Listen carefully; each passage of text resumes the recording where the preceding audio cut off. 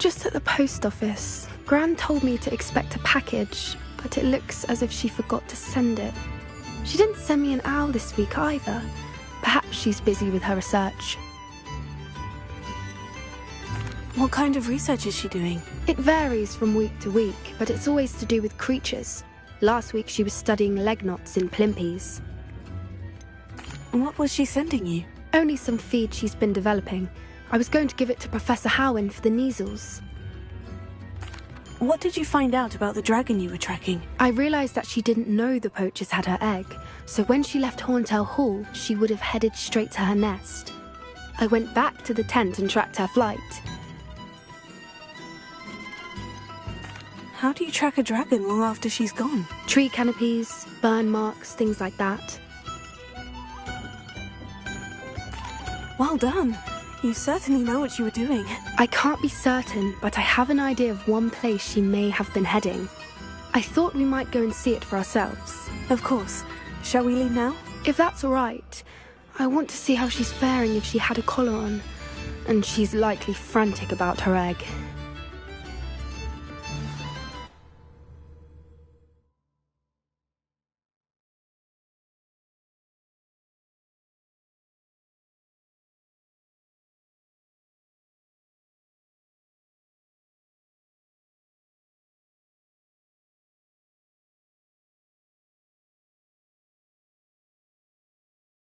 Here we are. I do think this is where we'll find her. The terrain's typical of where the breed would nest. I suspect it's how the poachers found her to begin with. They likely camped here and logged her patterns. Perhaps nabbed her first and then her egg.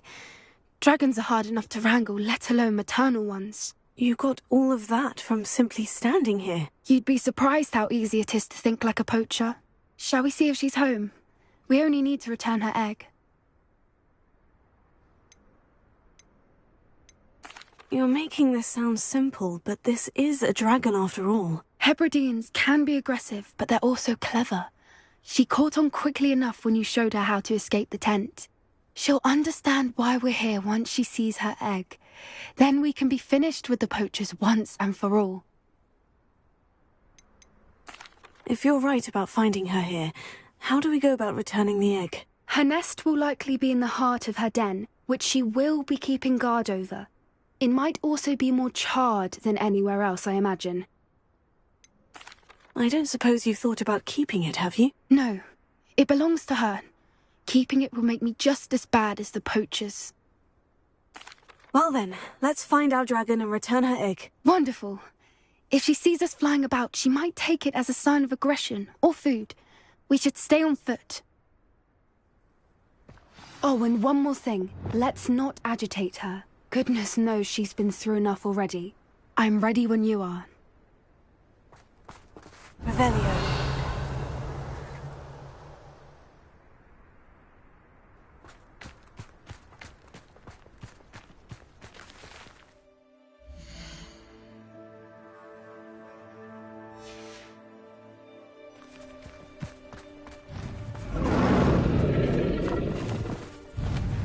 There she is, above us. She did make it home safely. Oh, good. It looks as if she wasn't collared like the other dragons.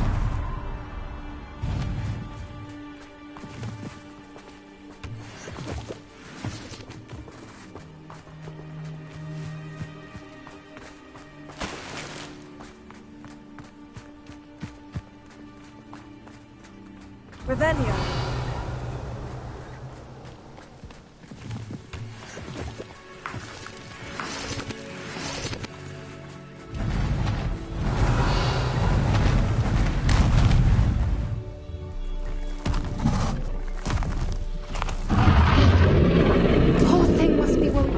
Wondering what happened to her egg.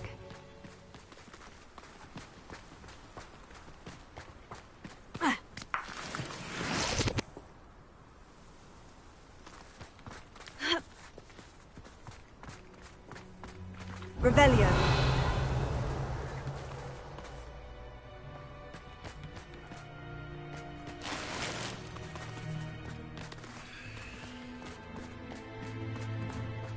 For what it's worth, she doesn't seem to have spotted us yet.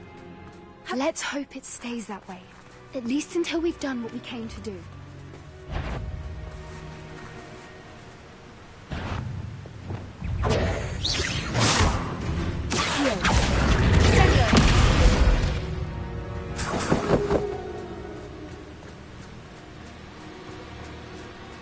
Revelio.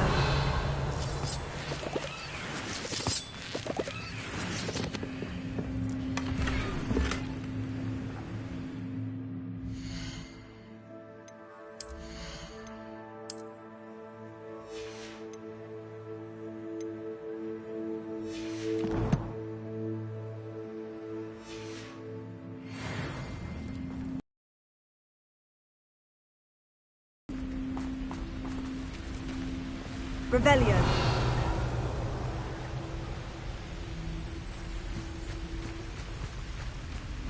Watch your step.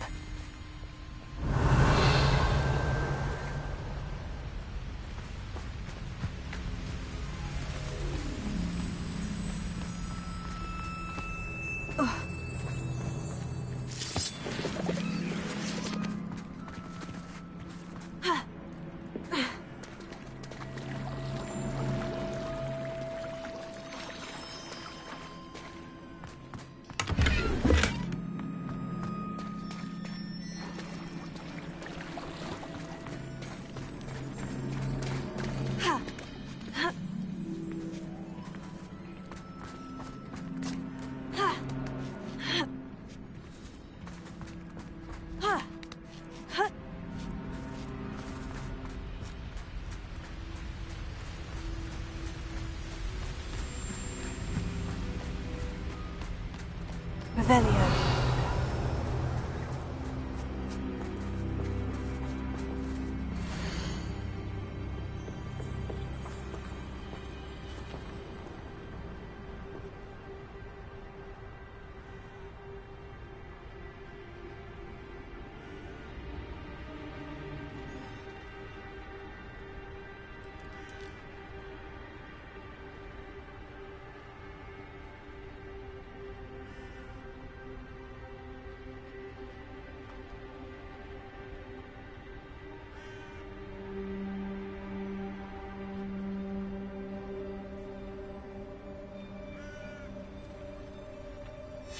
How charming. They keep in touch with each other.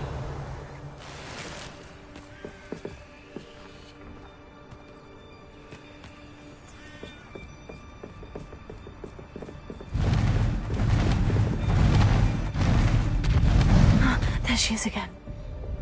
She's breathtaking. Prepare her. And fantastic.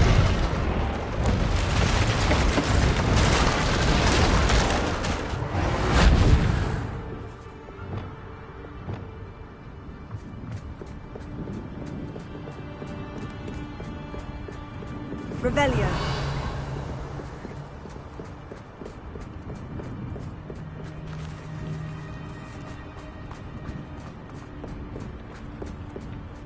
I wonder how good her eyesight is. I beg your pardon? I don't imagine the poachers fed her well. And from a distance, we probably look exactly like sheep to her. Hebrideans love sheep. How lucky for us.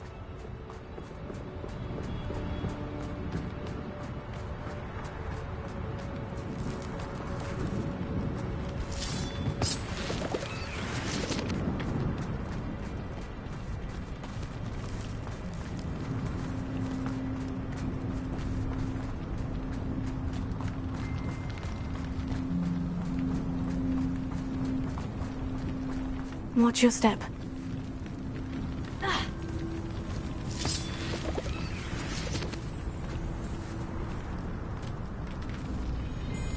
Revelio.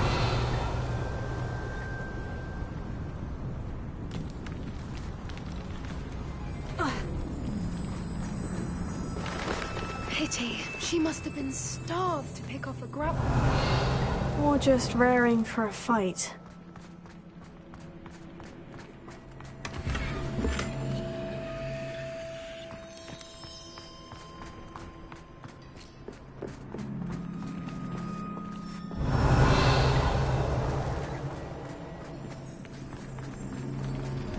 Quiet. What was that?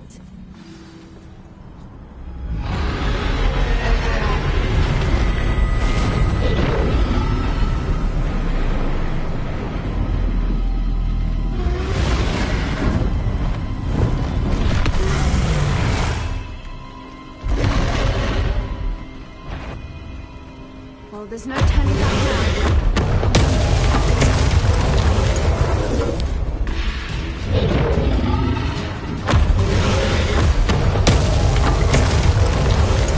Over here!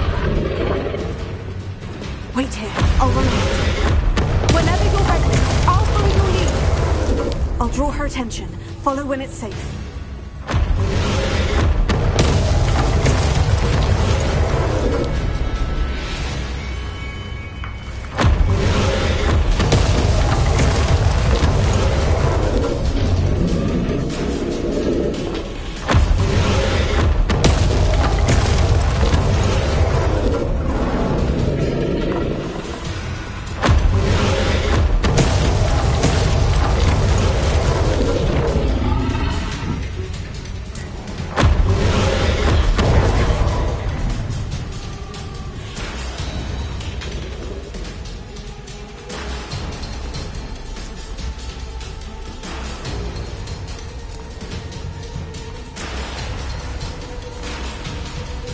Watch out! It's her domain. She'll make sure we know it.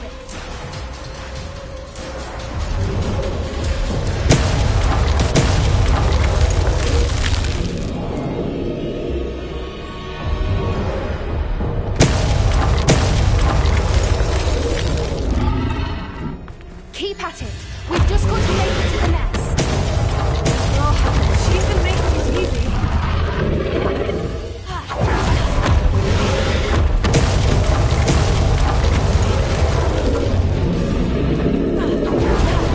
Not a warm welcome. It's a little too warm if you ask me. Revelia.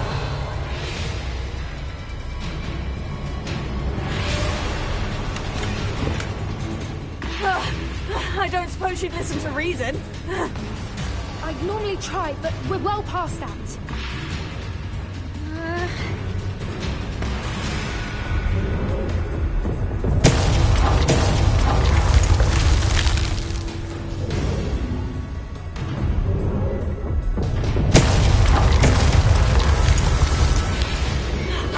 Get to that opening below her.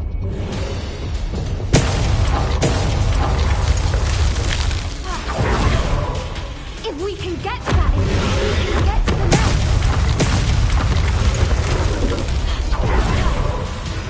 Look, underneath us. I think we're close.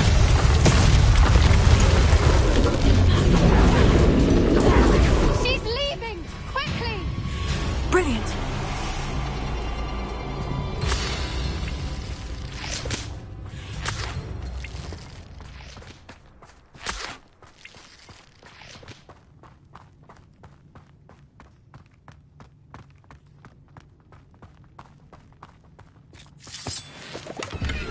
There's the nest. We're almost there.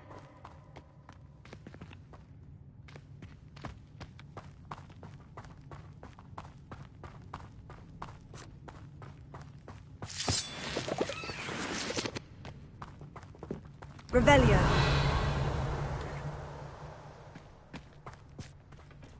Why is every bridge here broken? Reparo.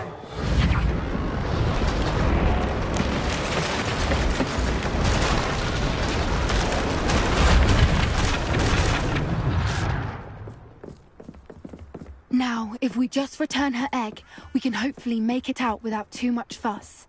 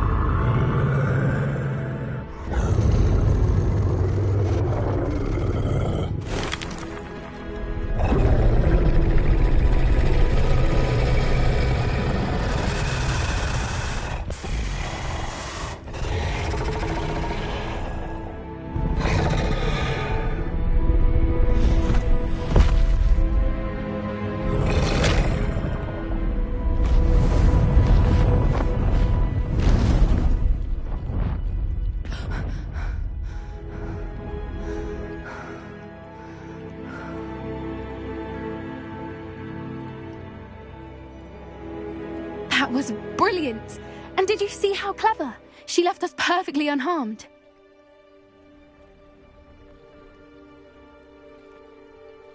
Creatures are a lot cleverer than most people realize. That's what Gran always says. The important thing is that we survived it, and we returned her egg. Thank you for doing this with me.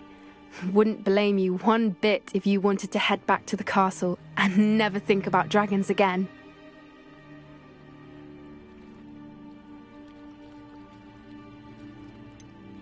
I was hoping to look around for a moment, if you don't mind. Take it all in. I suppose we could catch our breath. I'm ready whenever you are.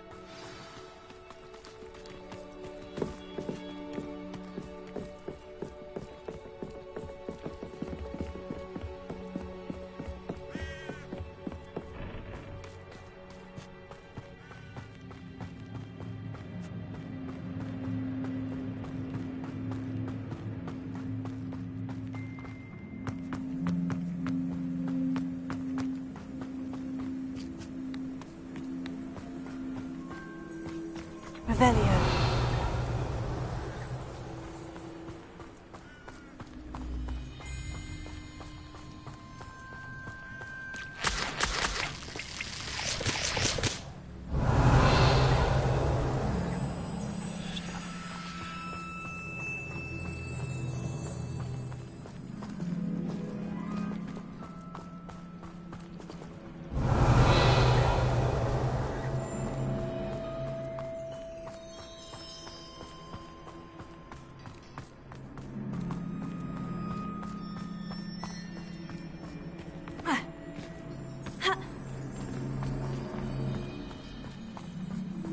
Revelio.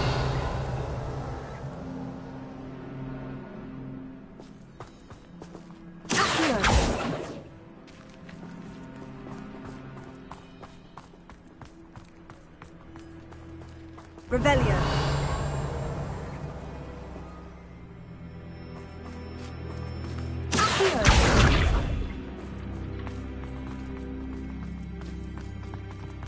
Revelio. Revelio.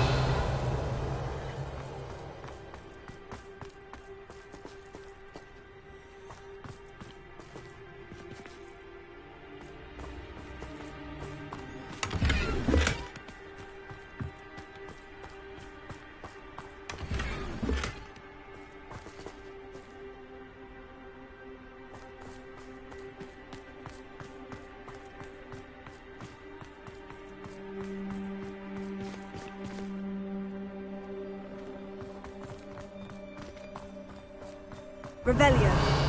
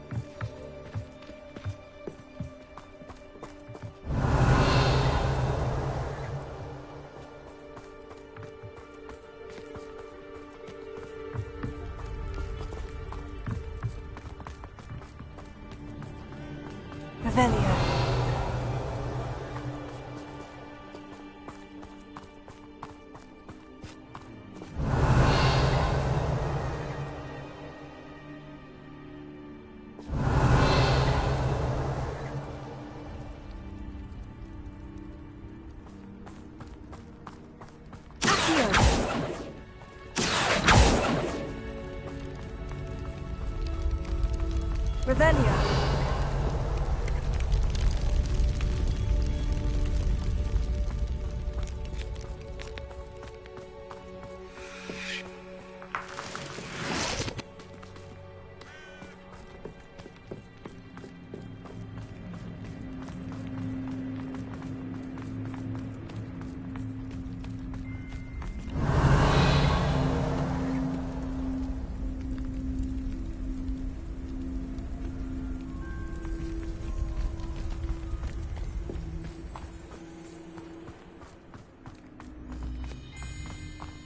Revelio.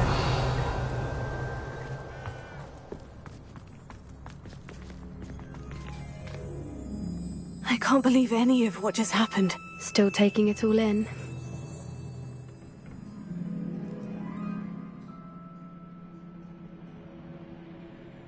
No, I think I'm ready to leave if you are. I am. After our dragon rescue at Hauntow Hall, I half expect to be ambushed by poachers any time I'm not in the castle. Understandable. We did sabotage their fighting ring and steal a dragon egg from them. True. True. So why haven't they come after us? It's not like them to let things lie. Unless... Unless what? Unless they haven't let things lie. Oh no, I can't believe I didn't see it. We need to leave. I need to send an owl.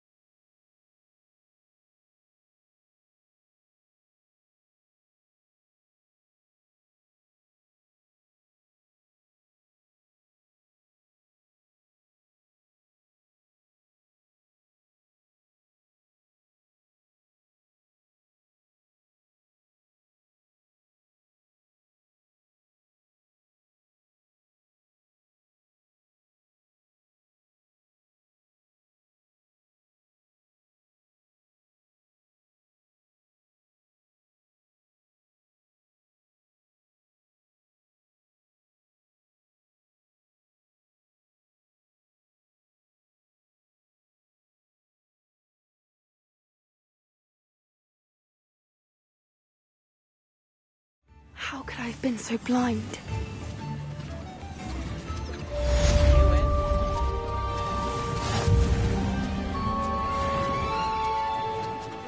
Why, if it isn't my most generous fan!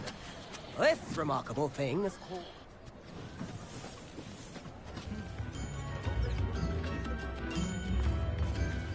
First they're teaching students jinx eyes, and next thing you know, it's unforgivable curses.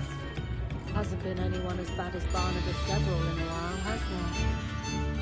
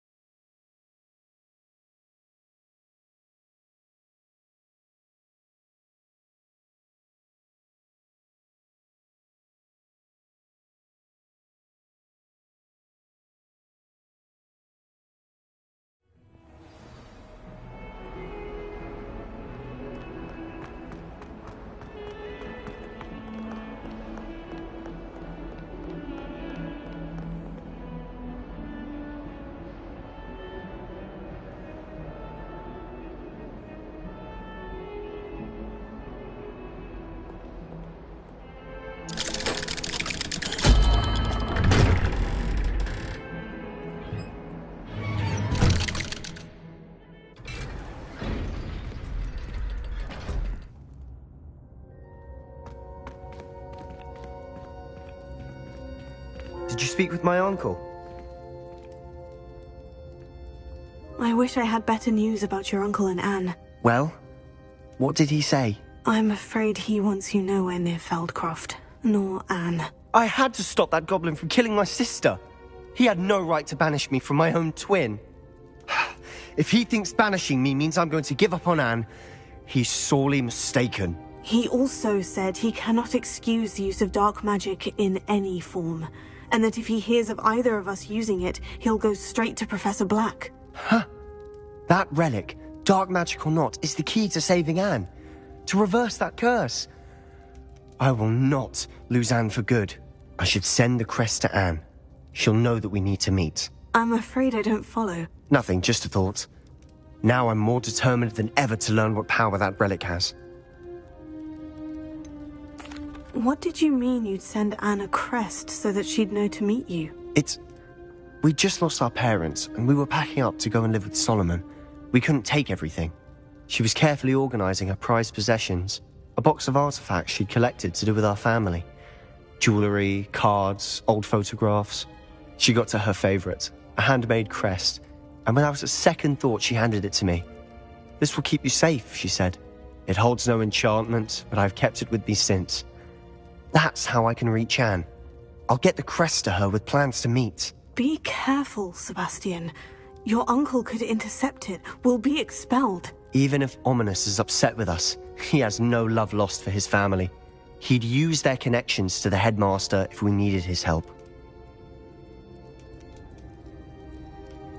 I shall wait to hear from you then. Thank you.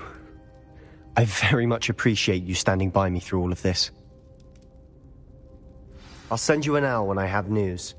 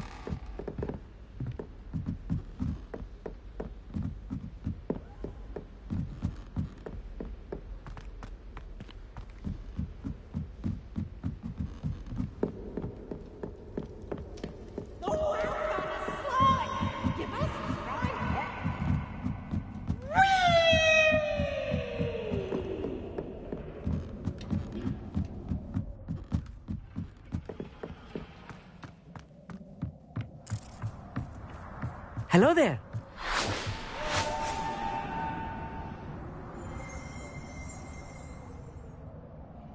Hello, Amit. Do I recall you saying that you speak gobbledygook? I did. I do. Speak it. Is this to do with the goblin I saw you with in Hogsmeade? It is. His name is Lodgok. We could use your help with something. He's waiting for me near a goblin mine. Would you be willing to help? Of course! How exciting! I mean, well, might this be dangerous? I think he simply wants to show me something that involves gobbledygook. If it helps, he's a friend of Sirona's. Good to hear. Good to hear. If Sirona trusts him, then I feel much better.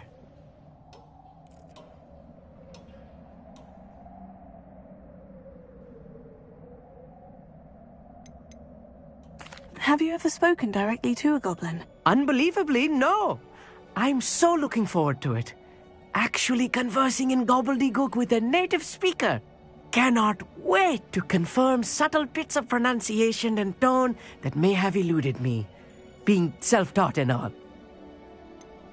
You said you know gobbledygook, but how well? I've been reading it for as long as I've been reading English. My parents have an extensive library. Once I grew bored with the classics, I devoured goblin writings. I'd tell you some titles, but you wouldn't understand them. Lodgok is waiting. Shall we go? Of course. I just want to check the pronunciation of a couple of key terms first. So I will meet you there. Revelio.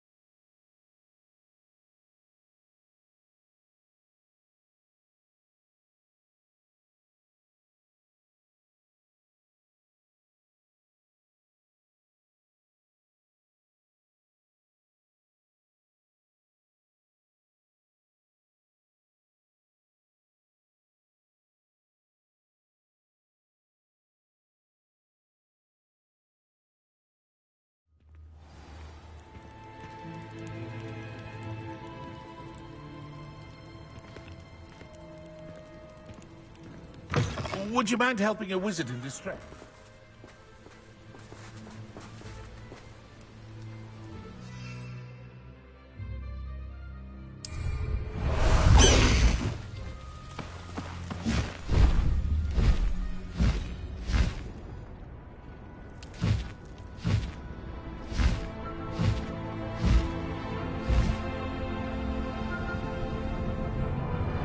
This looks intriguing.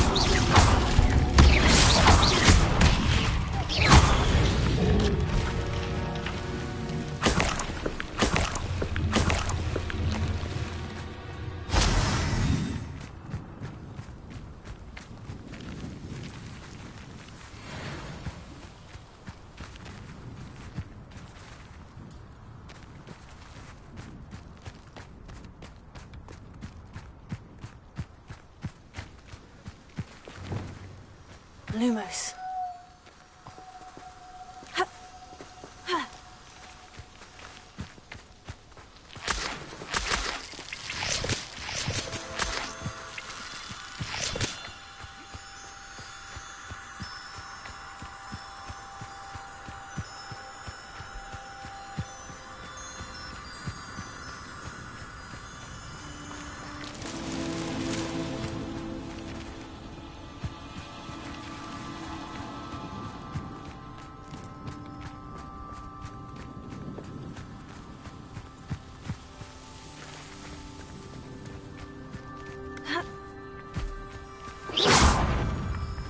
Lumos.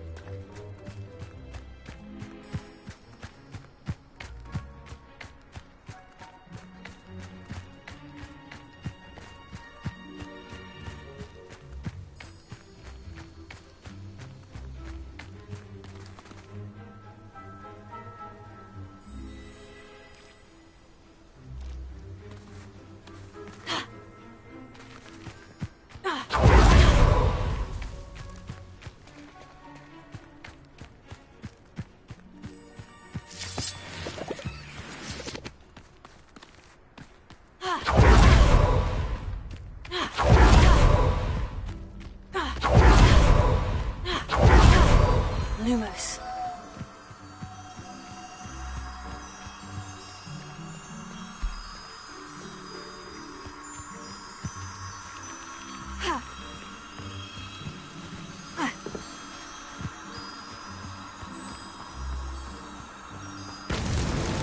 That's that.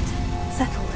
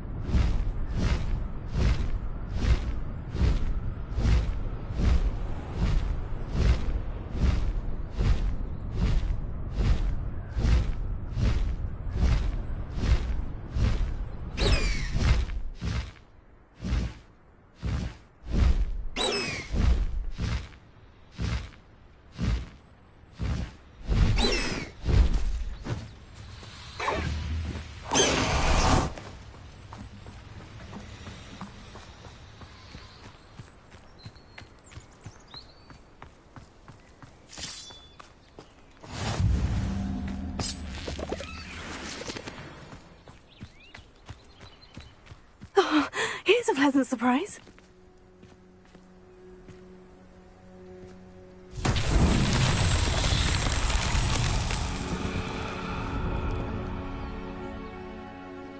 Revelio.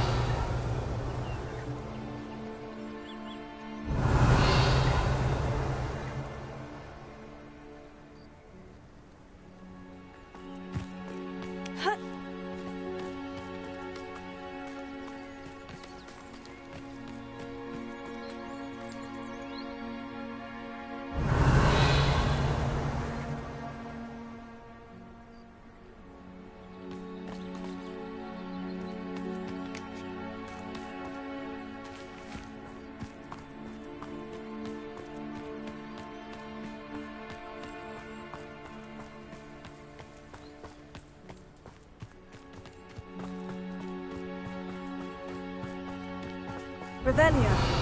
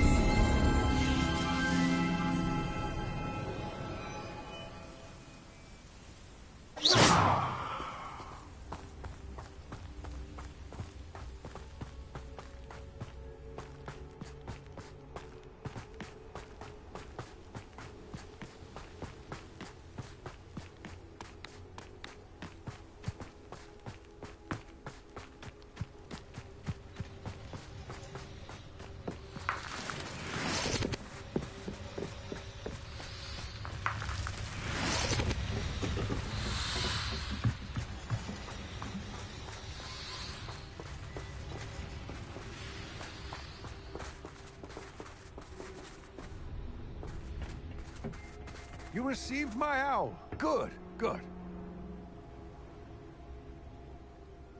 A friend who speaks gobbledygook is meeting us. Before he arrives, perhaps you could tell me why we're here. Of course. Unfortunately, presenting Ranrock with the Helmet of Urtkot did not have the effect I'd hoped. Because he knew the details, and I'd had help from a witch or wizard in retrieving it. You said this would repair the chasm between the two of you. How did you not expect him to react this way? I'm afraid we do not have the luxury of rational expectation when it comes to Ranrock. Damn Bragbor and his blasted journals. Bragbor? An ancestor of Ranrock's, renowned metal worker. If we are to work together, I suppose I must tell you more. Not long ago, Ranrock sent me to collect a recently unearthed set of Bragbor's journals. They described repositories that Bragbor had been commissioned to build for a group of witches and wizards. What do you mean, repositories? Large, magically fortified receptacles crafted from goblin metal. Ranrock recruited others to help me locate the repositories. We were to search anywhere that was connected to 5 names mentioned in the journals: Rackham, Fitzgerald, Bakar, Morganach, and Rookwood. Rookwood Castle. That is where we began our search. Why does Ranrock care so much about these repositories? He cares about what they contain. For centuries, wizards have refused to share their magical knowledge with goblins. Your kind will not even let us carry wands. Thus, many goblins, myself included, have spent our lives mistrusting wizard kind. Ranrock was convinced that the repositories contained a magical power that wizards wanted to keep for themselves. He is determined to take it for goblin kind. But Here comes my friend Amit. Probably best to continue our conversation later. Greetings, Lord Gok. It is an honor, sir. You speak gobbledygook. Oh, Bagalio. Enough. Please do not tell me that was meant to be gobbledygook. Well, yes. Perhaps my pronunciation was a bit off. I imagine certain dialects differ? Pronunciation is not the issue. I barely recognize that as language. I trust you can read gobbledygook better than you can speak it? I can, Sir Lord Gok. Just Lord Gok. Thankfully, we only need someone who can decipher written plans, since I cannot join you in the mine. What written plans? And why can't you come with us? We need some idea of what Ranrock knows or is plotting. I suspect a careless loyalist may have left plans behind. And I'm unable to join you because I cannot risk anyone reporting my presence to Ranrock. All you need to do is not be seen, either by the eye above the enchanted door or a loitering loyalist. What else should we know about the enchanted door? The door will not open while the eye can see you. You and your friend must be invisible to it to gain access. From what I know of wizard magic, that shouldn't be too difficult to achieve. Amit and I can do this. I will await your return. I shall see you soon.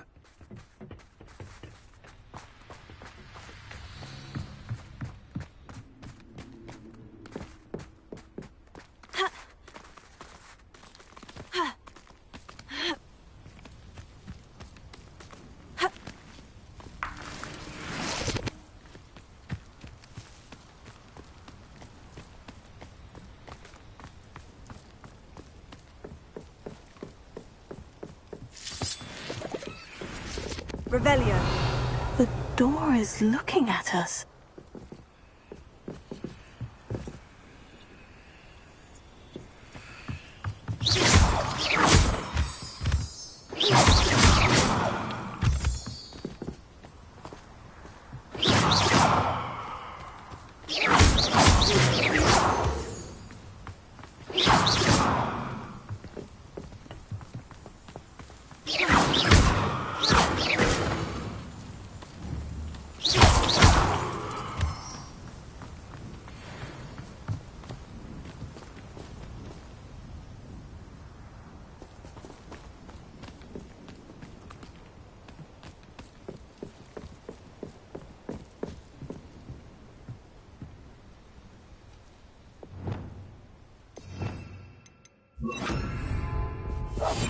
Right.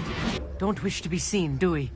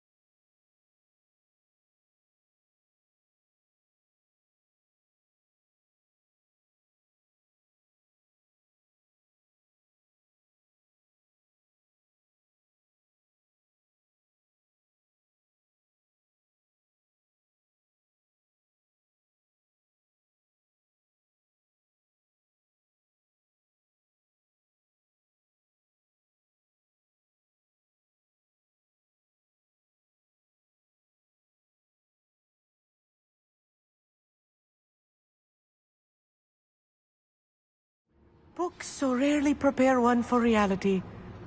A real goblin mine. It's even grander than I had expected. Revelio.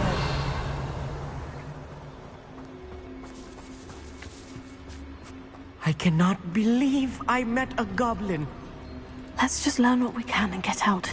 Look at this lift. Impressive workmanship for so simple a device. Impressive workmanship aside, it's the only way forward.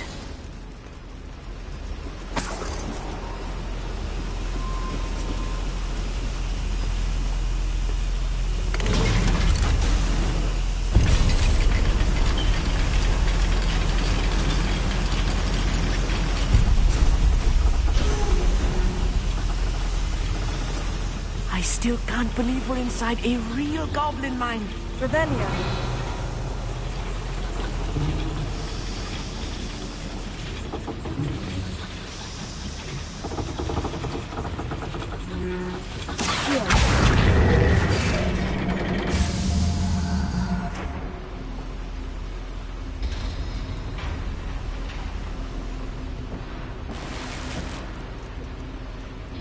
Revelio.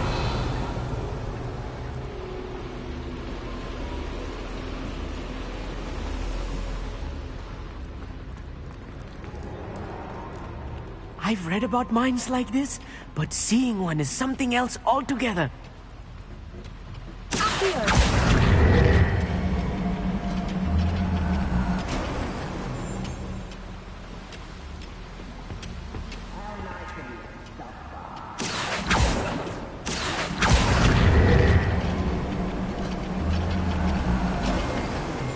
Amit, you'll need to stay close to me.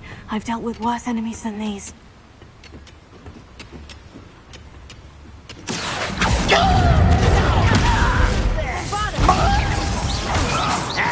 If you see the human, attack!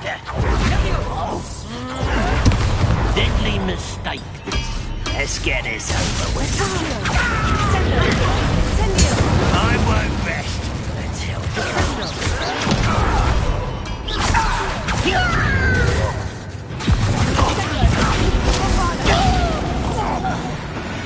That was a little more than I'm used to. I'll get us through here safely, Amit. You have my word.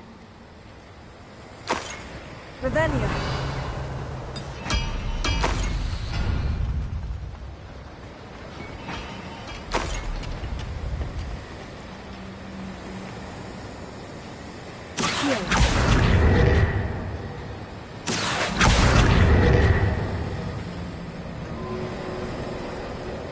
Revelio.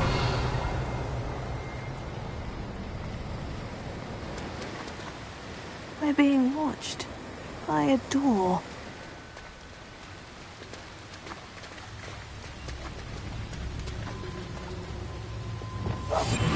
Yes, of course. We won't get through as long as we can be seen by that eye.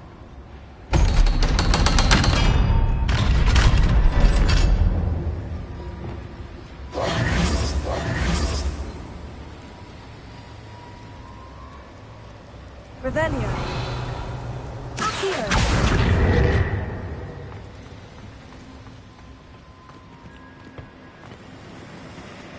Incendio.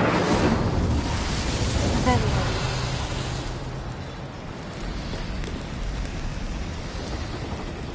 I feel like a character from one of the adventure books I read during the summer holidays.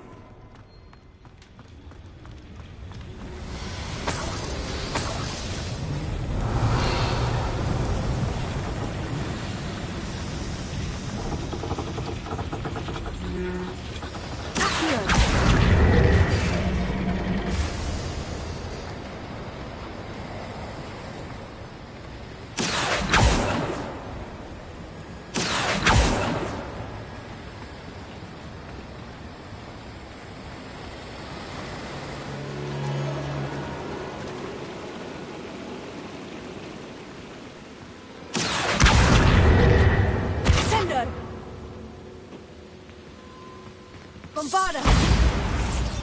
Revelio.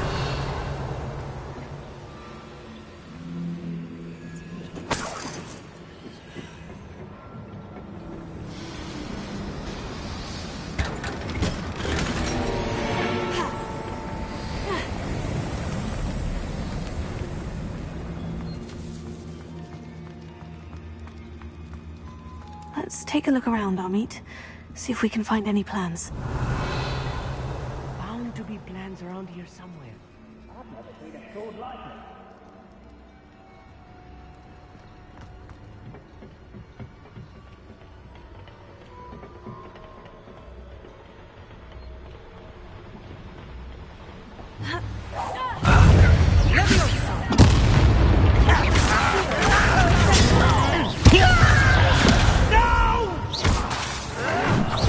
I will make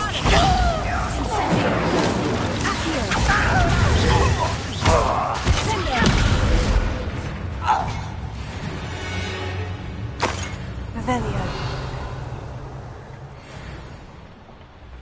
Fascinating to see gobbledygook written in a goblin hand. The flourishes are extraordinary. Let me know if you see any more plans or schematics. We can't return to Lodgok empty-headed.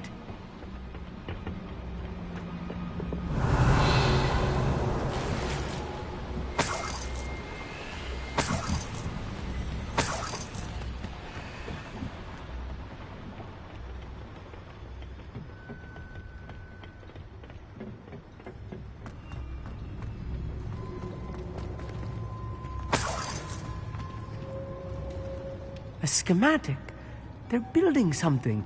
I can't quite make it out. Revelio. There must be more notes around here. What could they be building?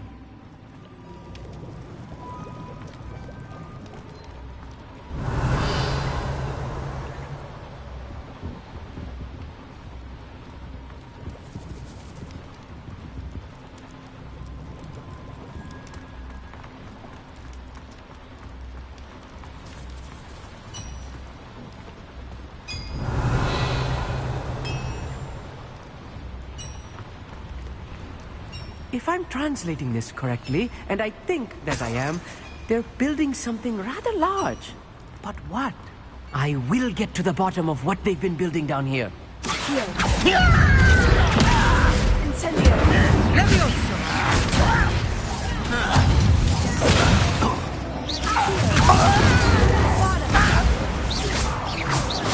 Descendo!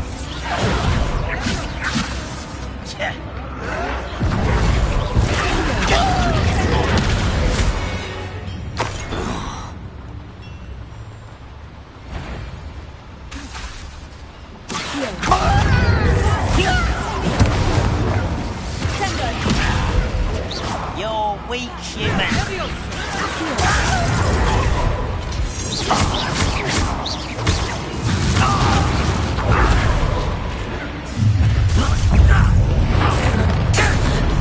One less human to worry.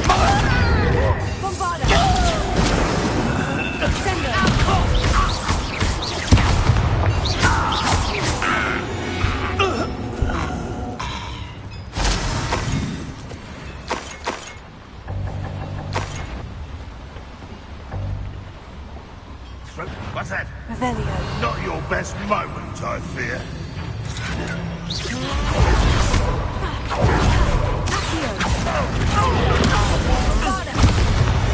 Oh, this really is too much. Stay close. I've handled much worse. Another boiler. This place is more complex than I had expected.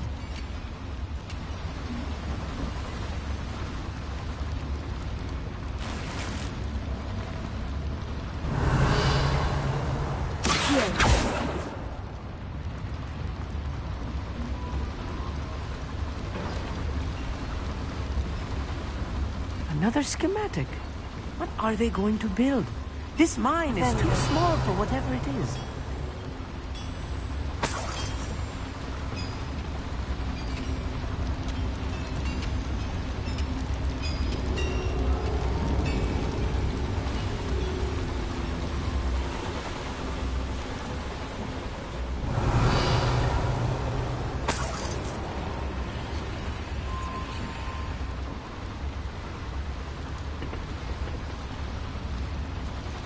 Bombarda!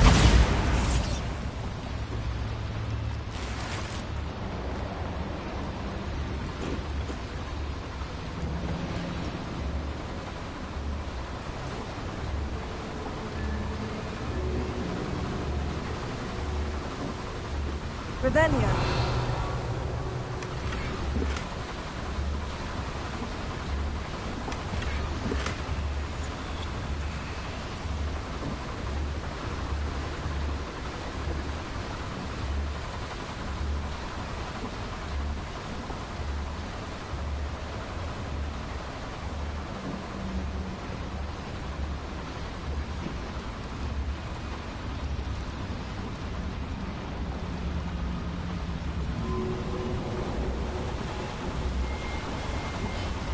Incendio! Revelio! Accio!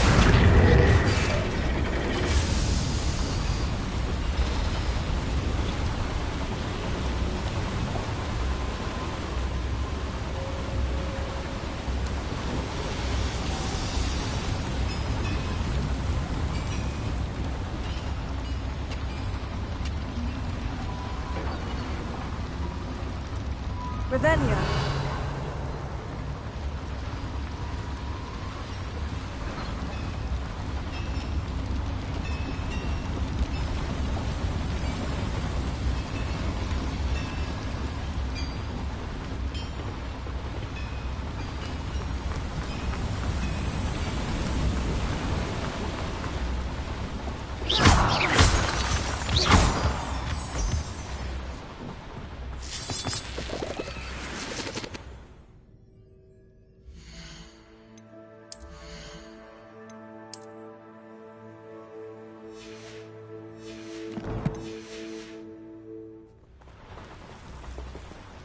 Revelio! Devil's snare. Nasty stuff if we're not careful. Not an entanglement we need right now. Incendio!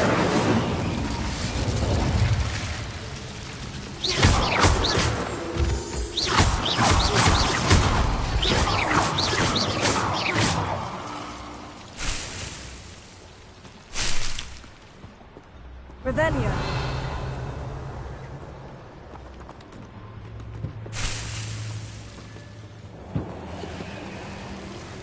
Bombana! Incendio! Revelio!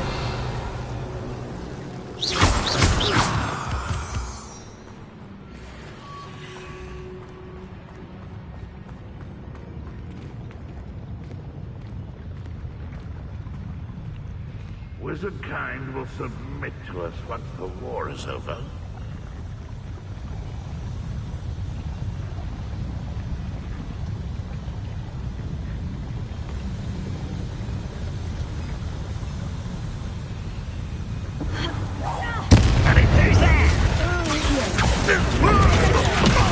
Bombada! You won't get away with that.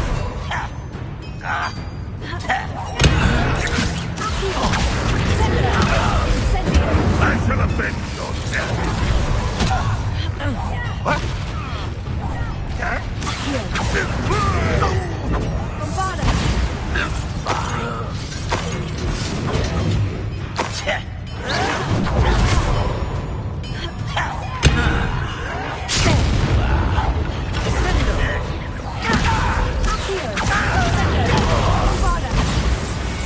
How many of them are there? That should be the last of them I'll meet.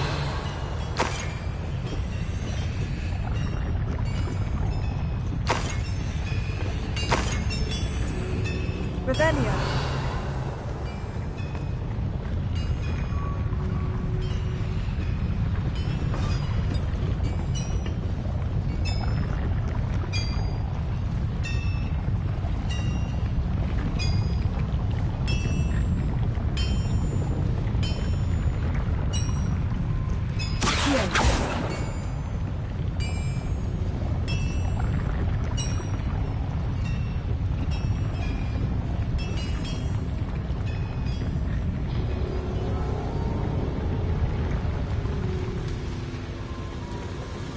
Revelio!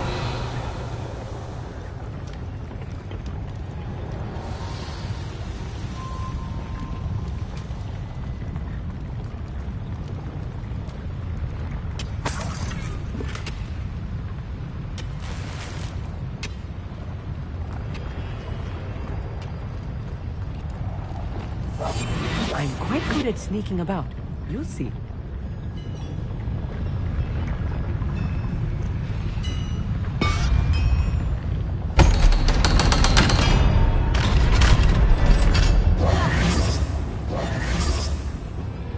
Incendio! Revelio!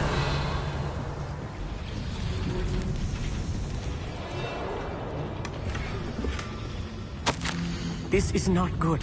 They're building enormous drills, bigger than this mine could contain. Let's get out of here and tell Lodgok what we found.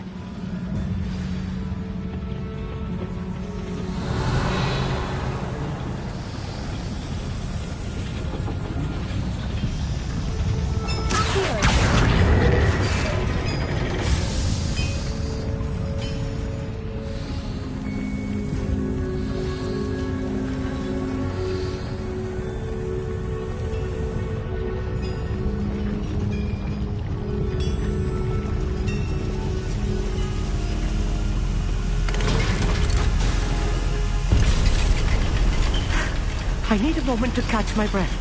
This was more than I bargained for. I'm glad you came with me, Amit.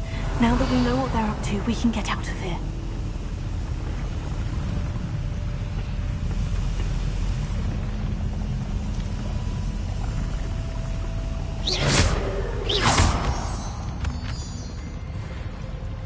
Revelio.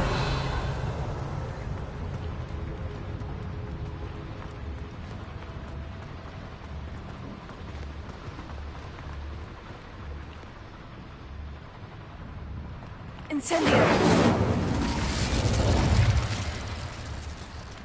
Alohomora.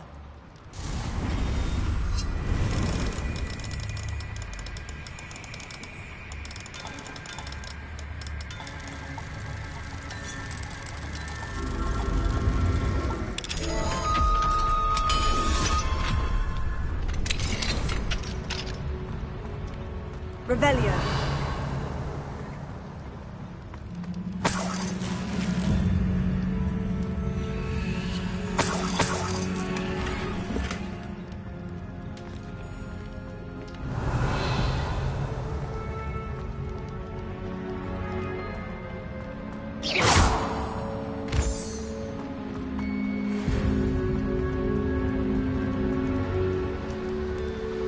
Revelio.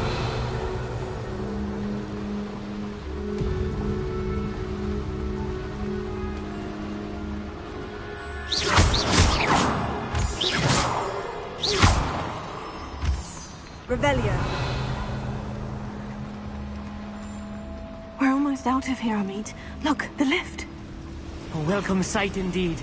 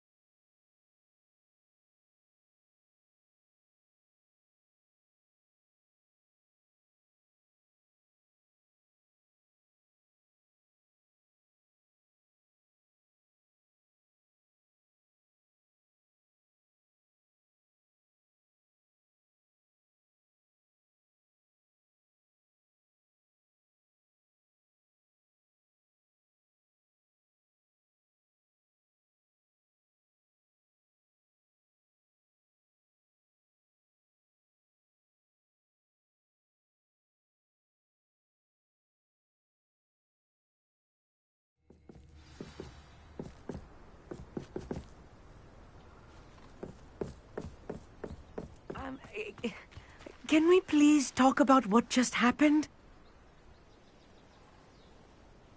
That wasn't so bad, was it? It was. It really was. I'm afraid I've had enough adventure for one day. For a lifetime, perhaps. Thank you, Amit. I couldn't have done it without you. Now, if you don't mind, I'd like to have a word with Lodgok. Understood? I'll leave you to it. Your goblin secrets are safe with me, but I get to write the book about this escapade someday. Without further ado, adieu.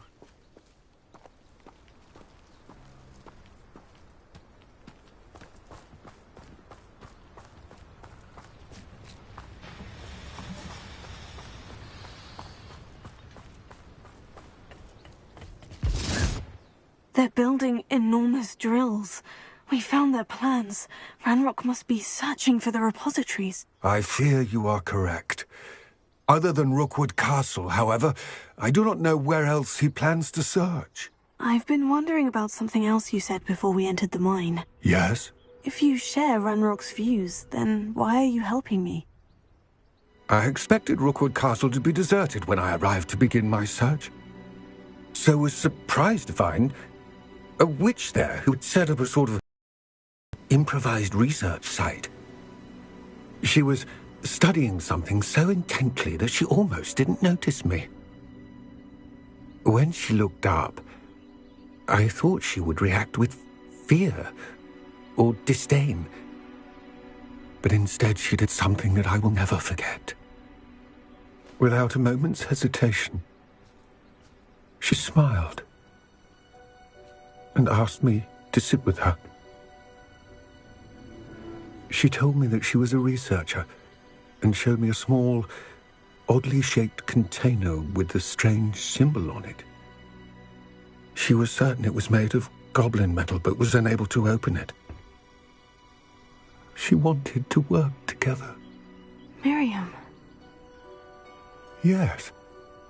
But how did you... Professor Fig's wife. He told me of her research, and I know of the container. Ah. The reverence with which she talked of goblins and their intelligence and skill, it caught me entirely off guard. I'd never been treated with such respect by a witch or wizard. So, to my surprise, I let her study the container if she would allow me to search the castle on my own. We parted ways, with her promising to share what she'd learned. More of Ranrock's recruits arrived, and we began to dig, eventually locating the first repository. Ranrock was thrilled with our discovery, but furious when I told him about Miriam. Berated me for trusting a witch when I heard she had been killed. You think Ranrock murdered her? I don't want to believe it, but I don't know. After that, something shifted in me. I had seen how the power from the repositories was transforming Ranrock, transforming all of them. I could no longer remain a part of it. Thank you, Lord Gog, for telling me this. I tell you all of this so that you understand what is at stake. Ranrock never found all of Bragbor's journals, but the ones he did find suggest that Bragbor at some point built a repository far greater in size than the one beneath Rookwood Castle. What you've discovered here today worries me deeply. If Ranrock learns of the location of that repository, I fear we shall be destined for a great war. I will find out what Ranrock knows. Watch for my owl.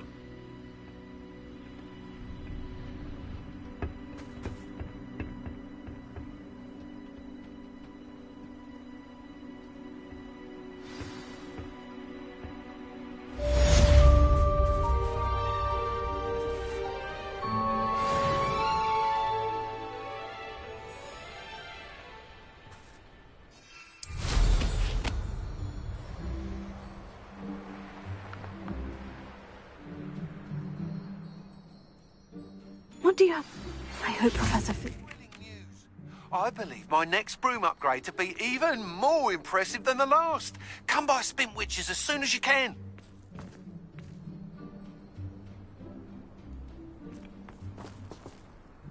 Revelio.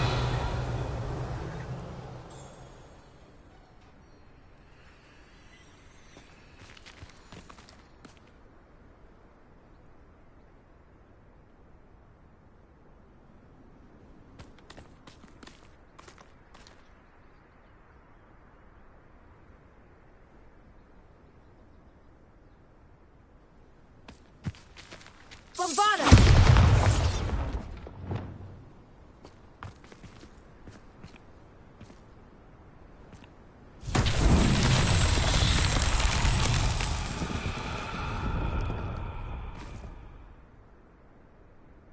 Revelio.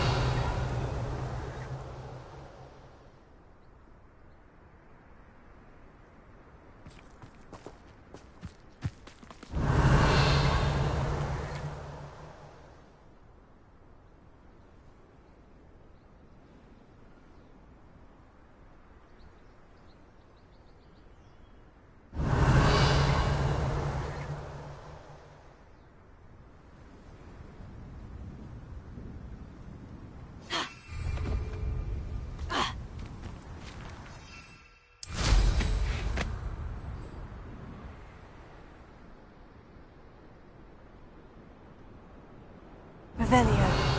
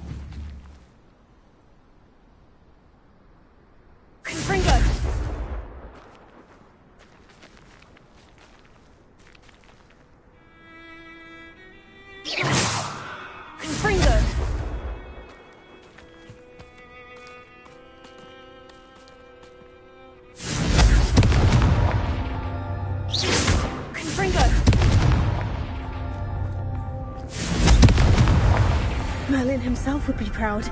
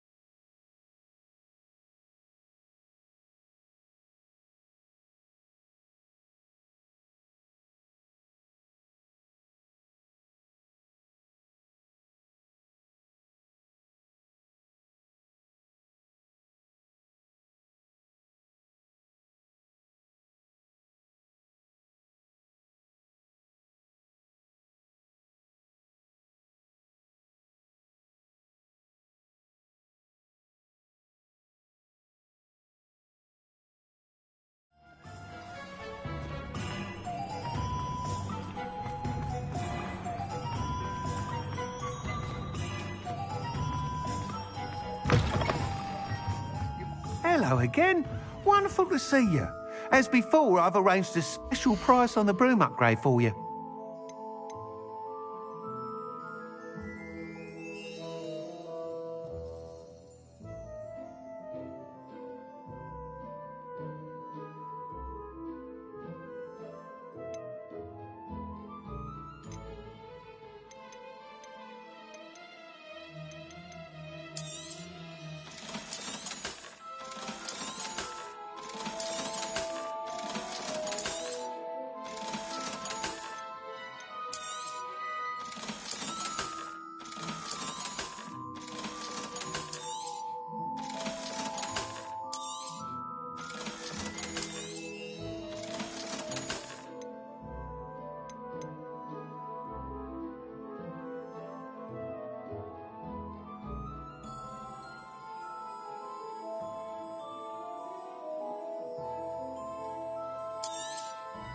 You'll be thrilled with that broom, I promise you.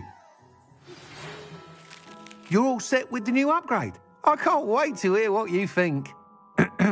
This may sound presumptuous, but... You'd like me to report back with even more flight details? You know me well. I feel I'm almost there. I just think I can improve broom flight a bit more. Miss Ray's is running a time trial at the South Coast course. Not ideal, really, what with rumours of Ranrock's lot and Ashwinders infiltrating the place.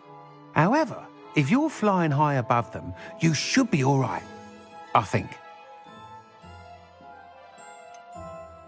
Might be a bit dangerous for a broom trial. I'll see what I can do. I hope you are able to complete these trials. I have a feeling this final upgrade is going to be a sweeping success. Do be careful, of course. I shall look forward to hearing from you soon. I look forward to our next meeting.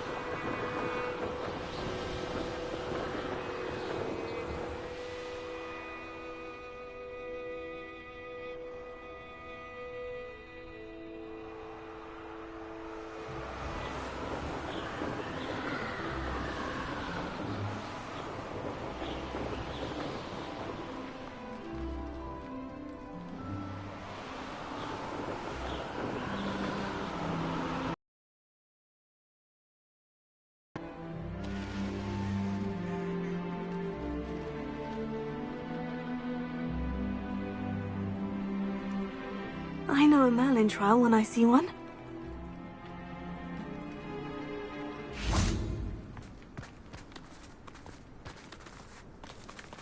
Revelio.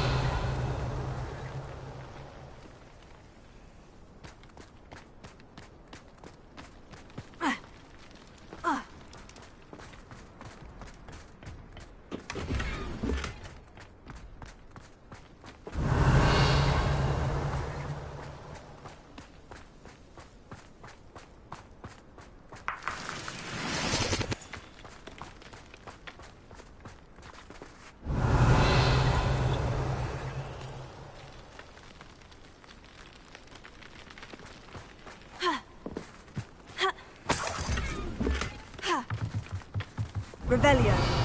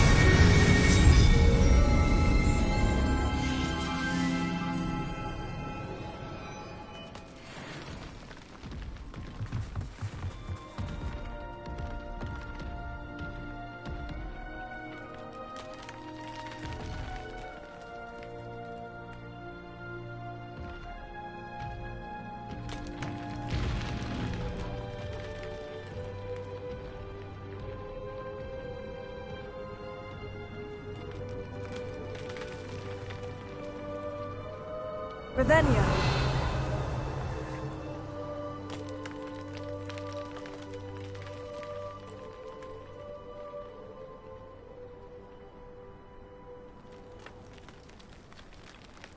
Most gobblers in my family worked in the mines at one time or other.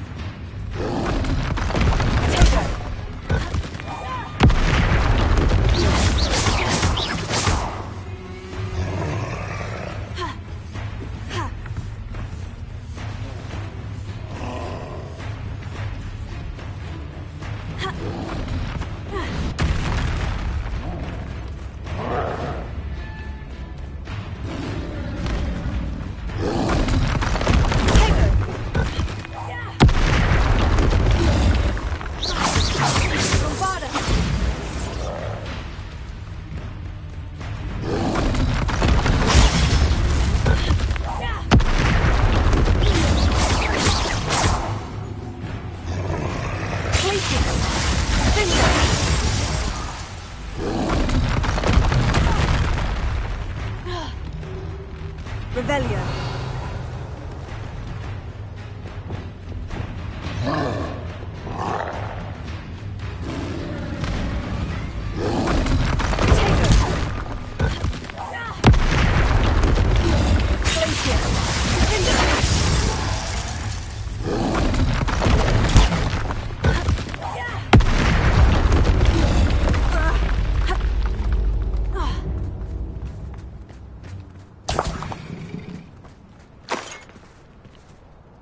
Go and patrol. Like I ain't got nothing better to do.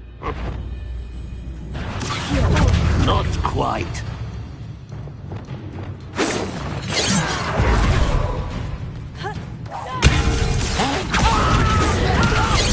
That was meant for me. Chill spells glance off of me.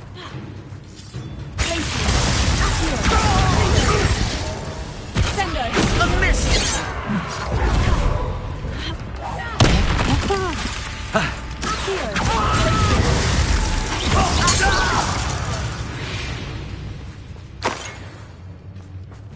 Revelio.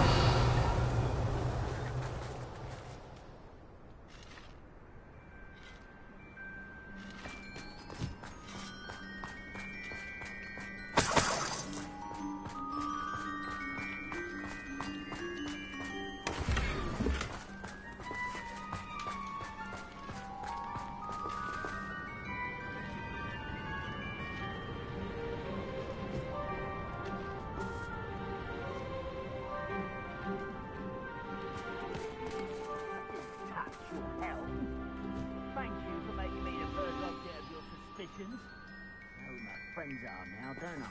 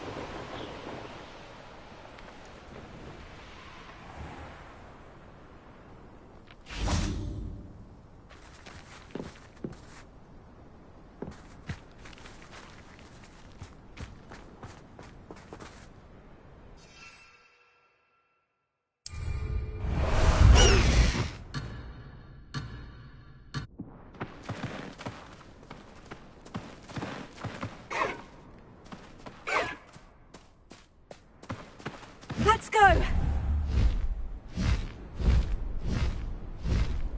Time to go a little quicker!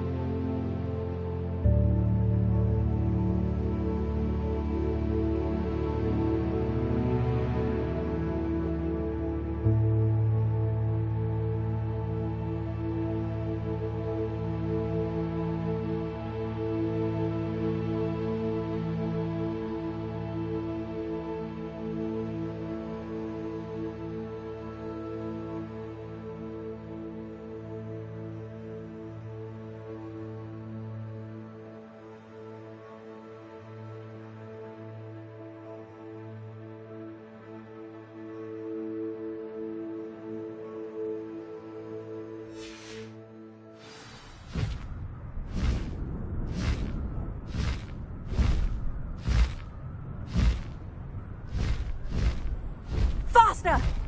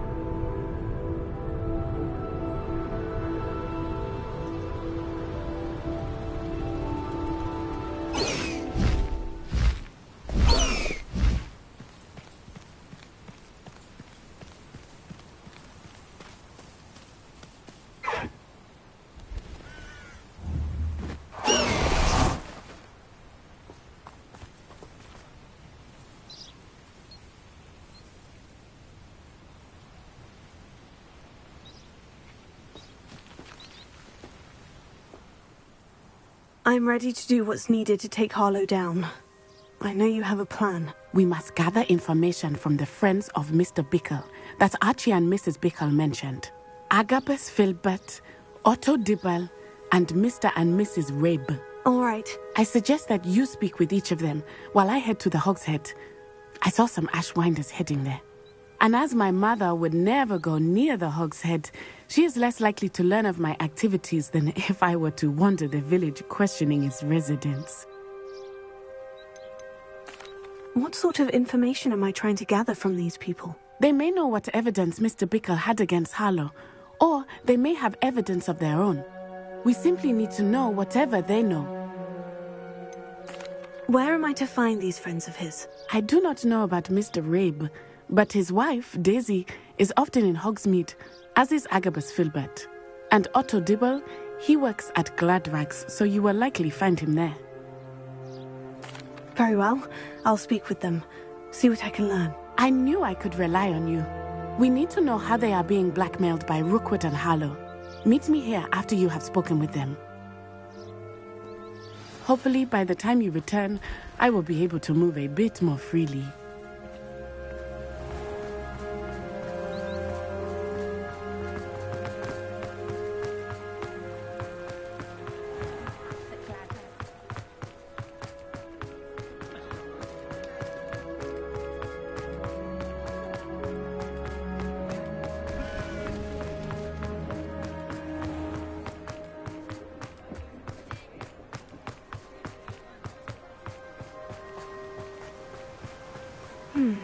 Agabus Filbert must be around here somewhere.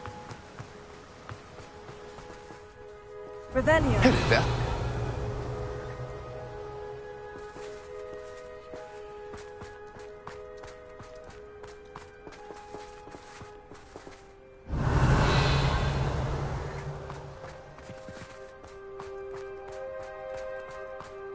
Hello there. Alohomora.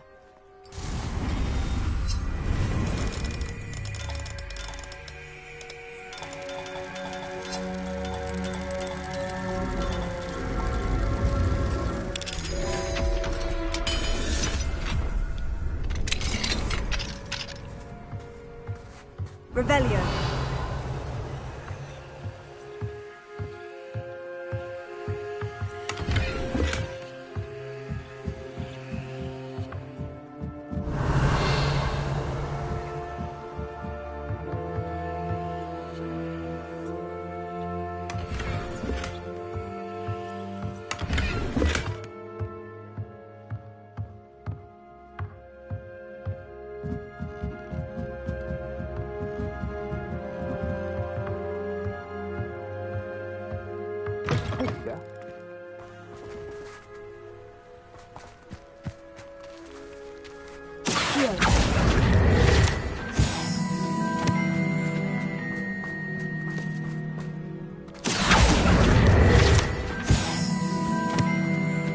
Hello there. Excuse me, Mr. Filbert. I wondered if I might speak with you about your dealings with Theophilus Harlow. I hope to ease Mrs. Bickle's mind by gathering evidence against him. Oh, tragic what happened to Bickle. He wanted me to speak out against Harlow for an act of violence committed against me. But I feared Harlow's retaliation, and so I refused.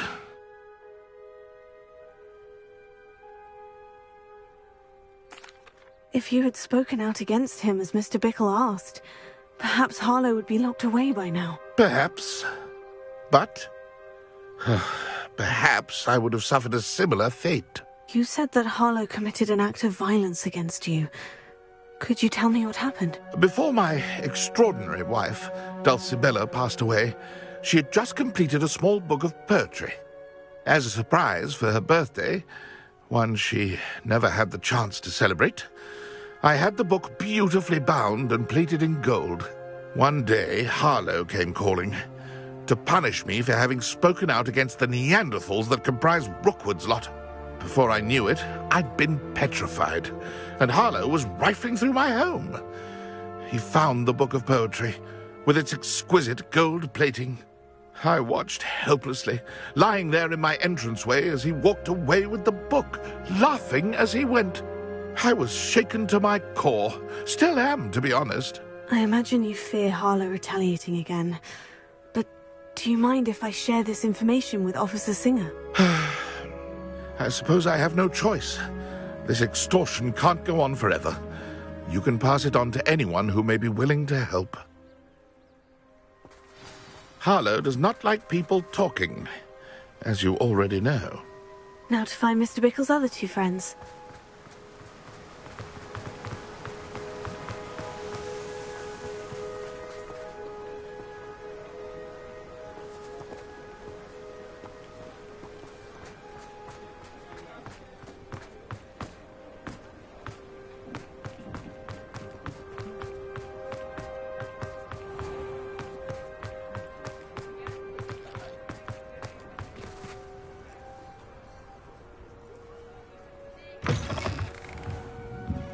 Mrs. Rabe, Oh, Isco, what have I done?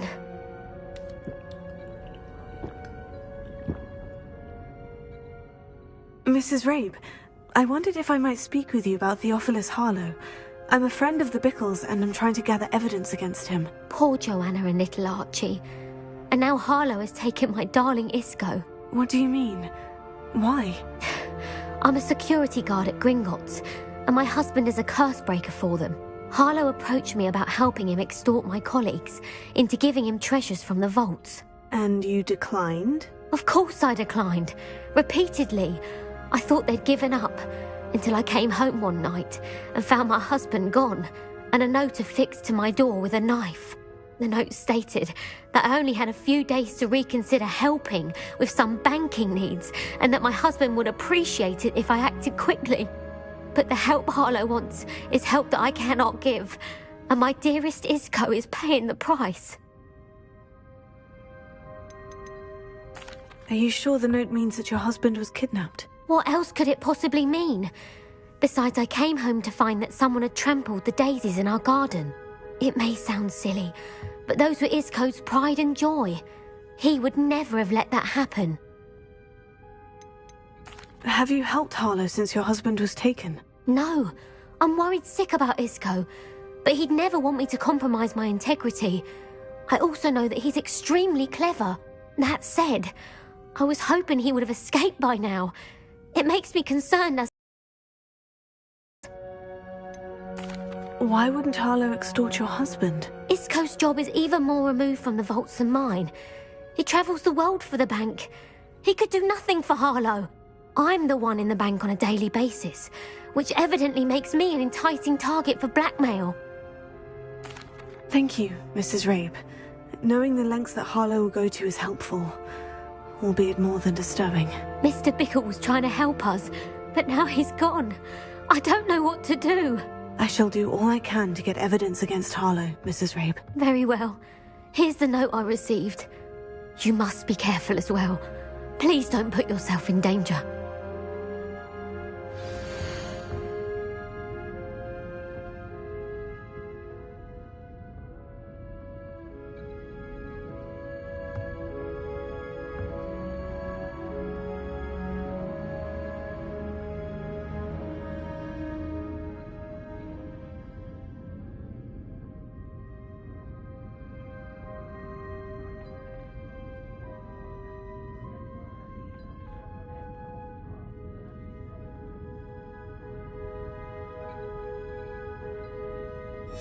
Some evidence worth hanging on to.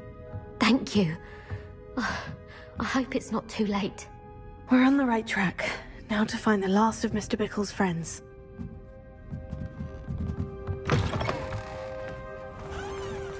Otto Dibble works at Gladrags. I should check there.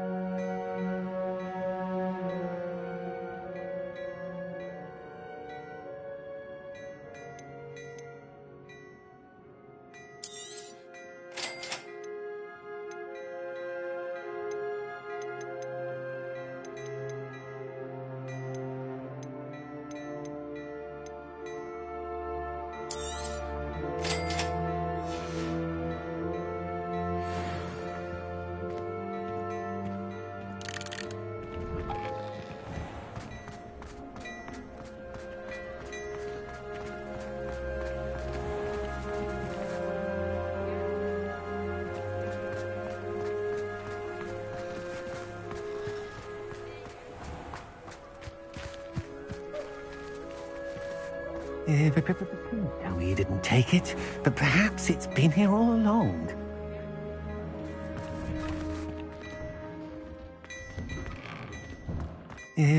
Please tell me you didn't take it, but perhaps it's been here all along. Mr. Dibble, may I speak with you? It's about Theophilus Harlow. I've nothing to say about him. May I interest you in a stunning cravat today? Please, sir, I would like to help. I spoke to Mrs. Bickle. You know the Bickles?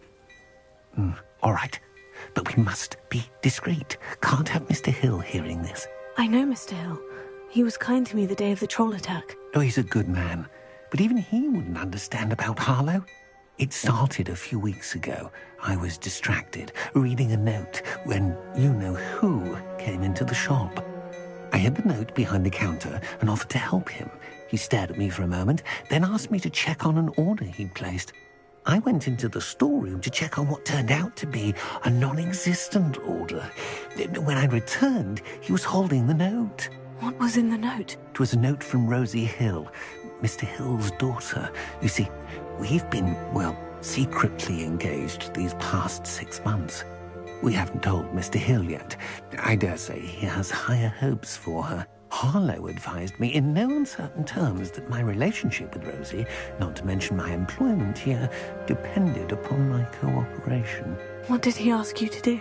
It all happened so quickly. In an instant, he took a very expensive scarf from the counter, pocketed it, and smiled. He said, "Your secret is safe as long as I can supply my lady friend with delightful items like this every so often." I've been able to cover for his requests until now with some creative bookkeeping, but I can't live without Rosie. I met Mr. Hill the day of the troll attack. He was kind to me. Why don't you just tell him? He's a lovely man. But when it comes to Rosie, I fear he loses all perspective. He'd see this as a grave betrayal. I'd lose my job instantly, and Rosie as well. What have you been doing to keep the extortion a secret? Well, as I mentioned, creative bookkeeping. And I've also been trying to cover the costs with my own savings, but I'm running out of money. Of course, none of this bodes well for my efforts to improve my circumstances and be worthy of Rosie. Could you give me a bit more detail about the note that might help me to identify it should I come across it? It's on Rosie's special pink stationery. It has her monogram at the top, RH. That's how Mr. Hill would know it was real. Thank you for telling me. I'm gathering evidence to take Harlow down. I would love nothing more than to see him rotting in Azkaban, but be careful. He's an awful man and incredibly dangerous. As for Rosie's letter, should you happen upon it, I have committed it to memory. You may destroy it immediately. Understood.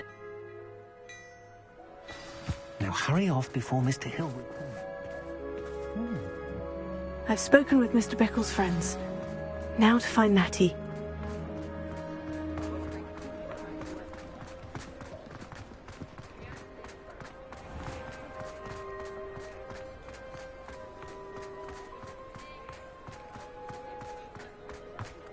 You don't ever want to find it.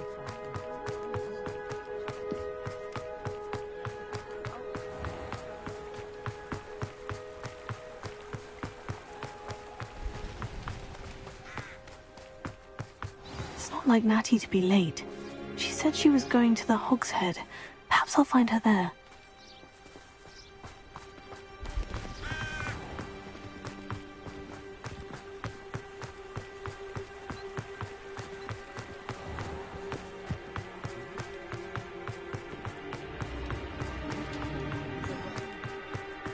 Tales of Beetle the Bard.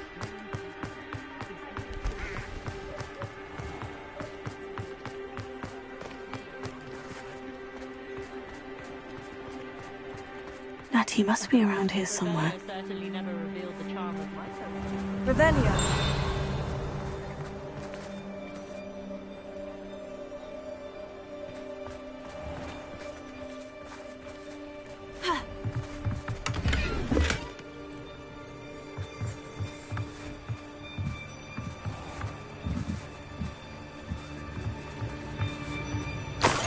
Lucky's wand. She can cast without it. She wanted me to find this. She's in trouble. Revelio will show me where she was taken. Revelio.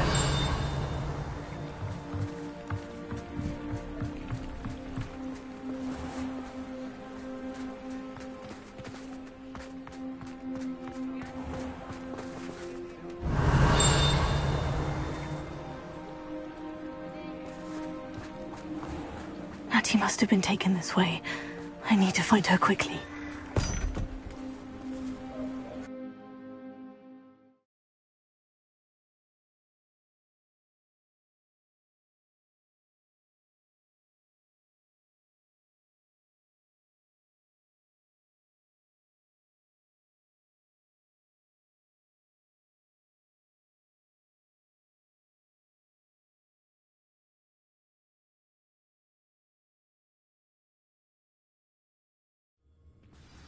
Footprints led to this room.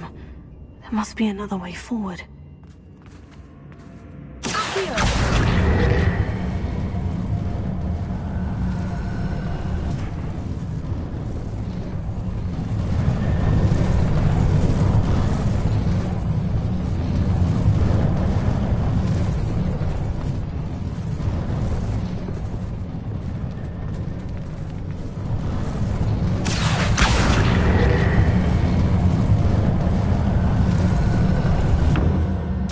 Hidden door.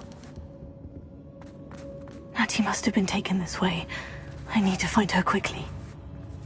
Revelio. I've had enough of Belcroft. Hope I never have to see it again.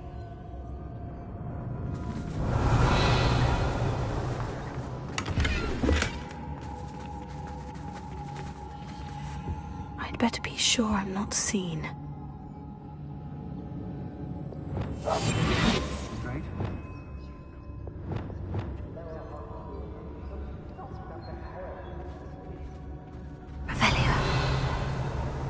I may go to Hogsmeade later. It's not for your work. It's mine. Using that girl as bait. I'm a bird. All I said. It was alive. To come in here alone. Just keep an eye out.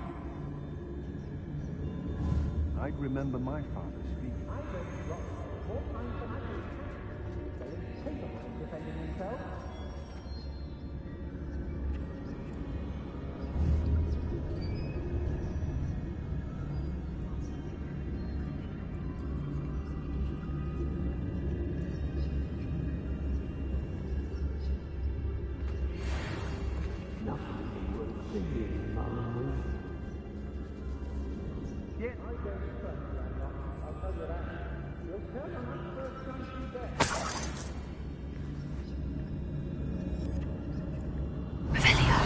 Was it upper or lower Hogsfield that we raided last week?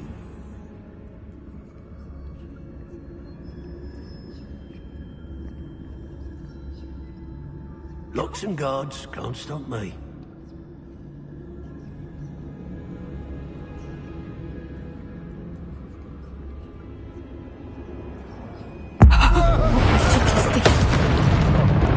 What was that sound? Loud as a troll you are.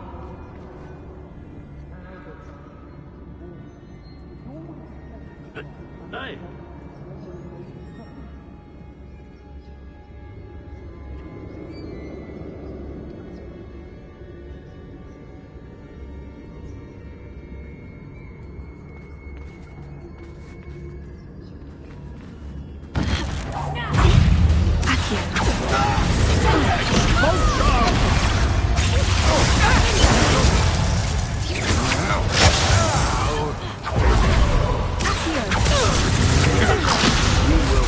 For your deeds.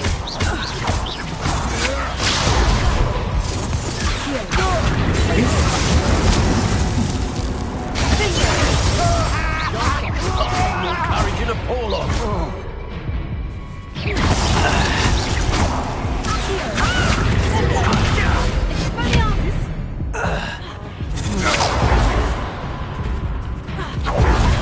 Wanna look up?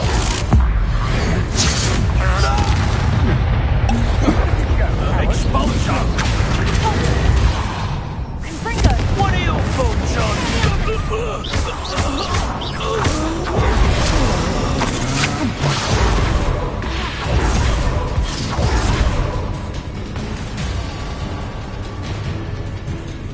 Face me.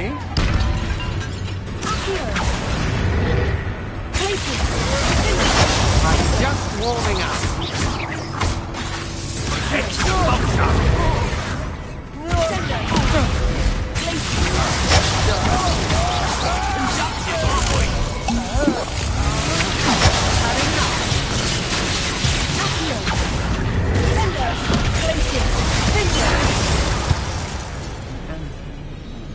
Aha!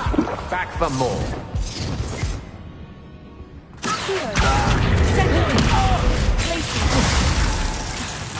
So cold!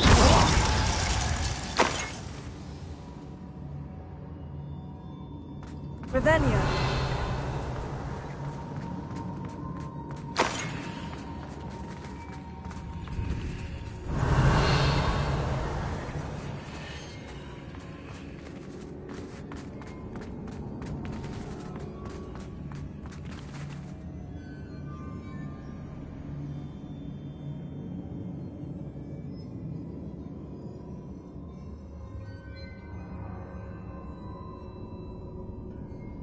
Revelio.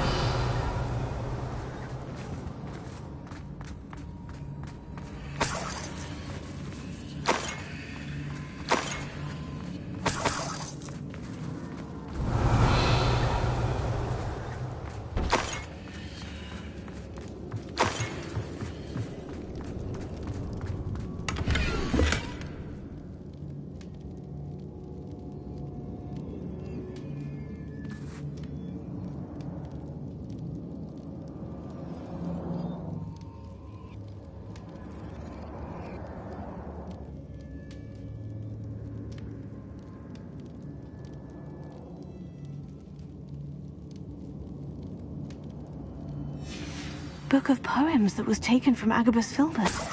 He'll be thrilled to have this back.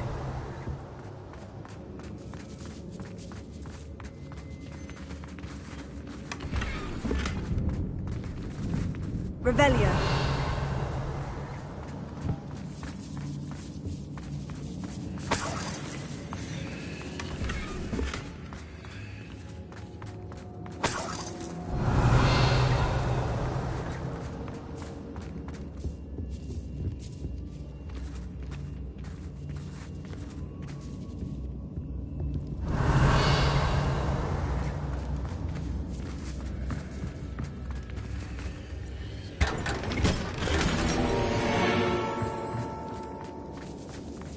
Revelio.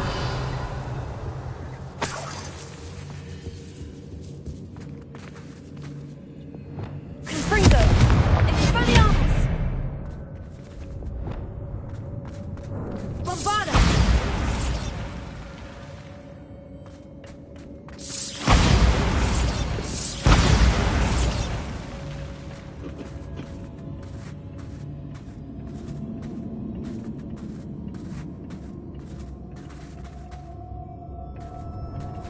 Revelio.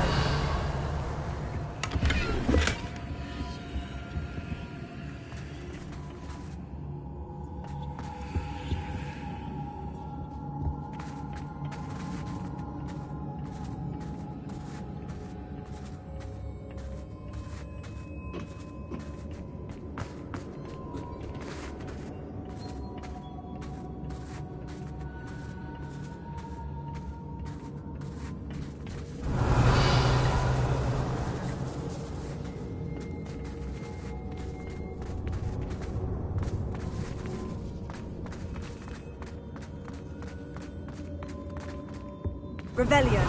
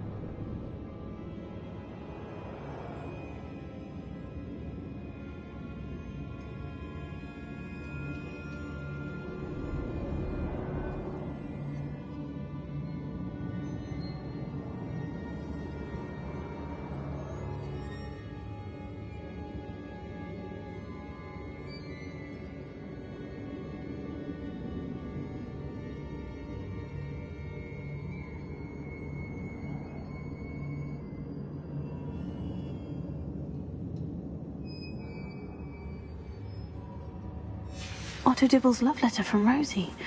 He wanted me to destroy this if I found it.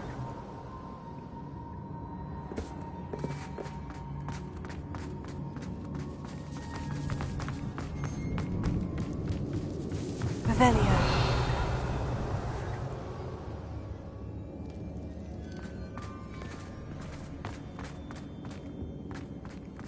Natty must be here somewhere.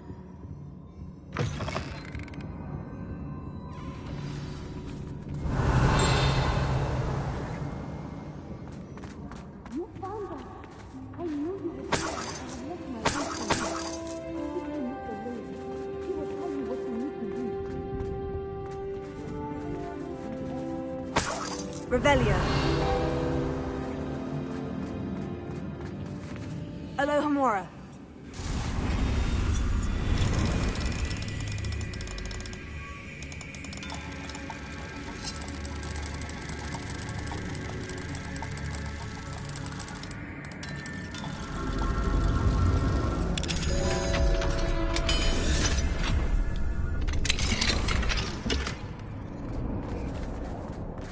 Revelio.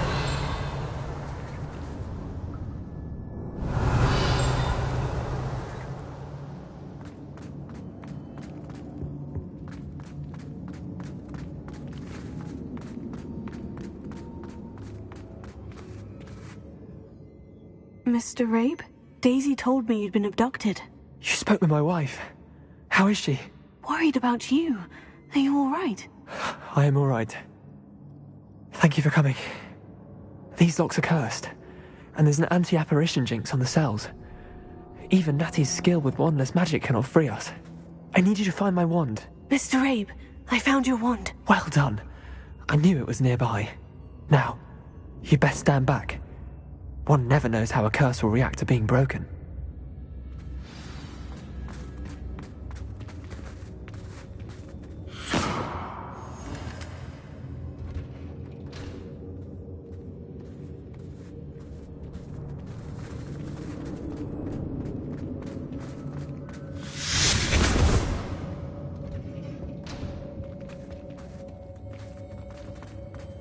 Thank you, Mr. Isco.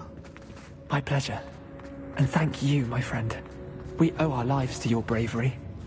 I may be too weak to disapparate with you both, but I can try. You go ahead. Find Officer Singer. We will get out of here on our own. Very well. But be careful.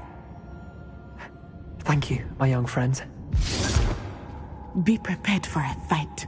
These Ashwinders must pay.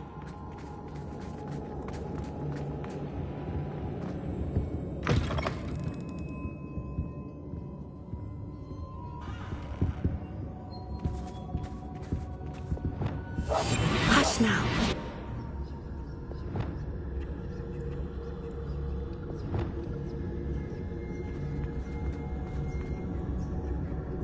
Revelio.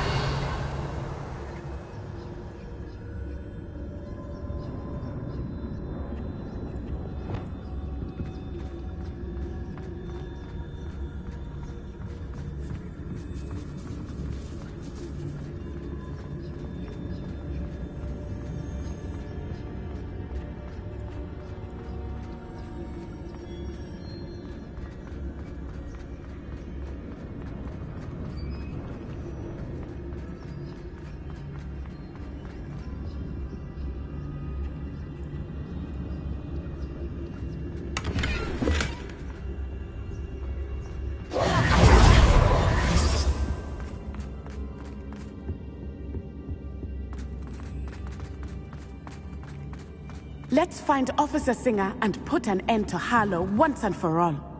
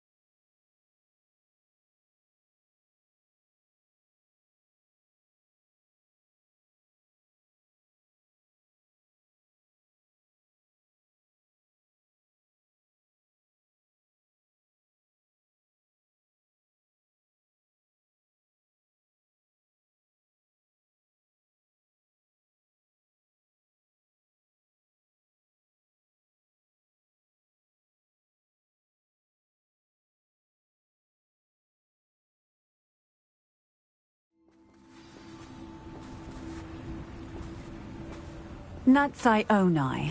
I should have known. And you, the troll dispatcher. Oh, thank goodness the two of you are safe.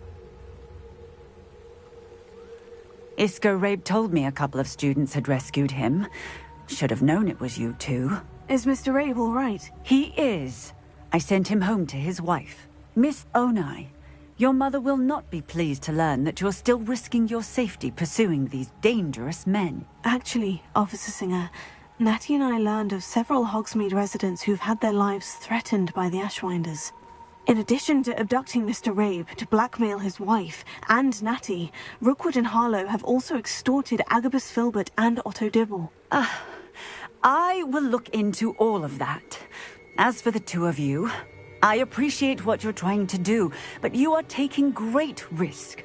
Next time, please let the authorities handle the Ashwinders. With all due respect, officer, the authorities haven't done much about any of this. There's more to taking down an organization like the Ashwinders than simply storming in and hauling them off based on a few accusations. I must insist that you leave them to us. We shall have no further discussion on this.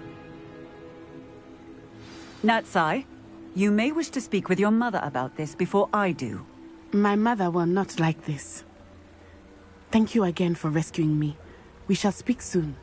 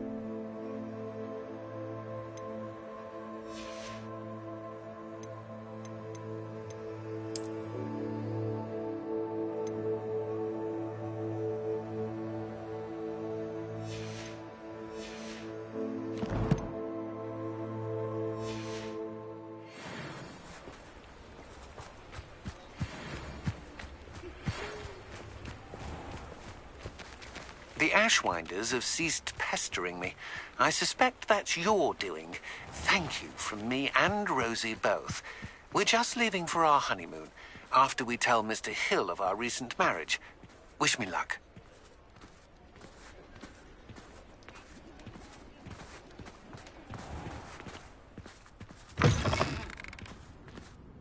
Just let me know if there's something in particular you're looking for.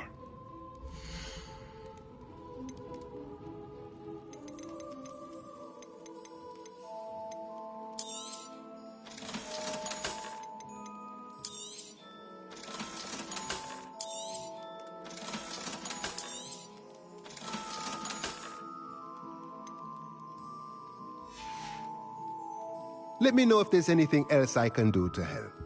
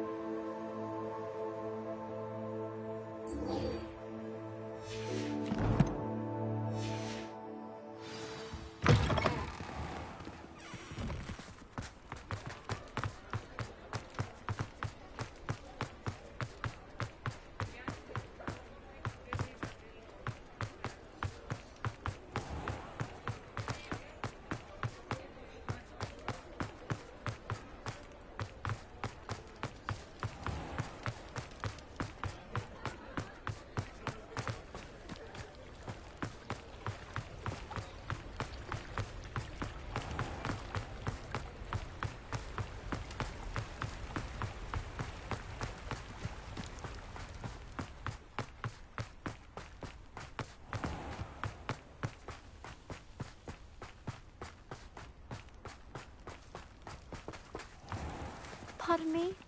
Might I ask a favor of you? Hello.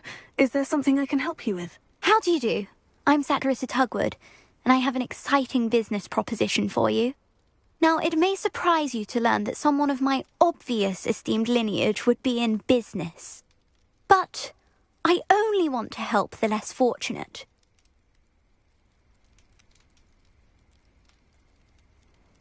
How magnanimous. Oh, there's more. You see, I've been experimenting with a new beauty cream. A cream that will rid our glorious school of the hideous, greasy pustules plaguing our poor pubescent classmates. But I've run out of the key ingredient, boobotuber pus. Boobotubers do grow in the Forbidden Forest, however. If only I could pay someone to collect a few for me. How on earth did you discover that boobotuber pus clears one's skin? One cannot rely on spells for all appearance enhancements. The errant cast, for example, could relocate one's eyebrows entirely rather than merely thinning them. My darling and now perpetually surprised-looking neighbour discovered that on her own. Poor thing. I am convinced that beauty potions are the future. I'm forever looking for ways to make this world a more beautiful place. I suspected that if pure boobotuber pus could cause boils, an altered form would likely reverse such abominations. And I was correct. What precisely are boobotubers? Disgusting things, really, covered in protrusions. One needs to squeeze them to collect the pus. They smell simply awful and seem to move on their own. Ugh, I wouldn't go near the things if it weren't for my devotion to my classmates. I can try and find some for you if I have the time. Marvellous. I'd go myself, but I don't want to.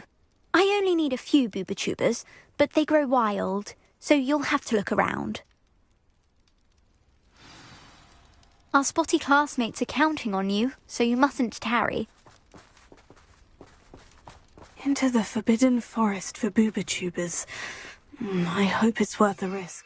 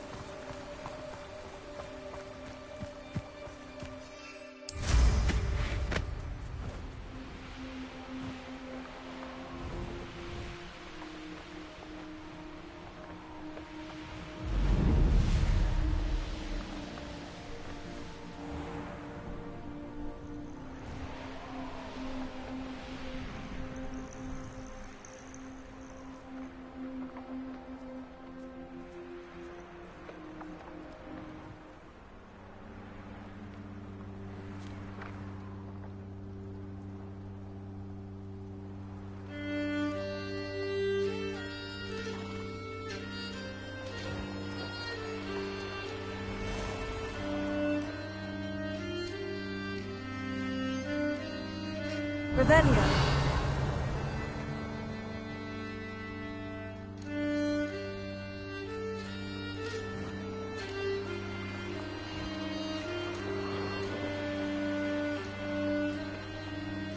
This is where Saccharissa said to go.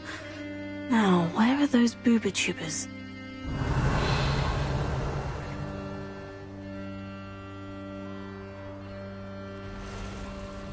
Just my luck.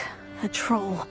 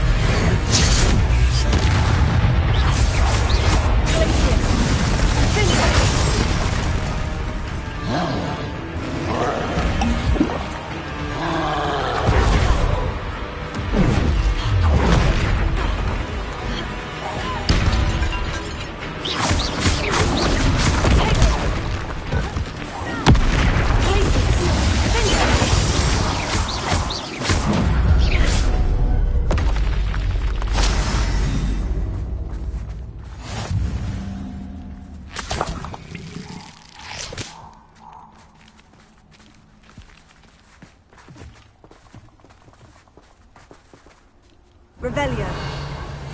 You are the talk of the school since you saved Mr. Rabe and I from the Ashwinders. We have come so far steps in our plan to stop Harlow. Confringo. Brilliant!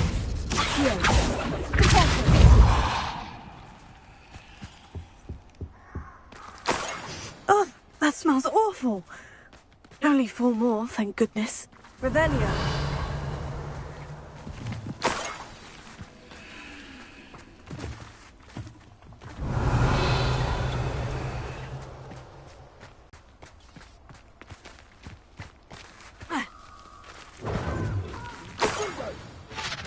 Revelio. Confringo!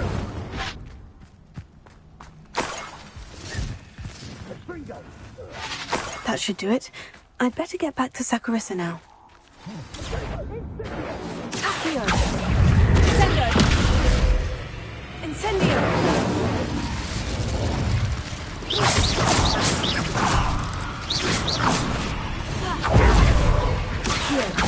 Incendio. Bombado.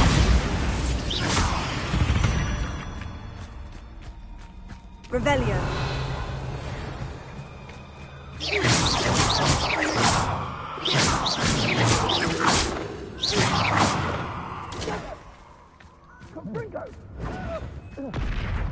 Reduction.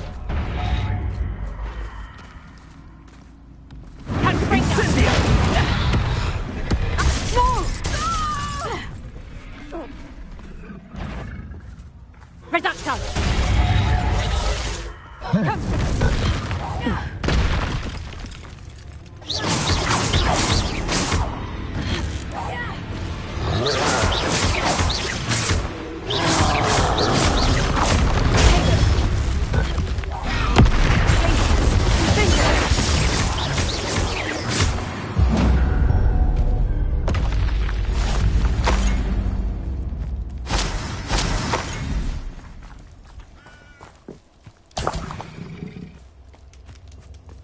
Revelio.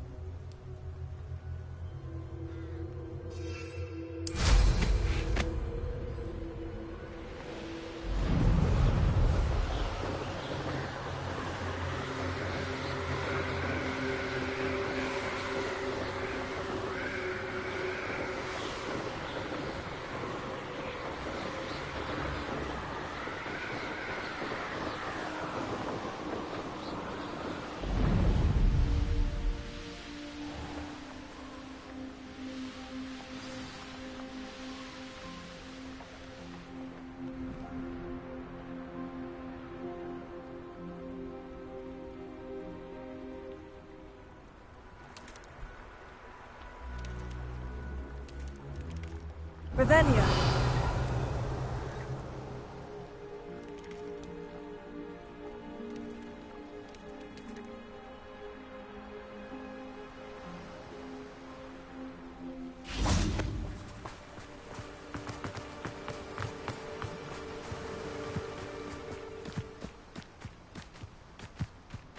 Hogsmeade, here I come.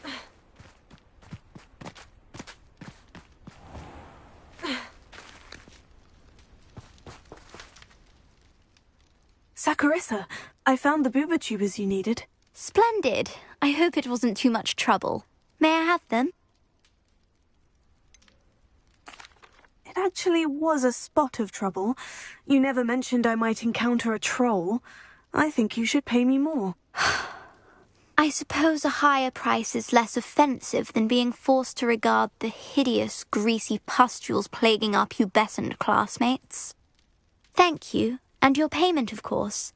Now I can begin perfecting my potion to save our poor pimply peers. Don't know who should be more grateful, I or our unsightly spotty classmates. One day the wizarding world will know my name, and you will have been a small part of it.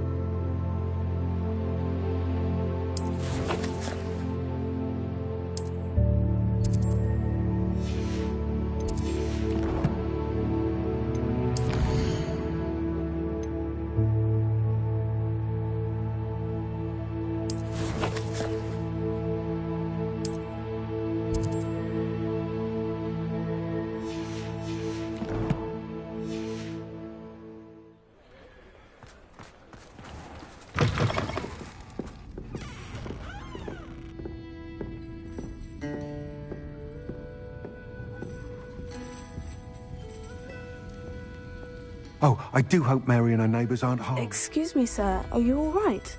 Just barely. But I don't want to trouble a student with my woes. I am indeed a student, but I could very well be able to help you. I'm not so sure. Name's Crispin Dunn, by the way. I trade in the surrounding hamlets. Do the most business in Arranshire. A lovely little hamlet. Just stunning gardens. Just the other day, the Daily Prophet ran an article on its scenic hedgerows. Actually, before I go on, I should ask, are you afraid of spiders? Spiders don't bother me at all. You'd be impressed by how many I've dispatched lately. Lucky you. The hamlet's overrun with the vile things, and they're acting abnormally aggressively. I'm concerned about my customers, of course, but it appears that most of the hamlet's residents fled to safety. It's my friend Mary I worry about. I haven't heard from her, and I fear she's trapped in her cottage. Understandable. But why don't you check on her yourself? I would, but I have a crippling fear of the eight-legged beasts, which I, unlike you, seem incapable of conquering. I don't know what to do. Can you think of anyone who can help Mary? Why didn't you ask the ministry for help? I did. Reached out to anyone who would listen. Tried Minister Spout old Spavin himself. But evidently they have their hands full with who knows what else. It seems this little hamlet has to fend for itself. Why is it you can't conquer your fear of spiders? When I was a small child, I was being tormented and chased by a group of local bullies and slid into the hollow of a tree to hide. Within moments, spiders were crawling over every inch of my body. Seemed I'd stumbled on a nest. I couldn't move, paralysed by fear of the spiders and an equally profound fear of the wizards I knew were just outside the tree. I was there for what seemed hours. I can feel their legs on me now just talking about it. Ugh. Why are there so many spiders in Arranshire all of a sudden? I honestly don't know. I've never seen so many spiders in all of my life. It's almost as if someone's breeding them. They've trapped the entire hamlet in webs. I was lucky to escape it all. Mary always has a way with these beasts. It's very concerning not to hear from her. I'll try my very best, Mr. Dunn. Please do. If you can think of anyone that may be brave enough to help, I'd appreciate it. Thank you. They'll find Arranshire southeast of Hogsmeade, just below the train station. I'm sure you have your reasons, but breaking into ours with Lawley Holmes wasn't the brightest idea.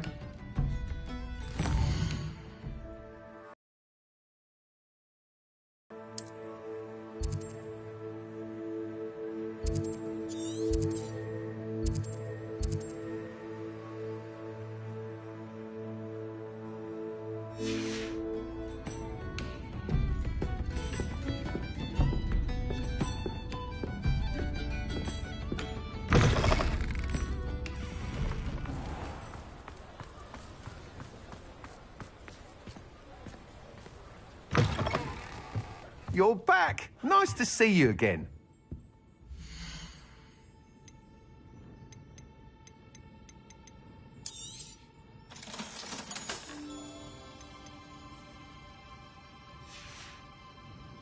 Thanks for stopping by. Hope to see you again.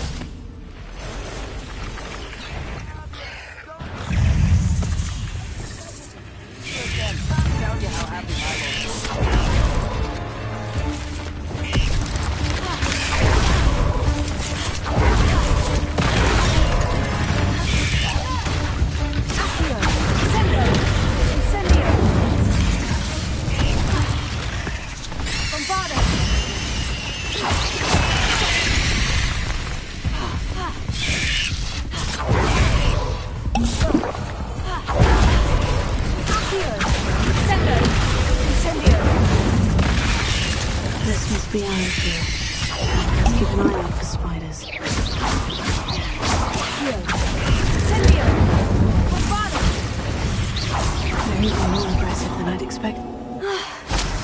Surely that's the last of them.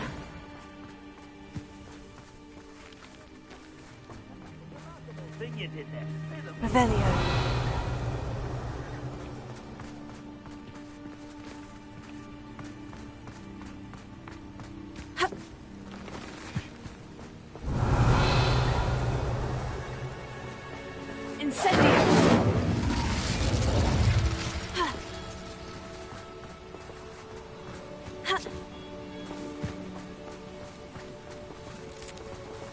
Bombarda!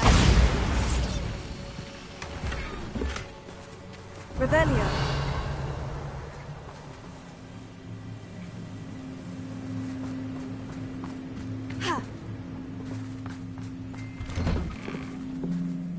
Oh no, this must be Mary. Poor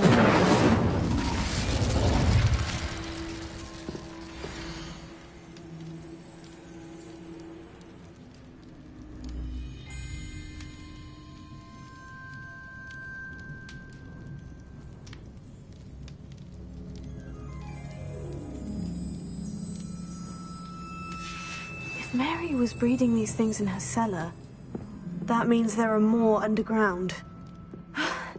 I'll need to destroy every last spider in that cellar if this is to end.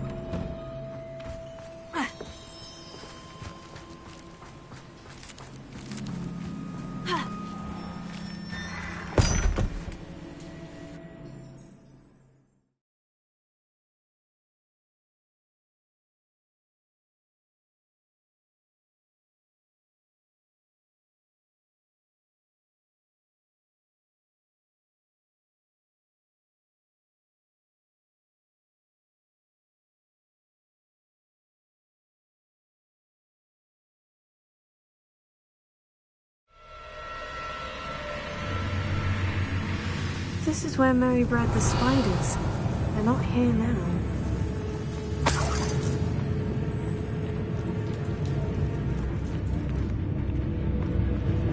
Revelio.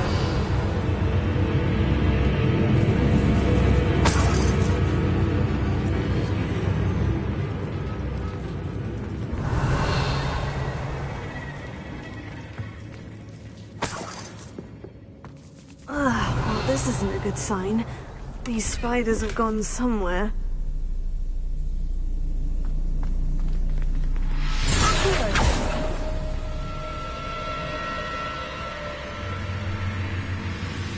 Bombarda! Revelio.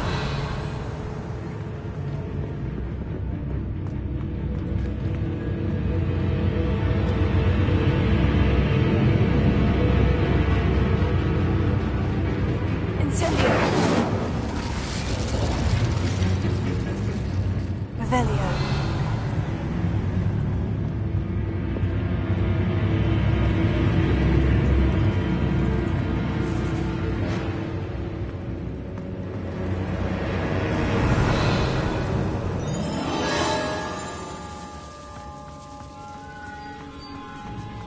A ladder? I'm not sure I want to know where this leads. Best be ready for whatever I may find down there. Revelio.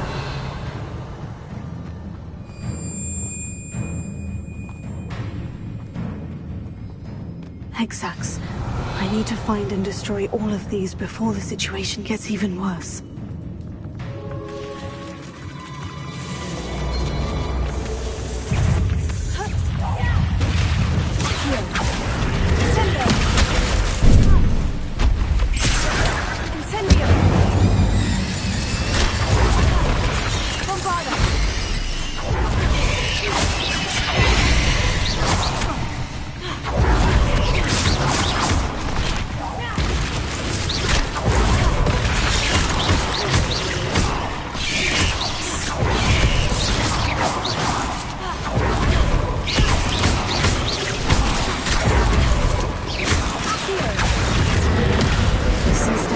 Going to anger your parents.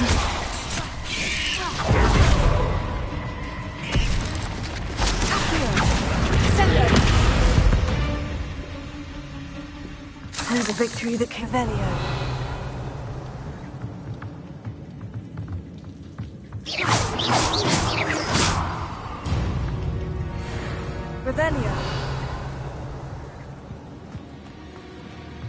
Accio! Incendio! Bombarda! Revelio!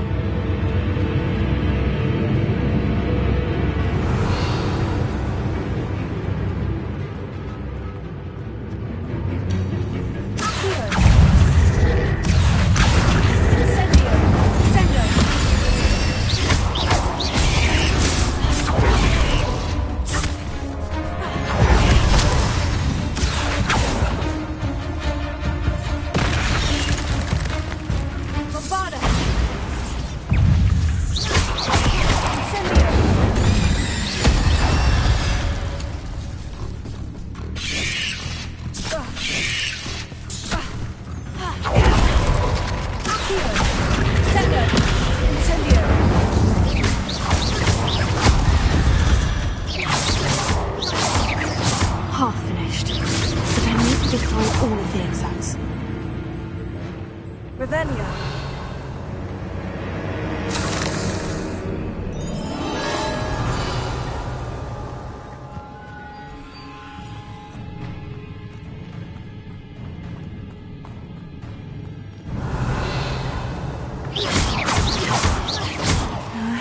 These eggs must be destroyed.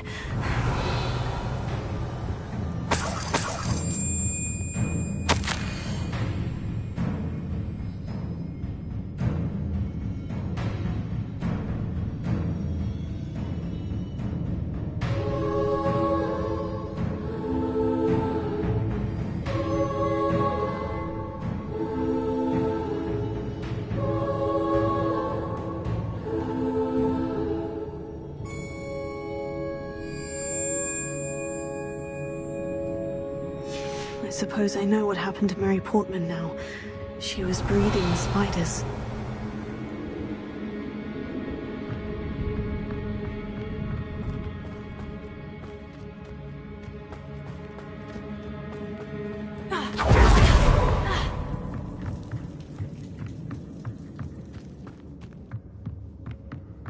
Revelio!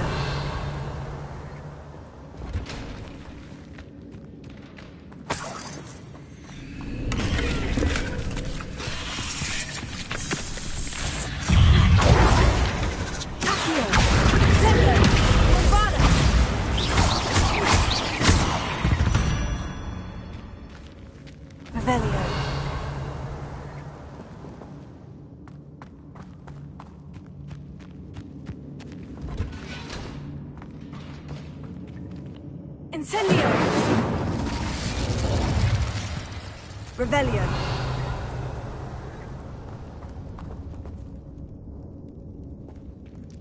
Accio! I hate to think that they see me, but I don't see them.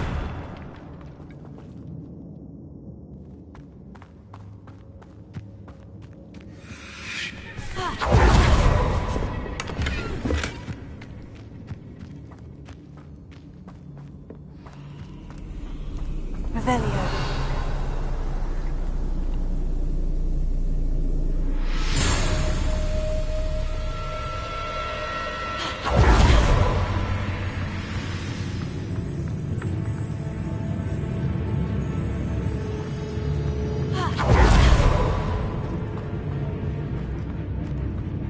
Bombarda!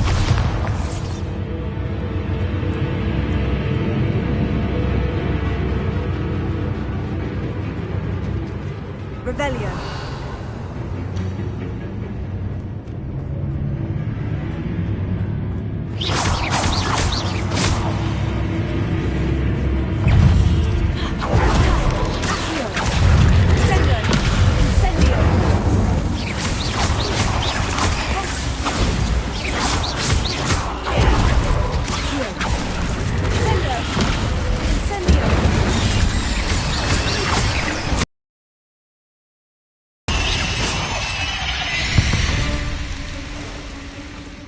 Revelio. Accio. Sendo. Incendio. Revelio.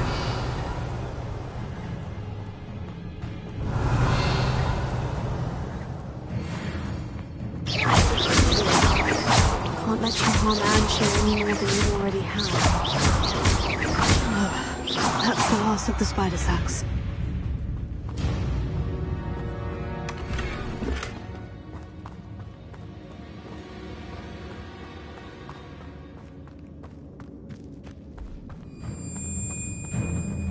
Incendio.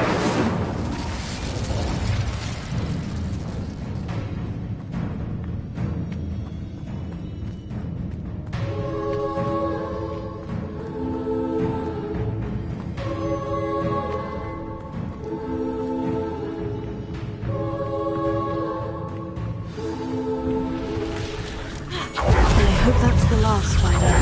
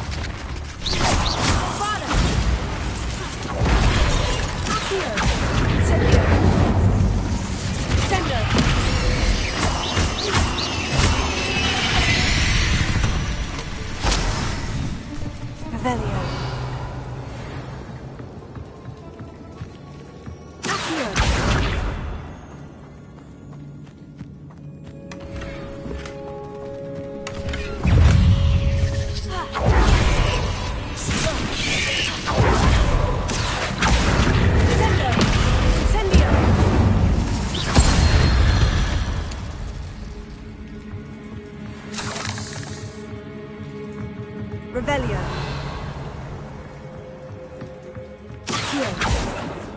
Bombarda.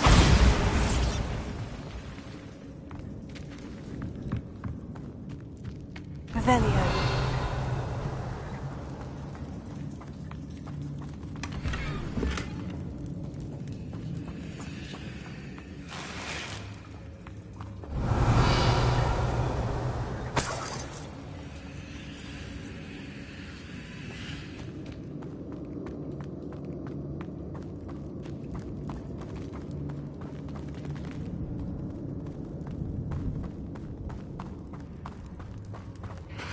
No, wait, that's the last one. And she's angry. Bombarda.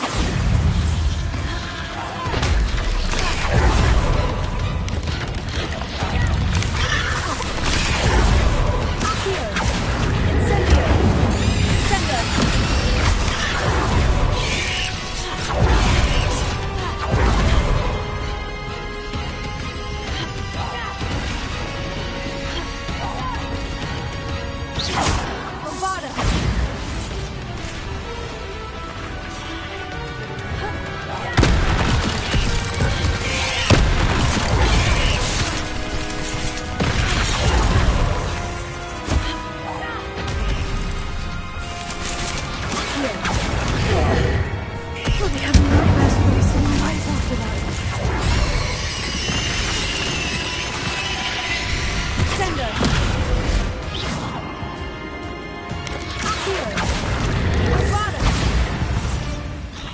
Revelio.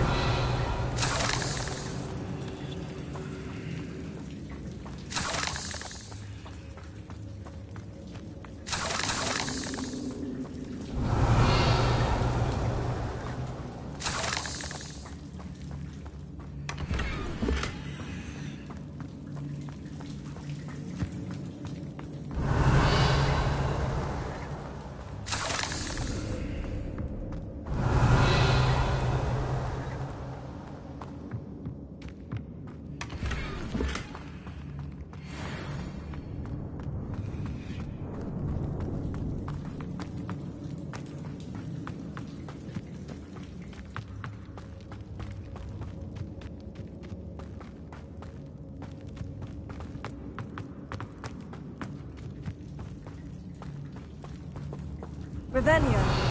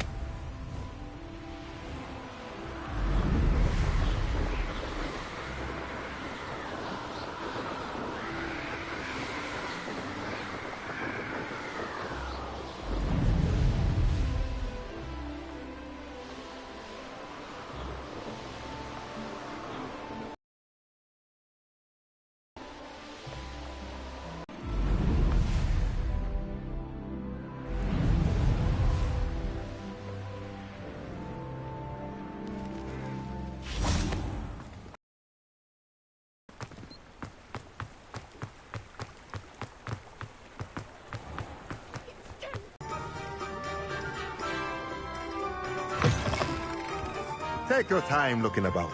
Plenty of wonderful books to stoke a curious mind like yours.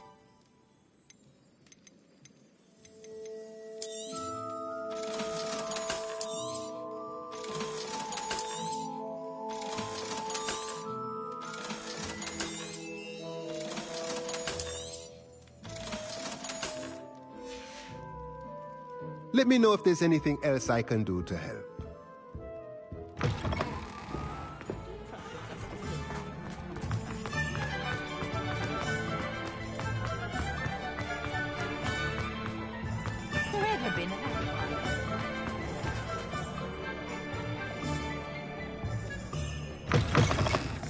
We'll talk about you taking down that troll in the village circle.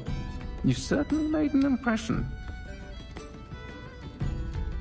Mr. Dunn, I have some news. Thank Merlin. About my sweet friend Mary.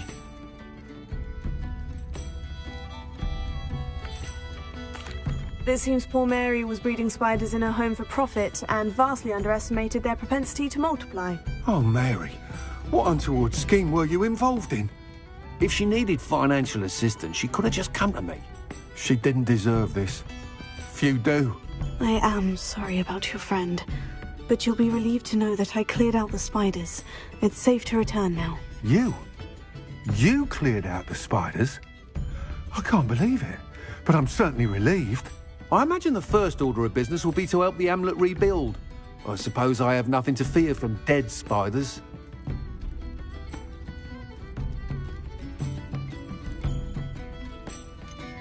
Even so, you'll want to prepare yourself. The place needs something of a clean-up. Thank you again for all you've done. I shall keep you apprised of the hamlet's rebuilding. Glad I could be of help, and I look forward to visiting your shop the next time I'm in Arranshire. To dearly departed Mary. Alfred Lawley's number. Seems he's being burgled. I shall pretend I never heard the rumours of your involvement.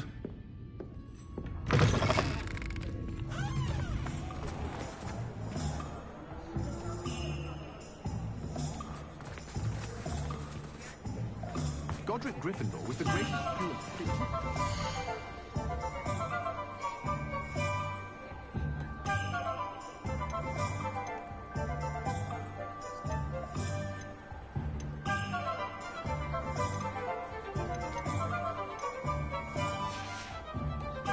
Thank you for stopping in.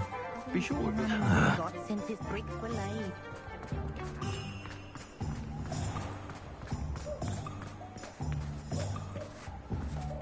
Hello, pardon me.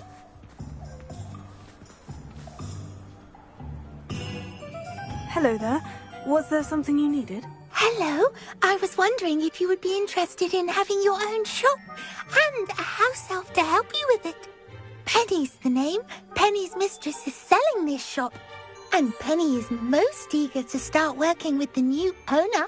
It might surprise you to know that Penny can sell practically anything.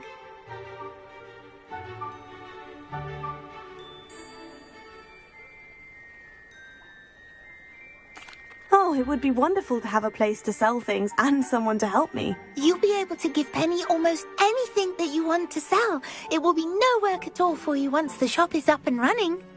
If you want the shop and Penny hopes that you do, you should talk to Penny's mistress as soon as you can.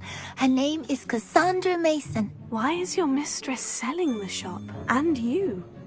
Penny cannot be certain as Mistress Mason so rarely confides in her. However, she repeatedly mentions how tired she has become of trying to let the shop. She has had rotten bad luck with the last few tenants.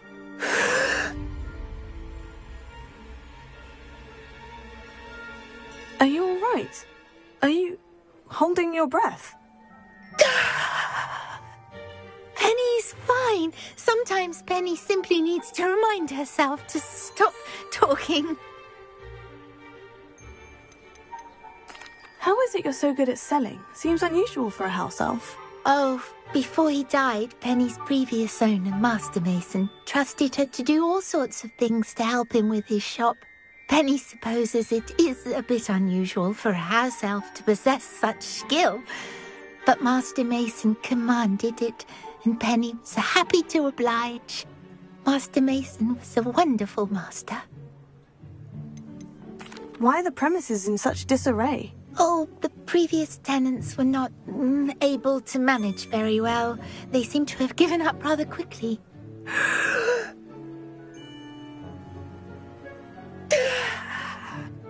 Penny is perfectly capable of helping clean and repair, so the shop will be ready for business in no time. What kind of things would I be able to sell in the shop? All kinds. Anything from essence of Disney to mooncalf fur. If a buyer exists for something, then Penny can sell it and get the best price. Just ask Mistress Mason. All right, I shall go and find Madam Mason. Oh, this is splendid news indeed. You won't be sorry. You can find Mistress Mason at her home on the north edge of the village. Penny does hope she gets to work with you.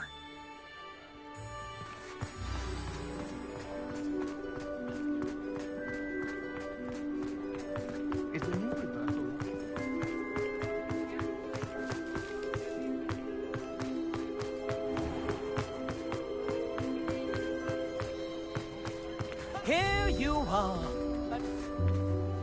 How wonderful. Thank you.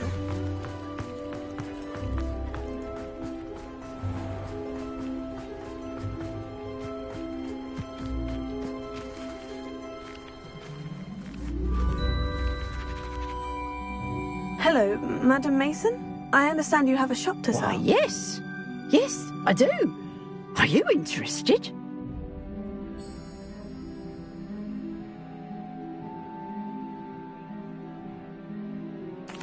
Yes, I am. I've always wanted to own a shop. How marvellous. I think you will find my terms quite generous. But, and do please forgive me for asking, don't you think you might be a tad young to own a shop? I am quite capable of owning a shop, I can assure you. I should think you'd be happy to have a buyer. Well, I reckon you have the confidence needed for such a venture. And of course you'll have Penny to help you. That elf could sell tea to a troll. I assume she told you she comes with the place. She did indeed. I like you. Tell you what, I shall sell you the space for an exceedingly fair price. I think you might just be shrewd enough to make a go of it. An exceedingly fair price for a shop and an elf. What's the catch? Huh?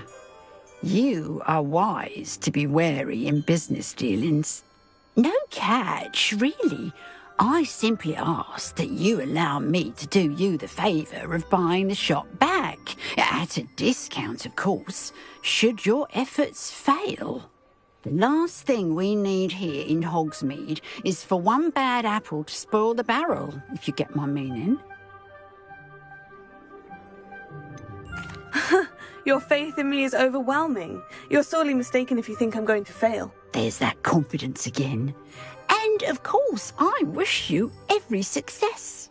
Do we have a deal? It looks to be rather a mess. Why haven't other tenants been able to make a go of it there? As you've no doubt considered, running a shop is not as simple as those less savvy might think. The new owner, however, will have something that previous tenants did not. The benefit of Penny's particular prowess. Her assistance will make all the difference, I should think, in both getting the shop ready for business and ensuring its success. The shop seems to be in an ideal location. Why has no one purchased it yet? It is indeed. But I've just decided to sell. I've grown weary of being a landlady. My late husband was the one with a passion for shopkeeping and business in general. You'd be wise to take advantage of this opportunity before the offers start rolling in. What precisely do you mean, should my efforts fail? Honestly, I only mean that if for some reason you're unable to keep the shop going, I could help you cut your losses. That's all. But, as you've implied, the odds of that happening are remote. It does sound intriguing, but I need to consider my finances first. I'll come and find you if I'm interested. Very well. But I won't be able to keep the shop available for too long. If you do want...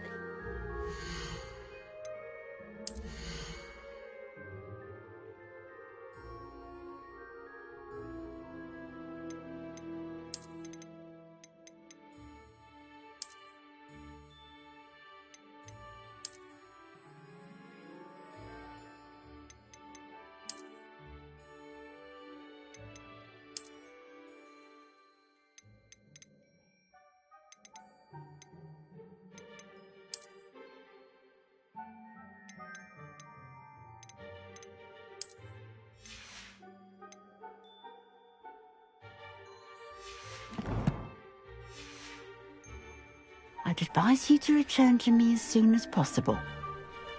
Hello again. Madam Mason, about the shop. Yes? I've decided I'd like to go ahead and purchase the shop. I have to say I'm impressed. You are a remarkably resourceful student. I am indeed. And brave.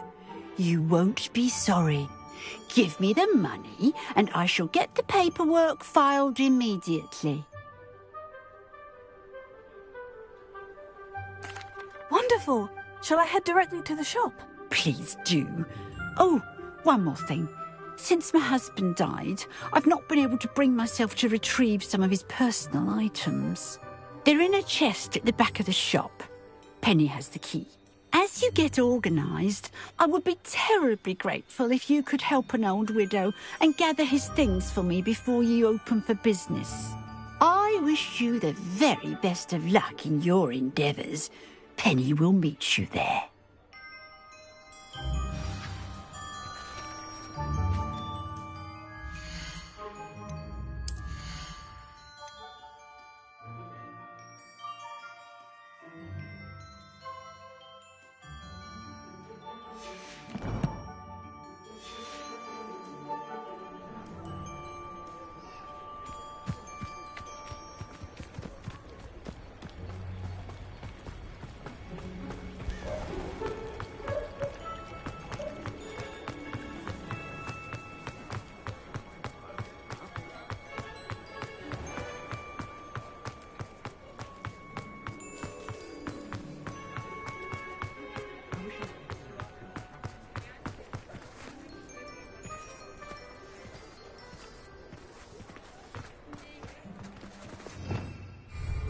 Revelio.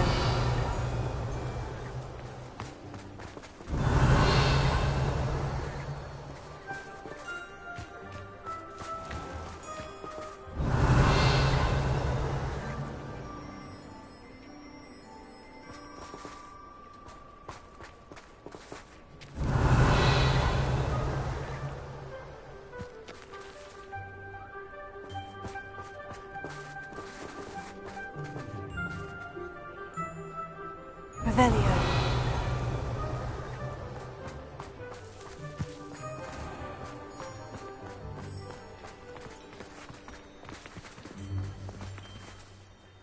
Well, I've done it, Penny. The shop is mine. Oh, Penny is so pleased. Penny was hoping you would be the one to purchase it. I'm glad you're here to help me. Goodness, what a kind thing to say.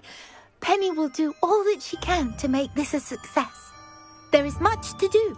The last tenant left in a bit of a rush, so we'll need to clean up and do some repairs.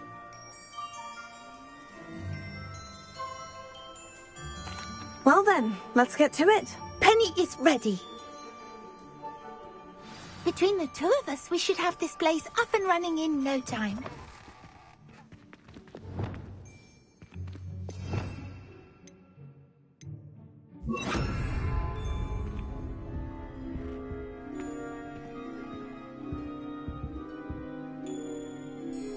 Reparo.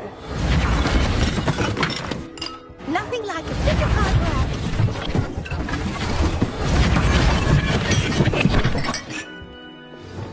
Mistress Mason wanted Penny to be sure and give you this key. It opens a chest in the back room of this shop. Oh, yes. She mentioned it to me. It contains some of her late husband's belongings. Penny wonders if you should open the chest. Are you holding your breath again? Penny must get back to work now.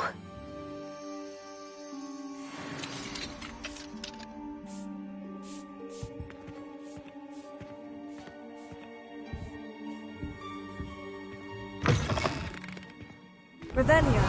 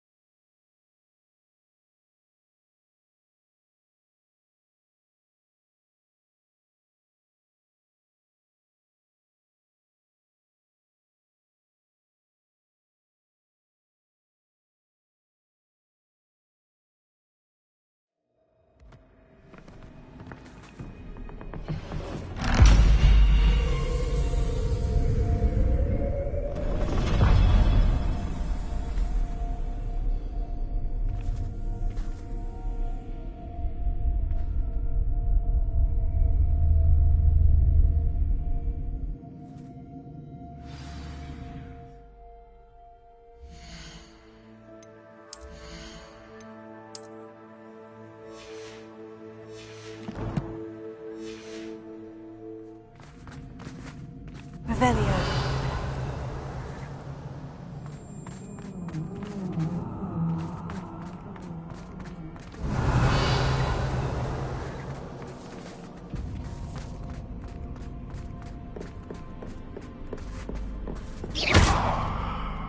Revelio.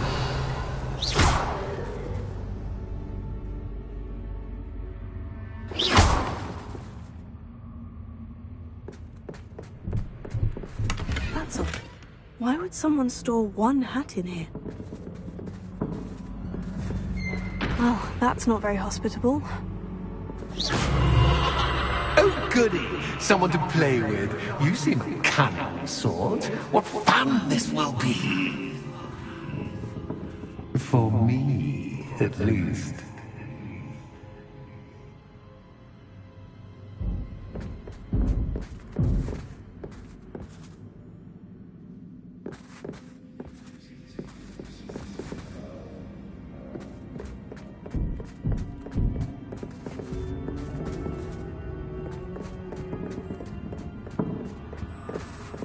Revelio.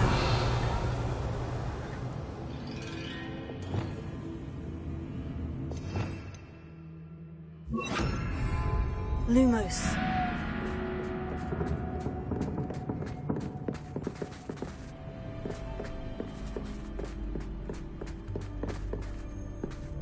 That's new. Onwards, I suppose.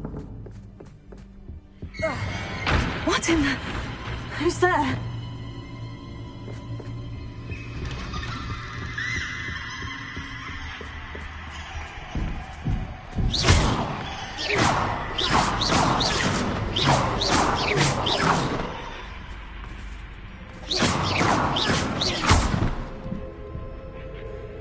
Revelio.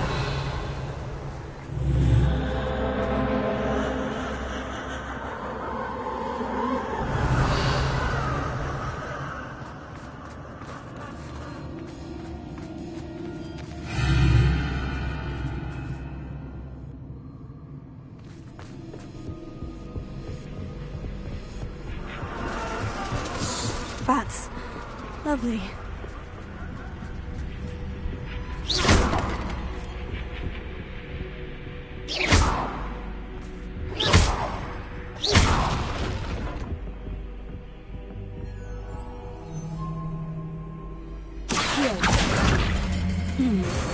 Seems as if I should hang something there.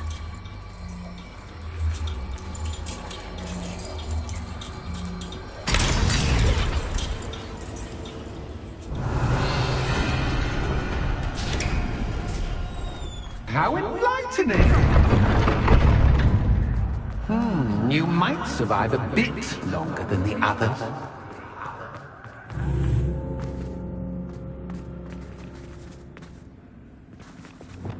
Lumos.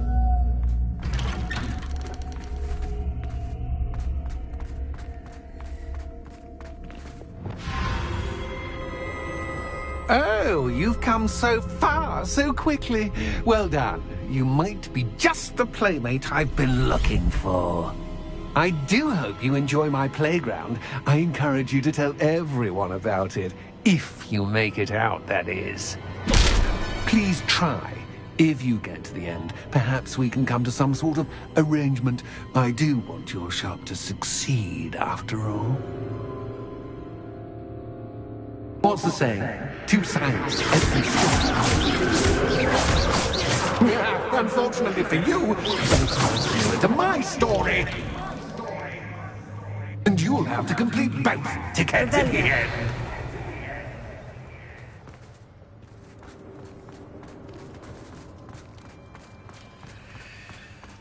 I simply adore this blooming place, don't you?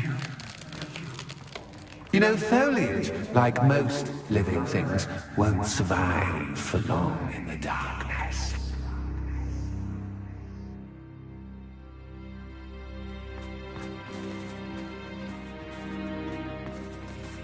I wonder if I need to place lanterns to open these doors.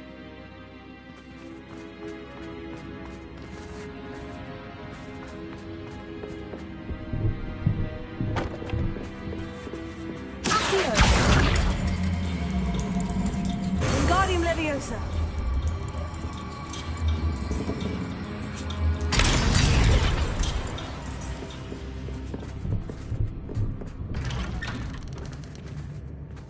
Revelio.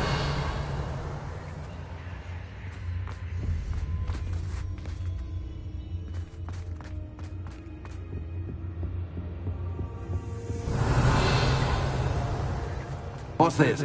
A game within a game? Ooh, knight to H3. Nighty-night.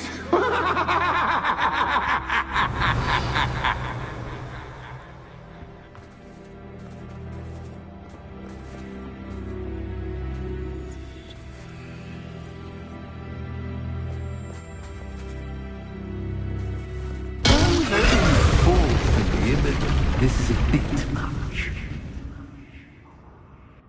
Revelio.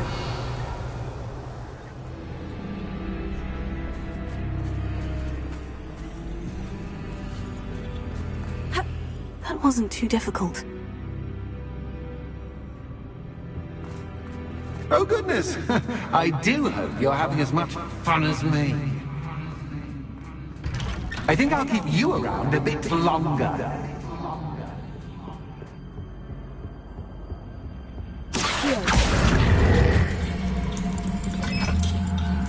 Wingardium Leviosa.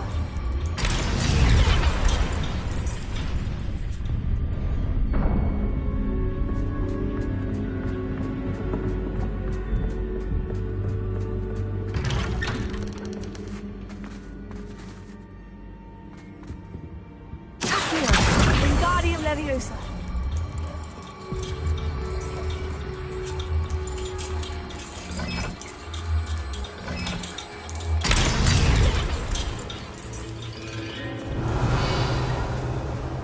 Revelio.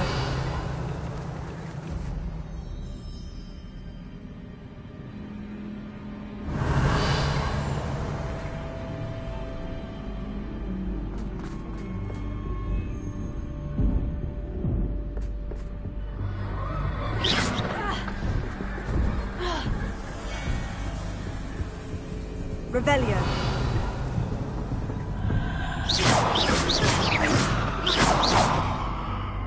Incendio. Bombarda.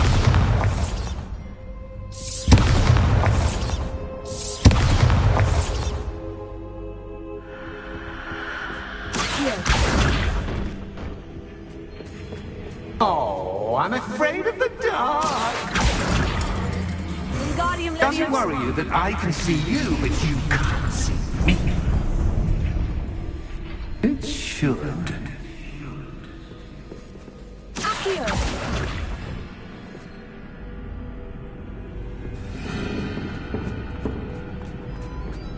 I'd offer you a seat, but I'm rearranging the furniture.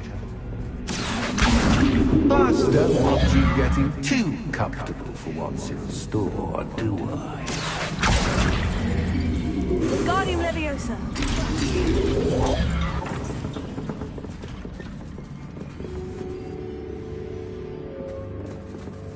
Accio.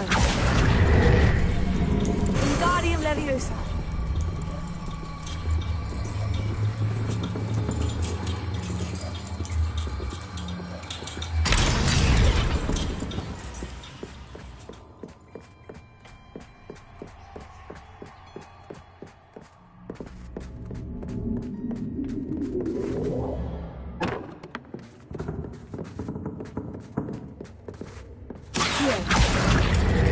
Wingardium Leviosa.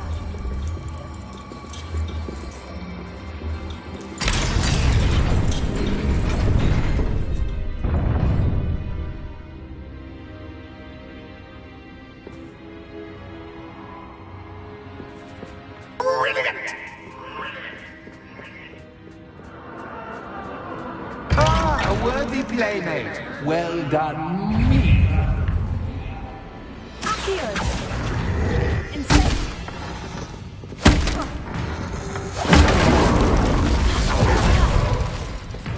Bombarda.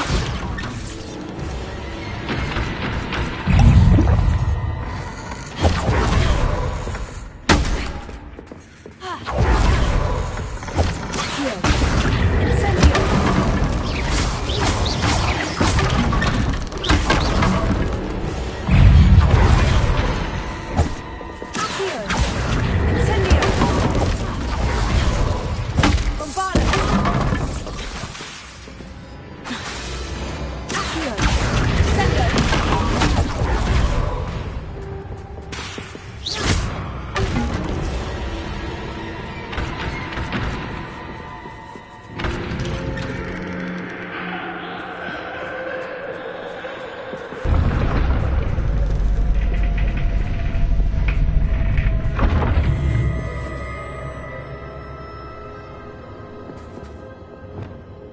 close.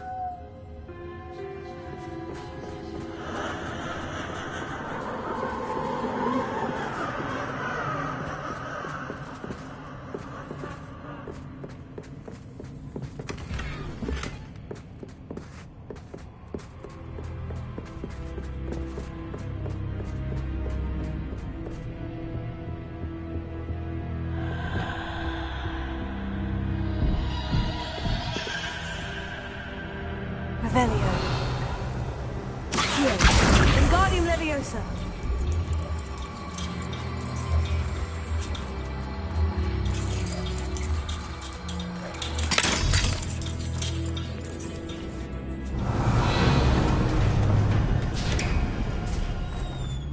Revelio.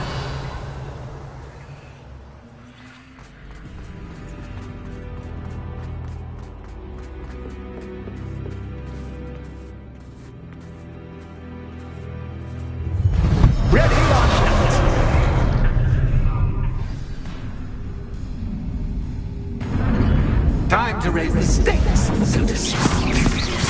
Where shall I begin?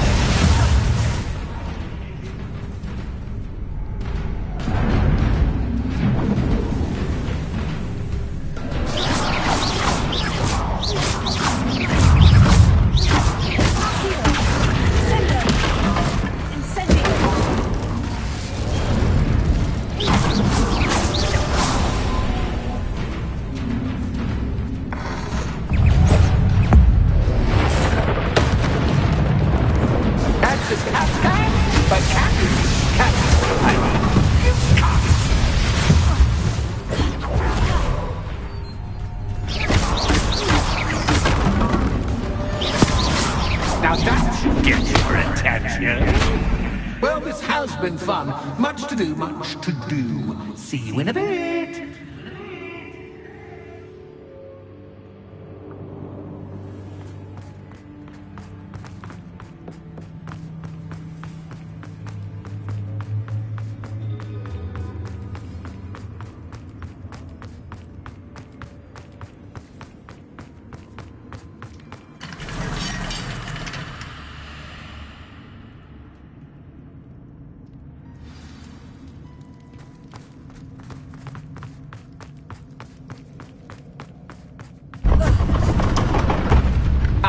You've chosen the scholarly route. You'll need more than you've learned from books to best me.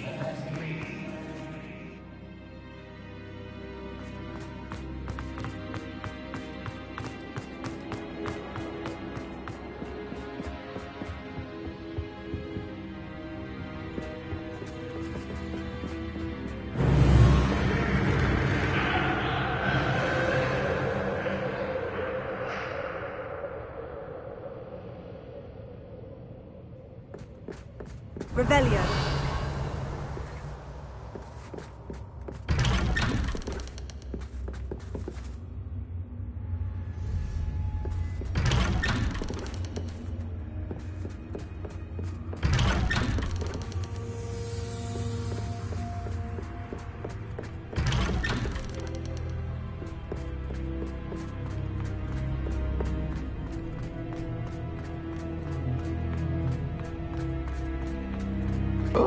Deja vu. Watch yourself.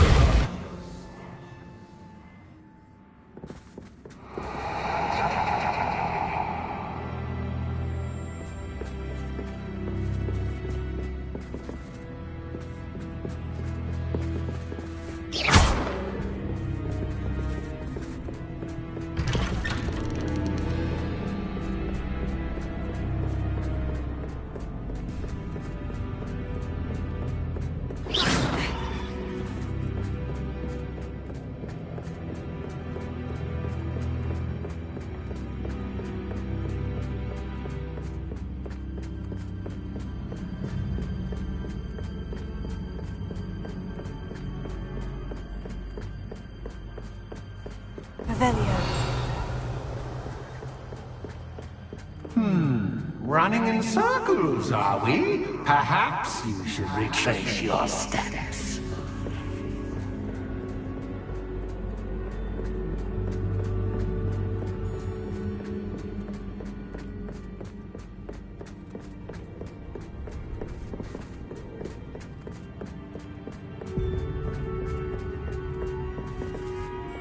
Lumos.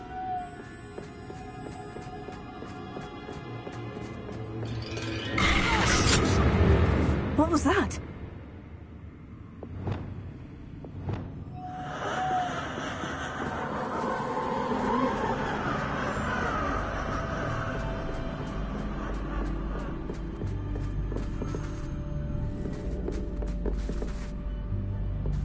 Revelio.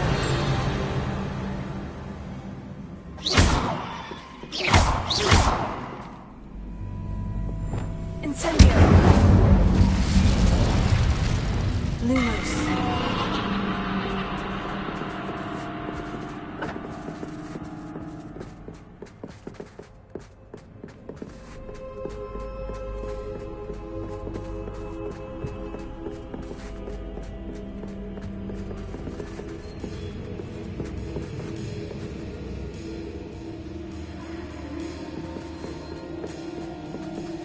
Revelio.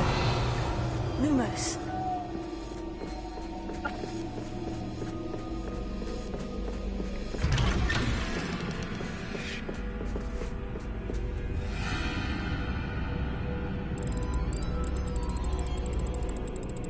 Oh, how nice of him to pop in.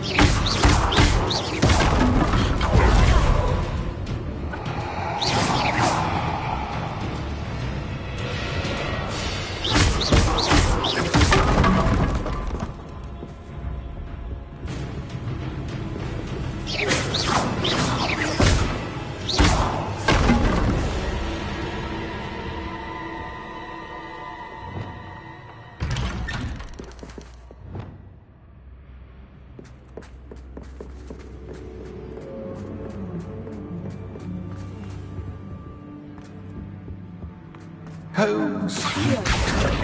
Wingardium Leviosa.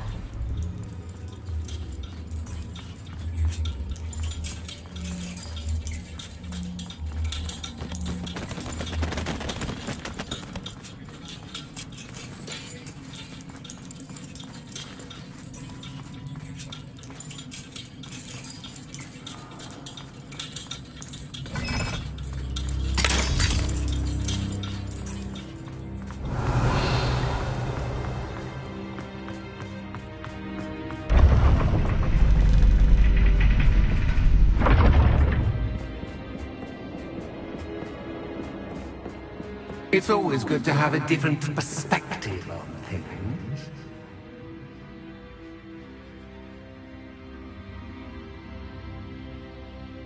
Revelio.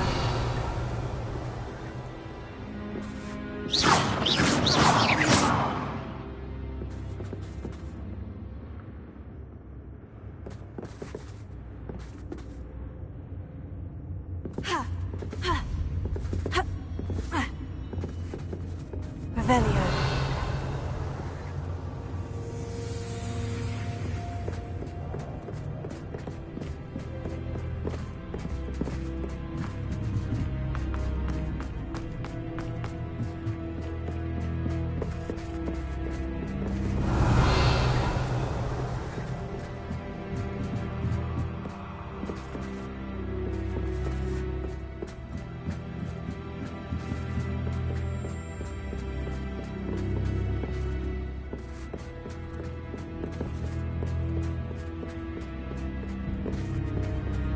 Revelio.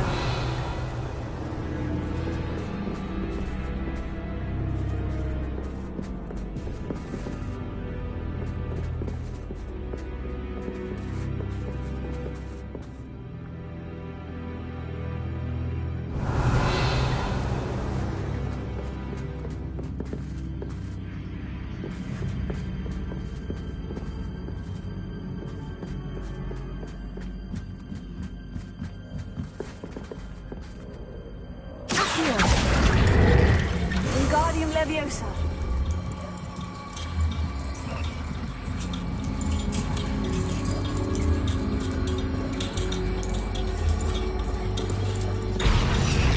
So much fun to be had. My head is spinning.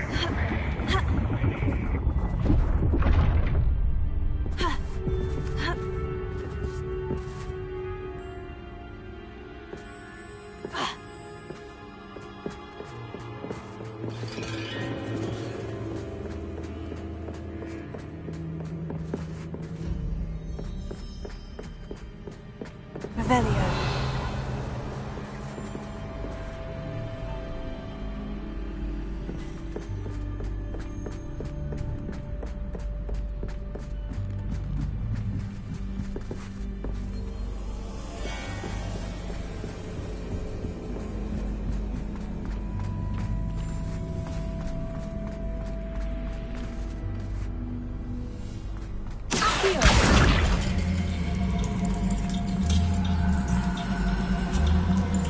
Wingardium Leviosa.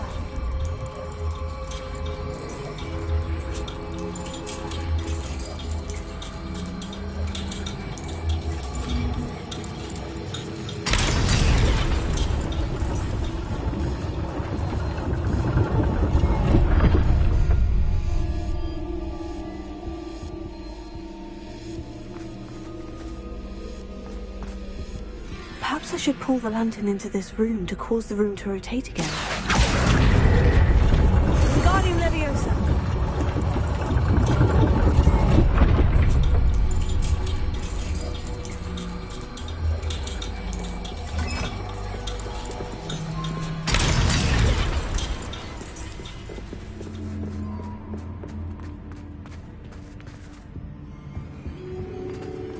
All books in no K make one Wingardium Leviosa.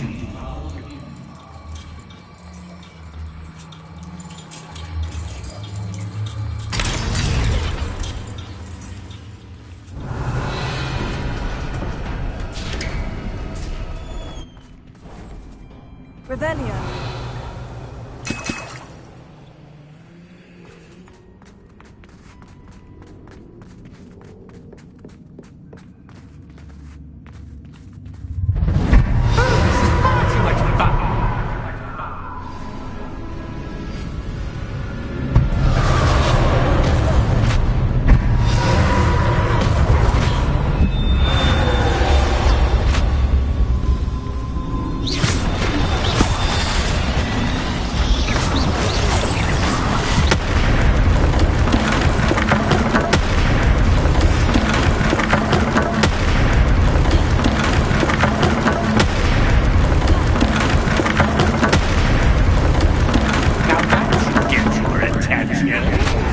Well done.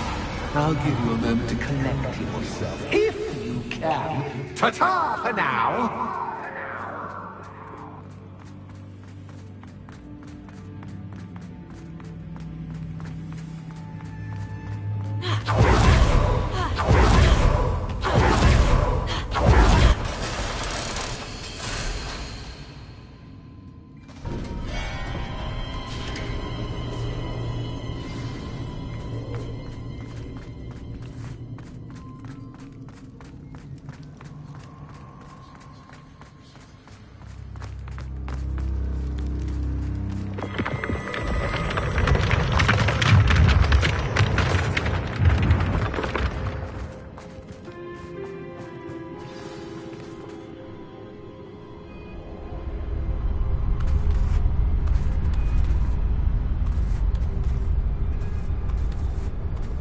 Aha! Finally! You, my inordinately clever friend, appear to have traversed this seemingly never-ending dungeon relatively unscathed.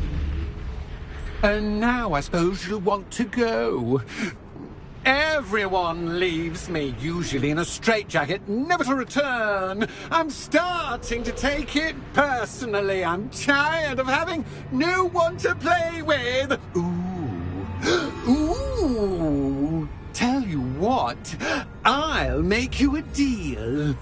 If you can match wits with me now, and agree to give me unfettered access to the shop for, say, 1 day a month to have a little fun, I'll sign a contract.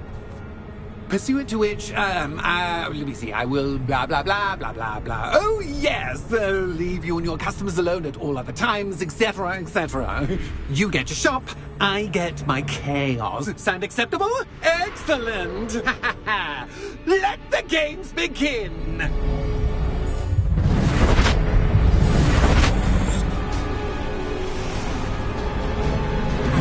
Catch is cat, but cat. I mean, you cat.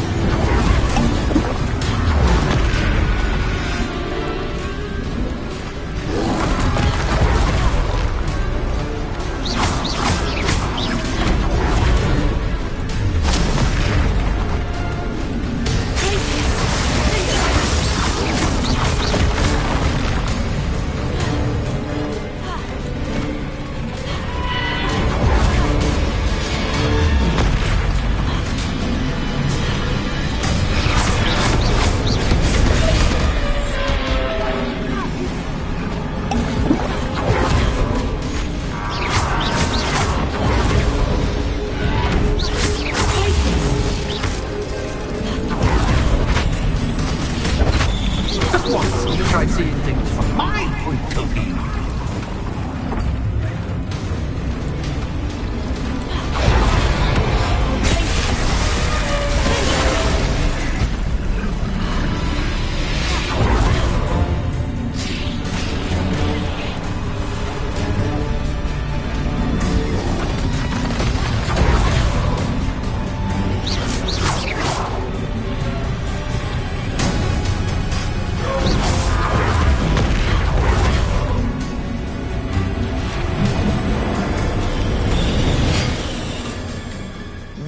Well, finally, someone deserving of the playground I so meticulously crafted. Such a treat to have fun again in my little dungeon.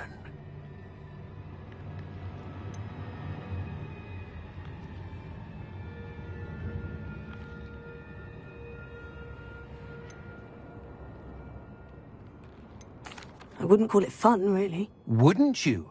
To each their own, I suppose. So, about that contract. I am a poltergeist of my word.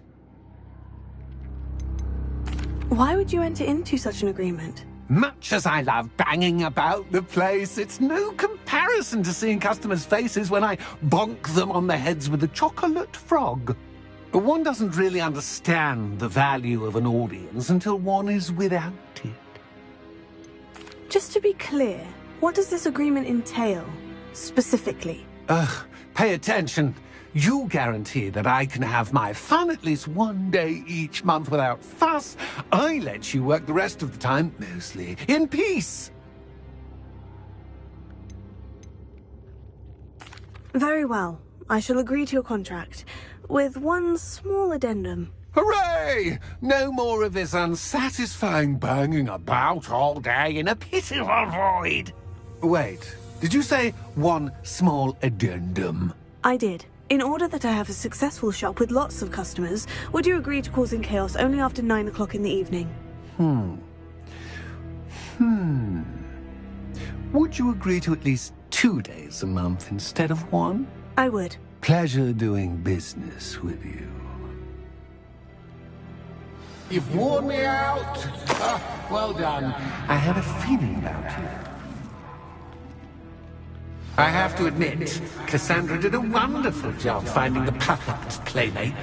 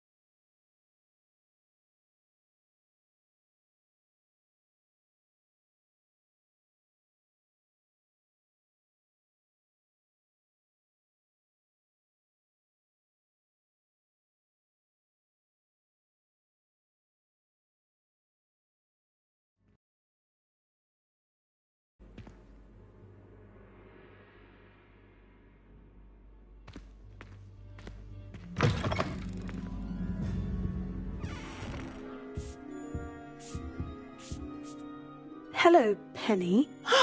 Penny is so glad you're back. You knew exactly where I was going when I entered that chest. Penny was beginning to think yet another shopkeeper was going to end up in St. Mungo's. Another shopkeeper? St. Mungo's? I think you should explain, Penny. Penny, please stop holding your breath. Tell me what's going on. Oh, please forgive Penny. Penny is forbidden from telling you anything. But how can you be forbidden from telling me what's going on?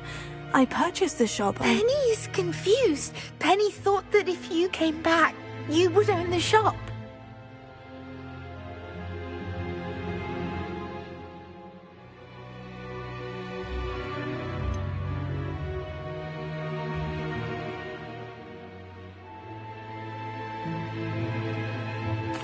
You should have told me the truth and punished yourself as necessary. I need to go and find Officer Singer. Penny is so sorry. Penny wanted to tell you everything. Truly. Surely Officer Singer will know what to do. Penny will wait right here.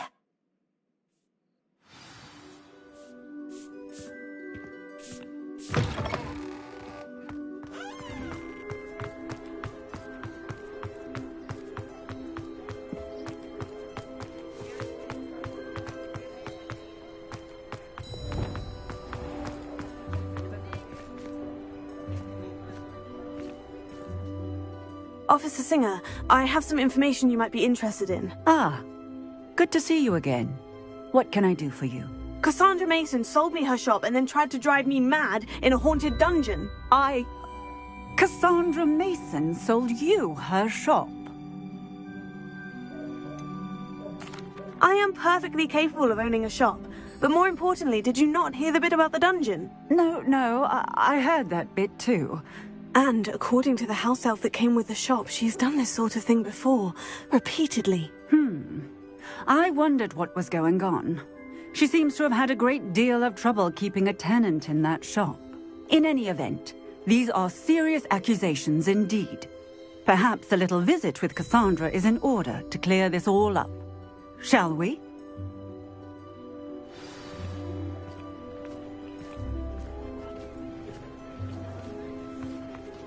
You'd think knowing spells would simplify.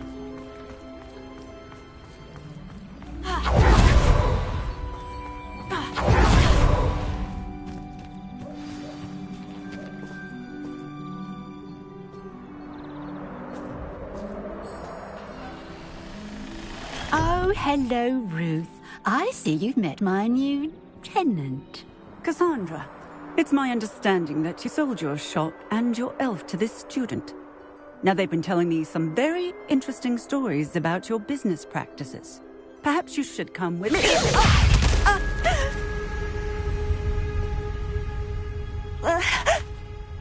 Stop! I should have known better to do business with a wise student.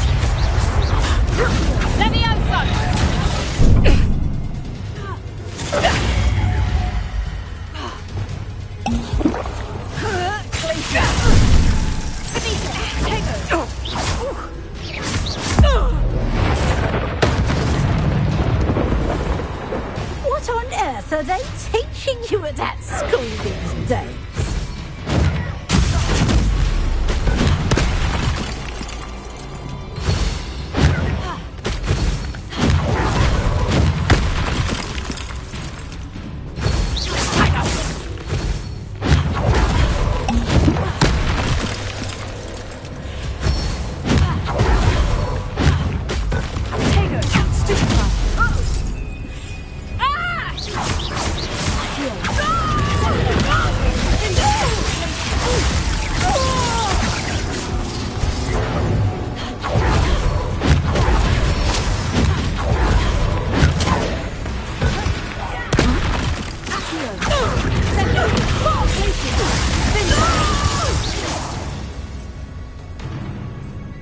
I should have known better than to do business with a wise student.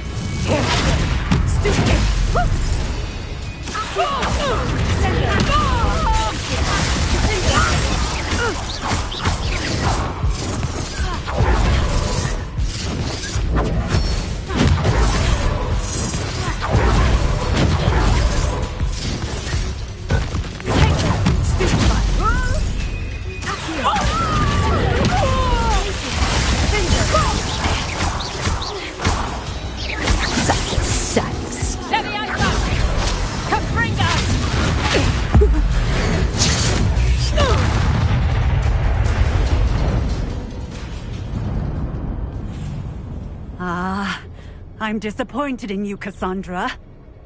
Incarcerate! You don't know what you're doing!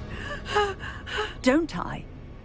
I always wondered why you couldn't seem to keep a tenant in that shop of yours. I must admit, the notion of a haunted dungeon never crossed my mind. Thanks for this. You can head back to the shop. Check on that house elf of yours. She's probably terrified. Scrawny little traitor herself! I should have known it was... Silencio.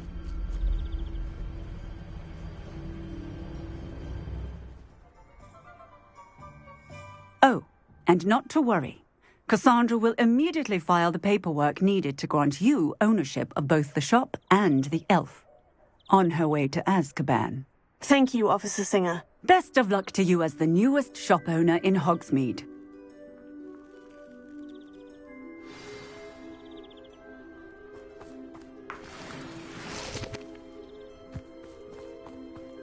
Revelio.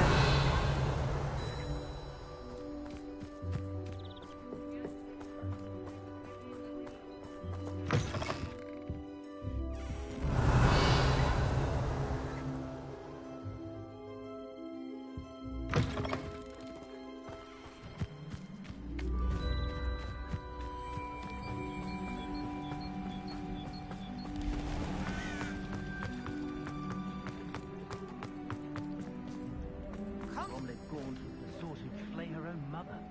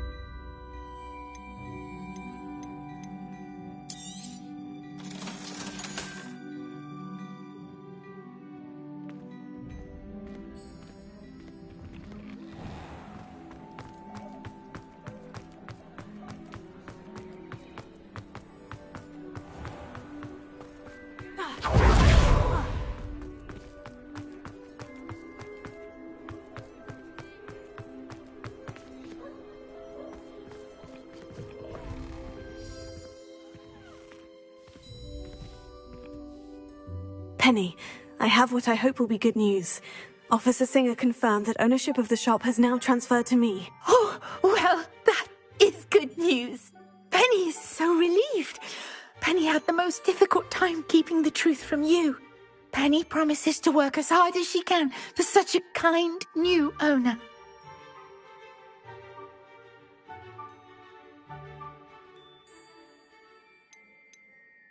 Penny, I found an item of clothing in the dungeon that I'd like to give you. Oh, thank you. Thank you. Penny never thought she would be given clothing and become a free elf. It's my pleasure. You deserve it. Of course, Penny will be staying on and managing the shop for you. Penny, you're free. You can do anything you've ever wanted to. But all Penny has ever wanted to do is run a shop with a friend and sell to the villagers in Hogsmeade. If that's what you want to do, Penny, then nothing would make me happier. I'm genuinely glad you'll be staying on. Penny is too. All that's left is for you to choose a sign for your new shop, and Penny will take care of the rest.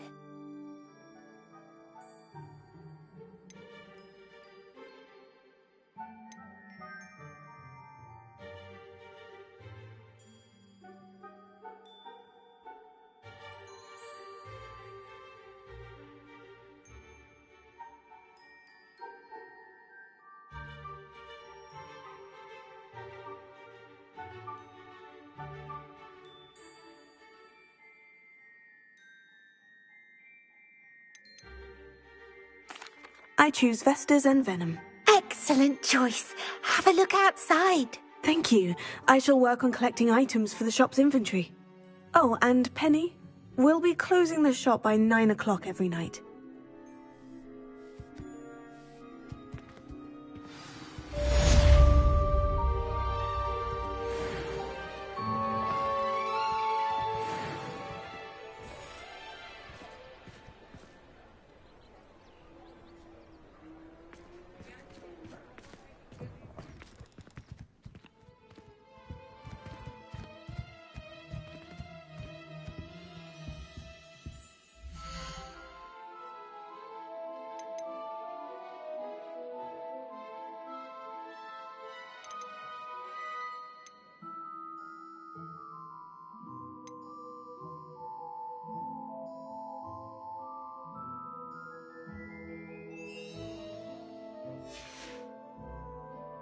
He wishes you safe and wondrous travels.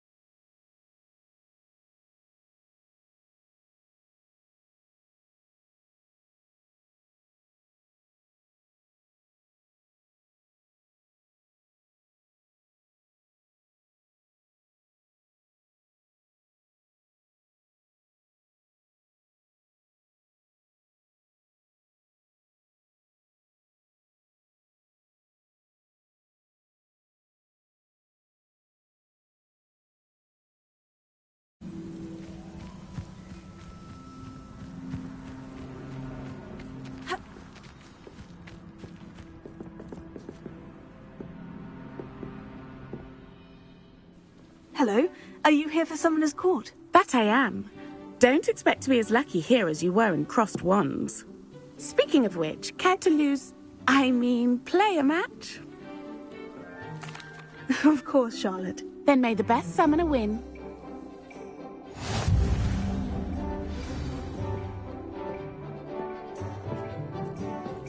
Accio!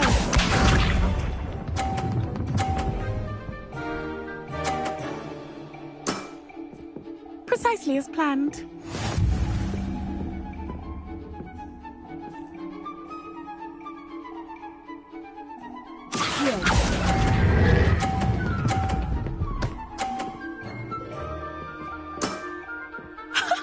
Sting me with a billywig. I'll never top that. Accio!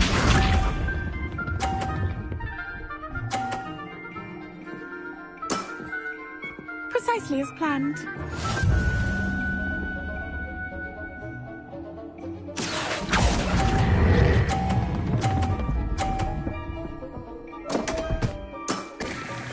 Such grace. Finesse. Accio!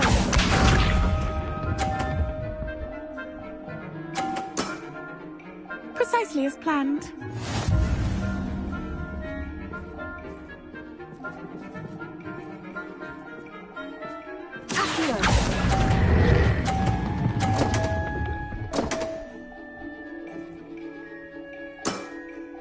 Such grace. Finesse. Didn't I say I adore competition?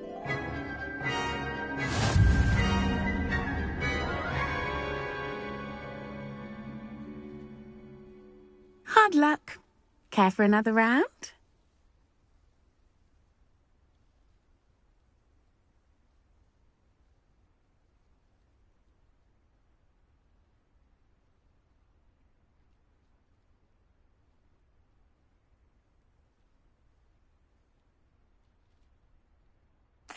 Absolutely. Don't count me out yet. That's the spirit.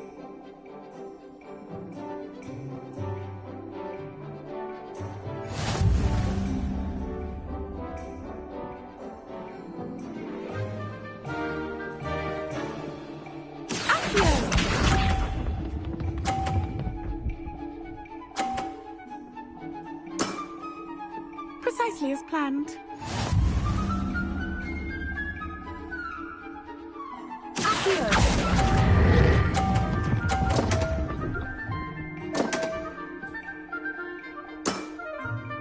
Such grace. Finesse. Accio!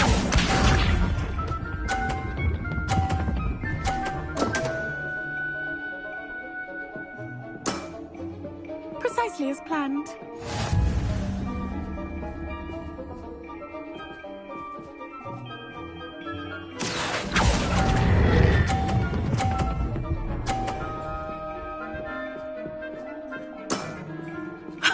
Sting me with a billywig? I'll never top that.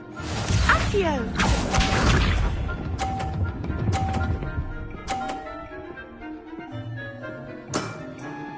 Precisely as planned.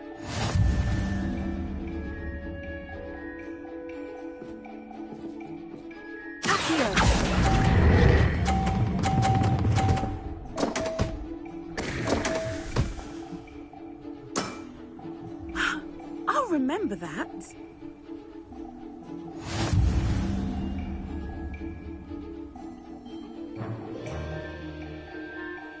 Hard luck. Care for another round? Absolutely. Don't count me out yet. That's the spirit.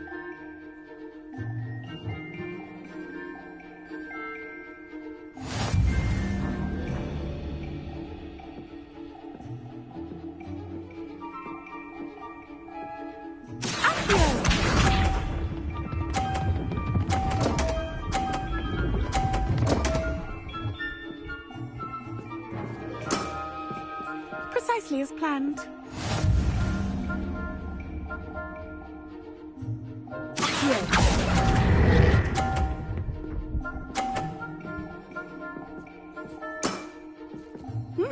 Nice technique. Accio!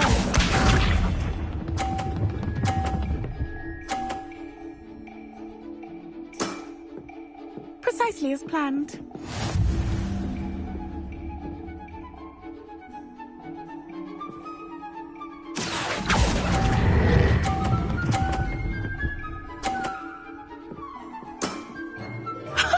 Sting me with a billywig? I'll never top that. Accio!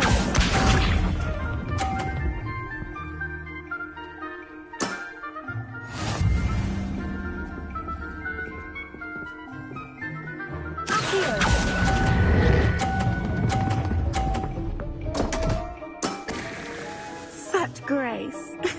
Finesse.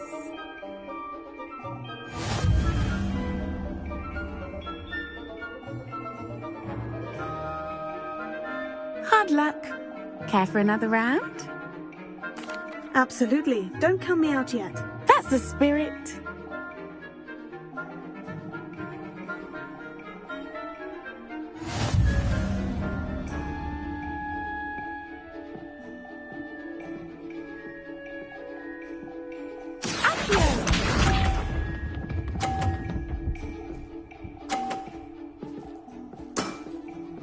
Precisely as planned.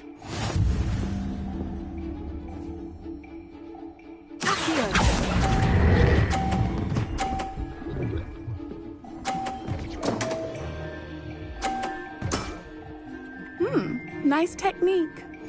Accio!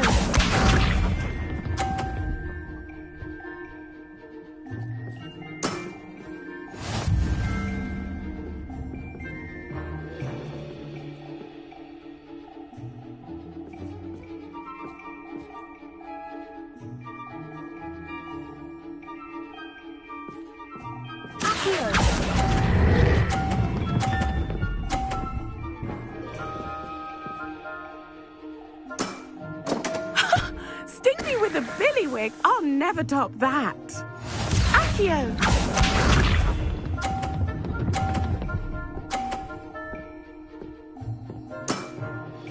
Precisely as planned.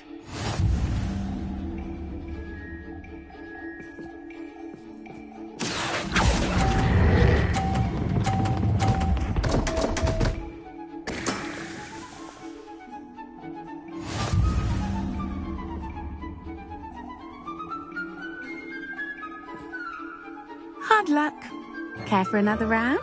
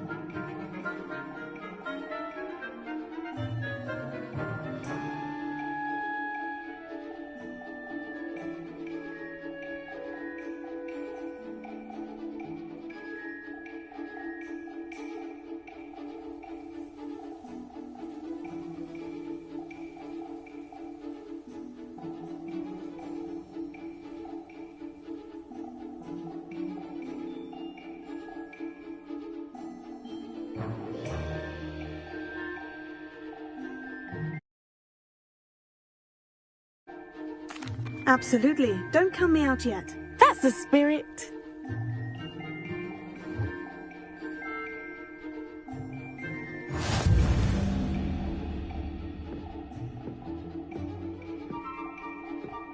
Accio!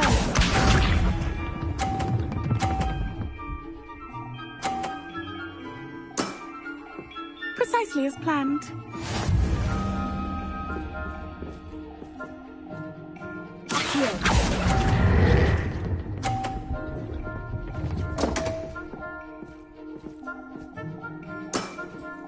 Such grace.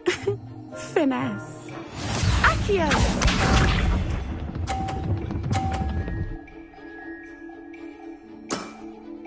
Precisely as planned.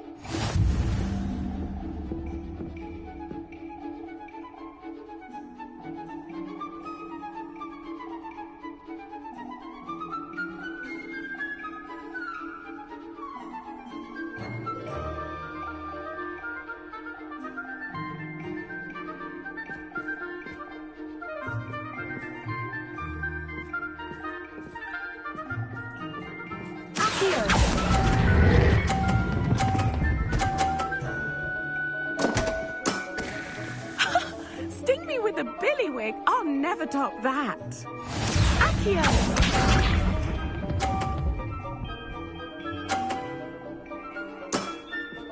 Precisely as planned.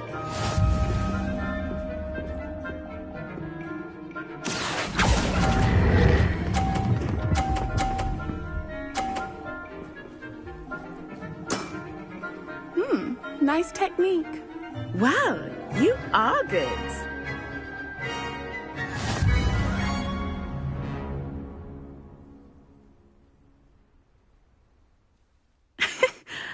I'm not too proud to admit when I've lost.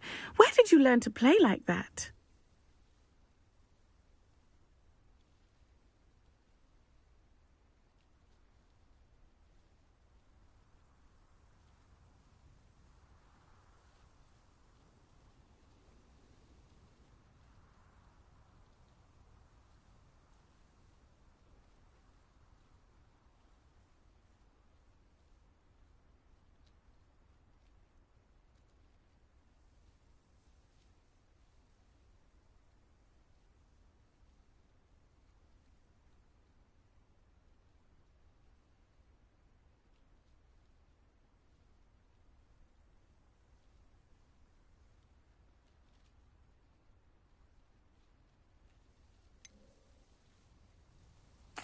I practice as much as I can. Practice, eh? I suppose I could try that. Well, you've only one opponent left now. I won't say more than that, but let's just say he's the best for a reason.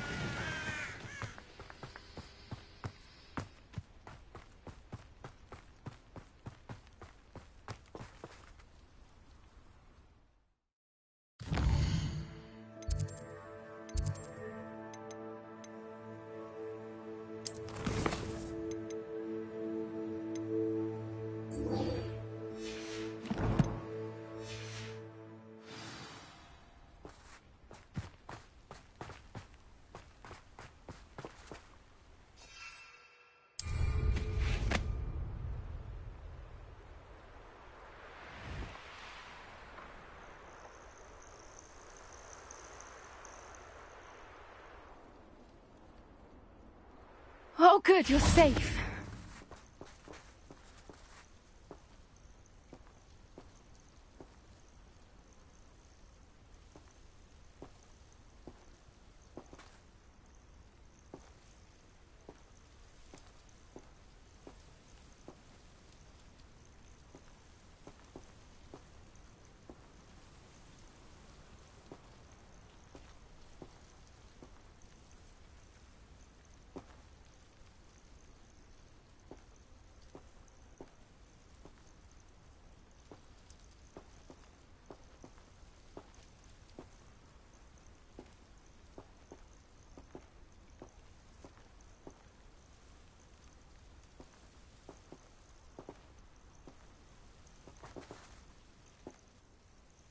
you are.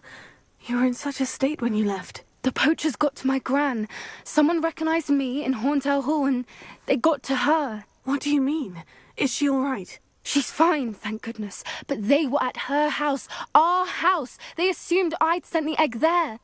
She said they took the whole place apart looking for it, screaming that we'd cost them everything.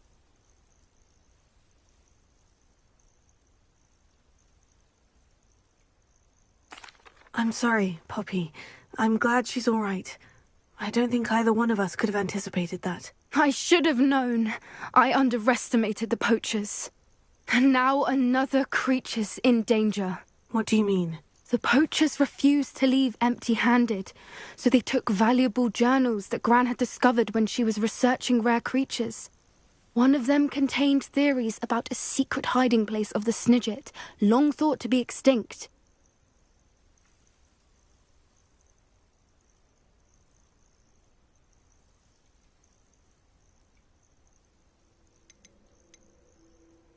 Where exactly are these Snidgets allegedly hidden? Gran says the journals were a bit cryptic, which is good. Perhaps the poachers won't be clever enough to find the birds. From what she recalls, the journals only noted that the key to finding them lay in the moonlight. Gran thinks it can be narrowed down to a handful of locations.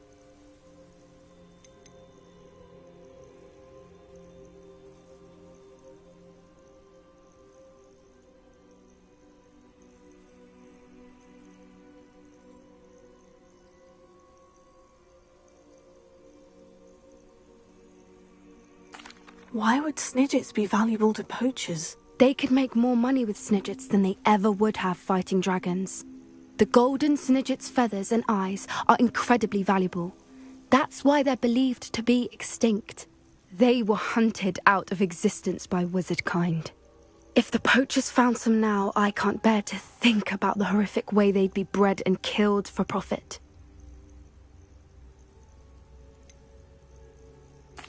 Exactly what kind of creature is a Snidget? It's a small bird with golden feathers. It's incredible. It has rotational wings that allow it to dart quickly in any direction. In fact, the golden snitch in Quidditch is based on the Snidget, which barbarically was actually used in the sport hundreds of years ago.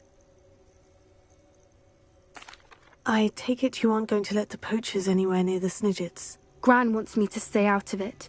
But I know she's devastated that poachers might go after the Snidgets, if they still exist. We had the element of surprise on our side when we saved that dragon. But the poachers will be watching for us now. We need allies. Others who hate the poachers enough to help us. Who value creatures as much Merlin's beard! You're a genius! The centaurs! They'd want the Snidgets protected at all costs.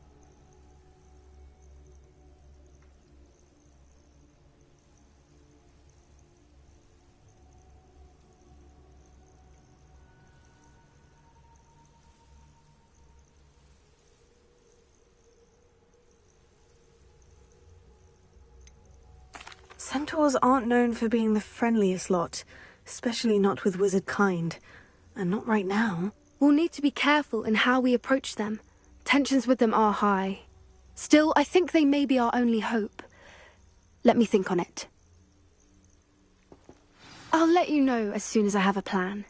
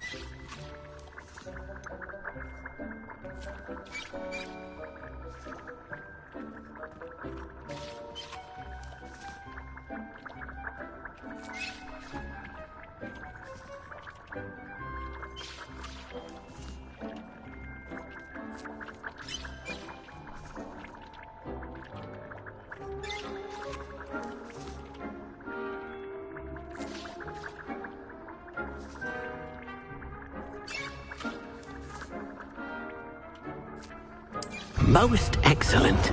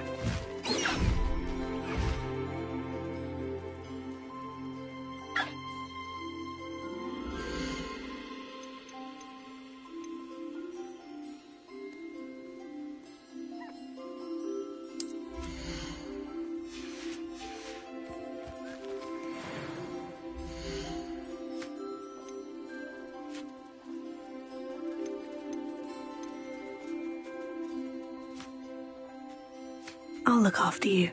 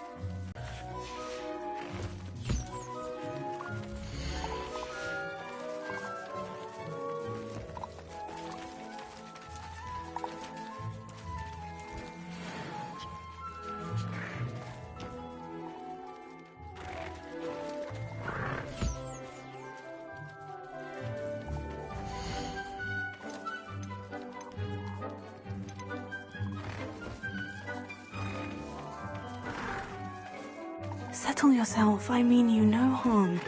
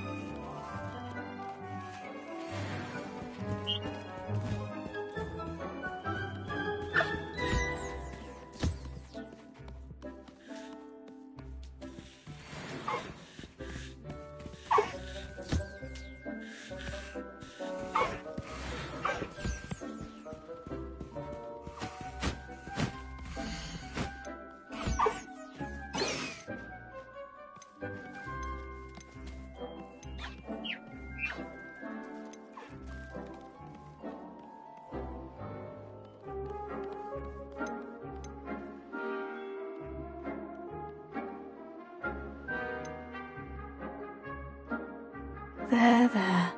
I'm not going to hurt you.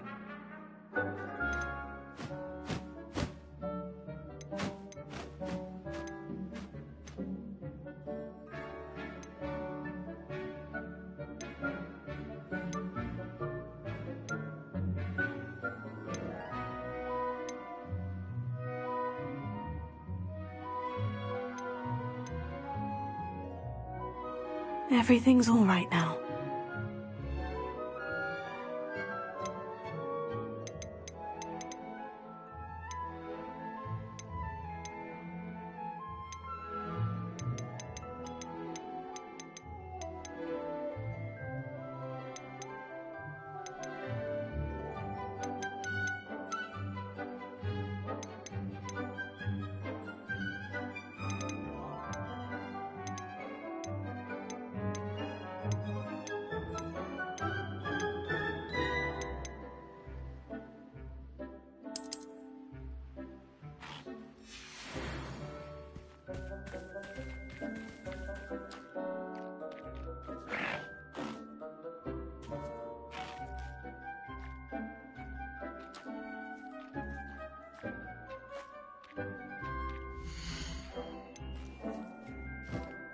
Professor Howin will never believe this.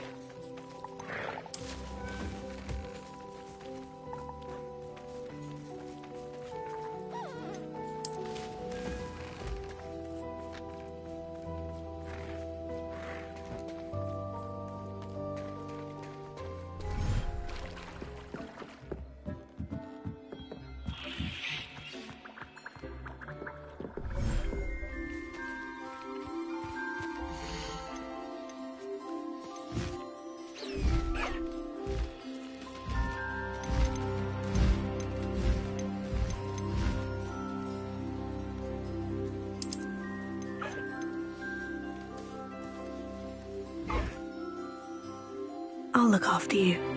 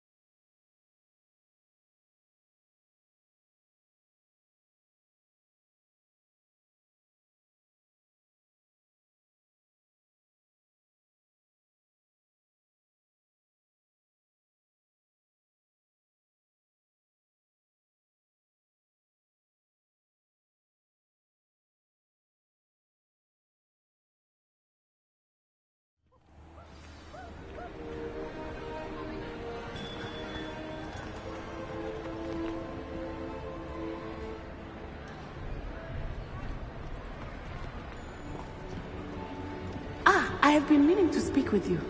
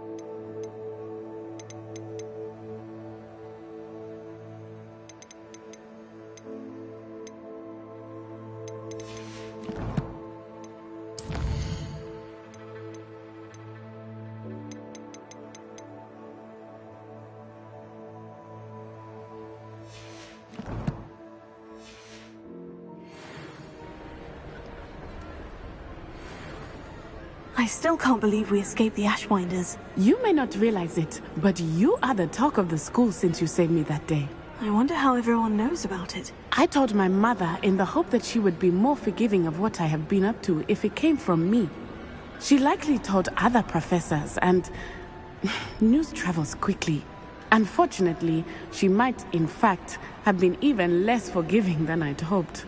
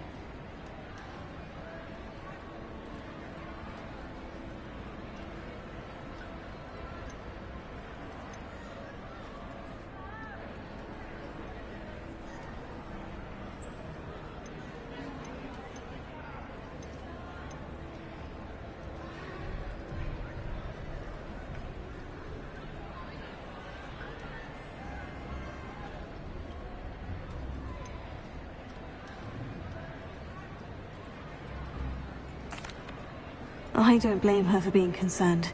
We have been involved in some dangerous activities. As the Ashwinders were locking me up and threatening my life, it did occur to me that my mother may have been right. Has Officer Singer done anything with the evidence we provided? She has not. Harlow is as strong as ever. Someone needs to stop him, whether it is us or Officer Singer. If someone had stopped the monsters like him in Matabeleland, my father would be alive today. What exactly happened to your father?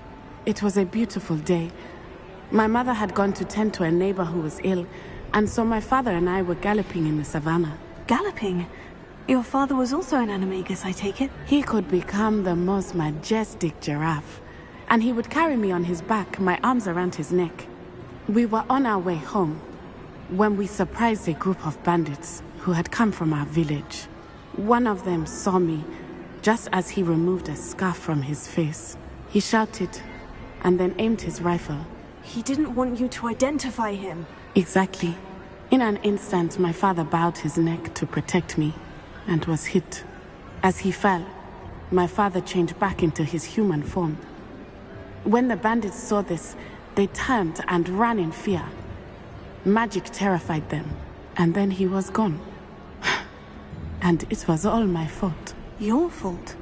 How so? He died protecting me. If I had been capable of protecting myself, he would still be alive today. My mother and I tried to go on without him, but it became too much for us there. A few years later, we left to come to Scotland. Do you think your father would approve of the things we've been doing? Oh my, that is a good question. In theory, yes. Although he would worry, as my mother does. But I think he, of all people, would understand my persistence. My father never shied away from a fight for good, no matter how ruthless the foe. And I think he would have enjoyed knowing that I had a compatriot like you.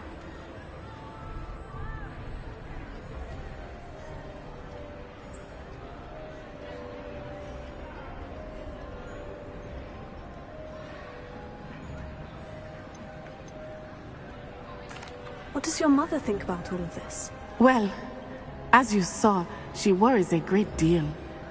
She is an excellent seer, but I think it bothers her to this day that she did not see my father's death coming. She misses him, as do I. So I believe on some level she understands my need to seek justice in a small way, but that does not mean that she likes it. Do you think taking down the Ashwinders will avenge your father's death? No. Vengeance is not what drives me. My father would not want that. He and my mother raised me to believe that it is a privilege to be able to fight for those who cannot. I know there is risk involved, but I feel it is worth it. I am glad you seem to think so too. I'm sorry, Natty. I can't imagine what you've been through. Your father sounds exceptional. He was. Truly extraordinary. And thank you for your kind words. We all have our burdens. My father had a saying about that. Yes, I remember. Rain does not fall on one roof alone. Exactly.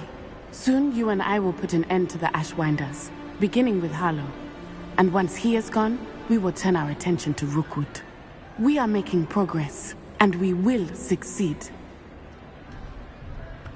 Thank you again for saving me. You deserve all of the praise you have received.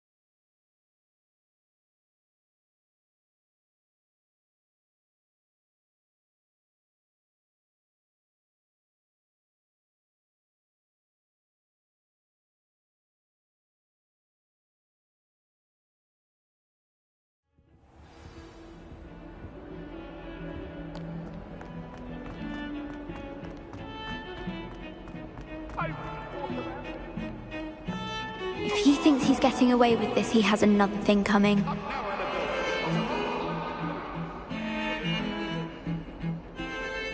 Pardon me. Is everything all right? No, it's not. We only had 2 bells to go, but she just had to go and spoil things. I'm afraid I don't follow. Who spoiled things? Also, what bells? Professor Black ordered Mr. Moon to take down the bells in the bell tower. Said they were giving him a headache. Those bells are a part of Hogwarts. I wasn't about to let that happen. So I asked my friend Adelaide to help me put them back. We've always been a duo of sorts, Adelaide and Evangeline. Addie and Evie. Anyway, it was going swimmingly until Black started asking questions. Then she wasn't comfortable with our rule breaking. Now I'm stuck, unable to tell which bell goes where. If only 2 bells are left, isn't it fairly easy to tell which goes where? Easy for you, perhaps. I happen to be tone deaf. Mother likes to say I couldn't carry a tune if it hopped on my back like a chocolate frog. No point putting them back in if they don't sound just as they did before, for the sake of historical accuracy. It's certainly an odd decree, even for Black. Taking down the bells for a headache. I agree. I thought it might also have been that they interrupted his hourly naps. That's all he does in his office, you know. But then I heard... Can you keep a secret? I can. I heard from Alice, who heard from Ollie, who heard from Eugenia, that it's because the bells reminded him of his wedding day. Breaks out in a sweat every hour on the hour. But mum's the word. Is it really that important that the bells go back up? Is it really that important? They're part of the school's history. Those bells likely told a young Merlin that he was running late to Charms, or called Ignatia Wildsmith to dinner. We can't simply fiddle with history.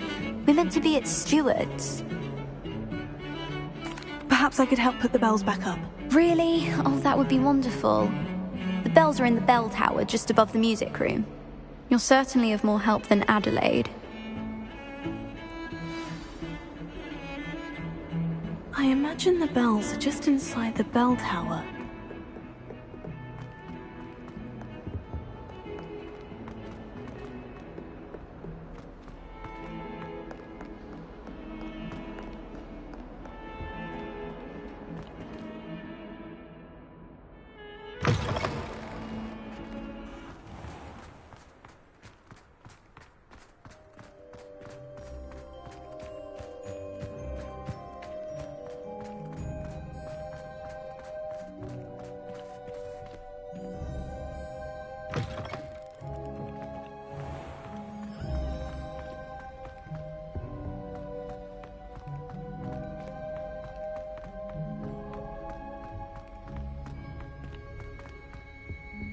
Revelio.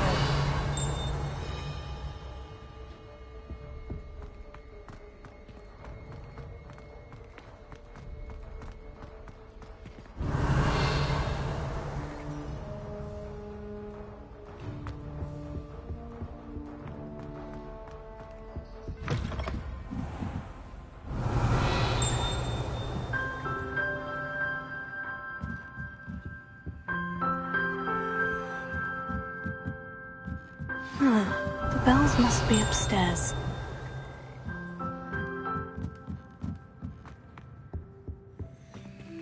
Aloha Mora.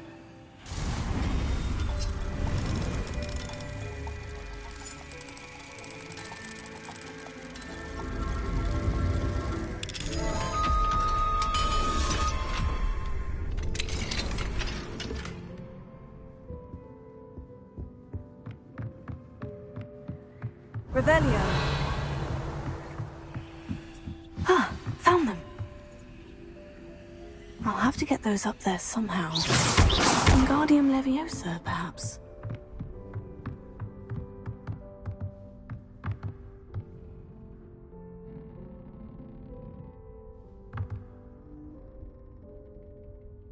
Revelio.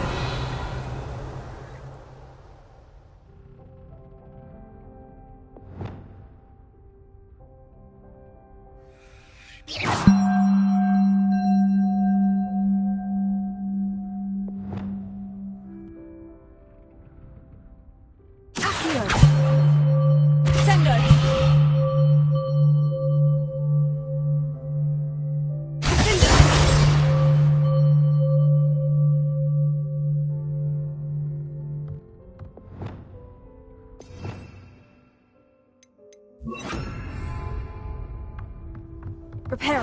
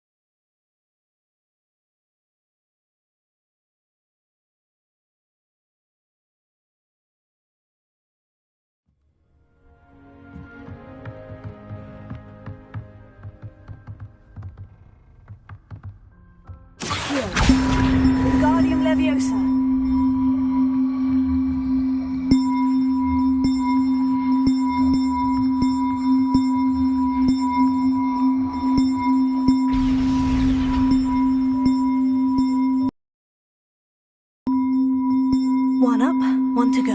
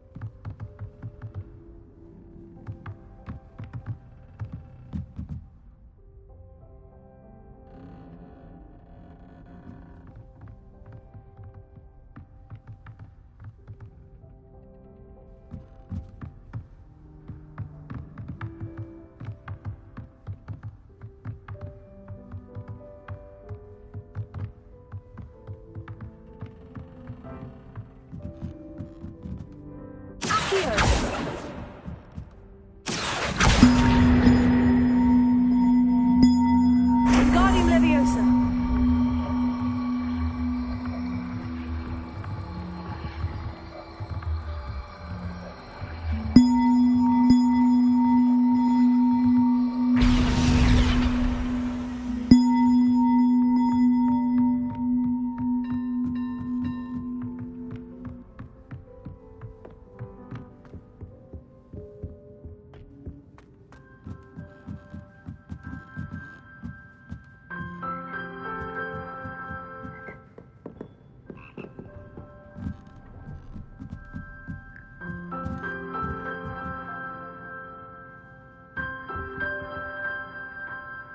Revelio.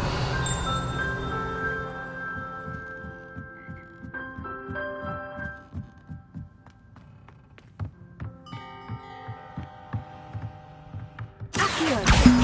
Wingardium Leviosa.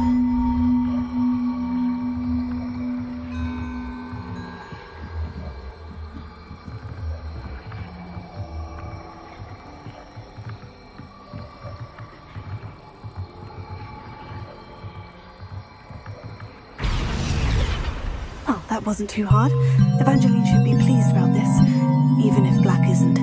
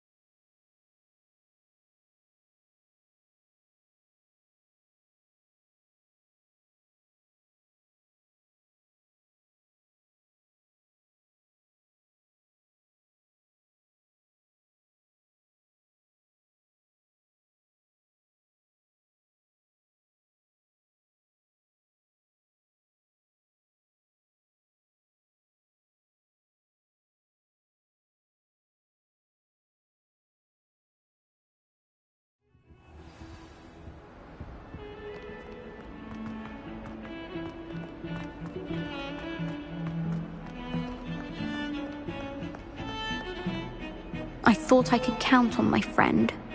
The bells are back up, Evangeline. Ah, you're a credit to the school. I can't wait to hear them. I can't wait for the headmaster to hear them. I wish I could see his face. Future generations may not truly appreciate what you've done, but I do. And I hope that you do as well. You don't know how much this means, for me and for Hogwarts.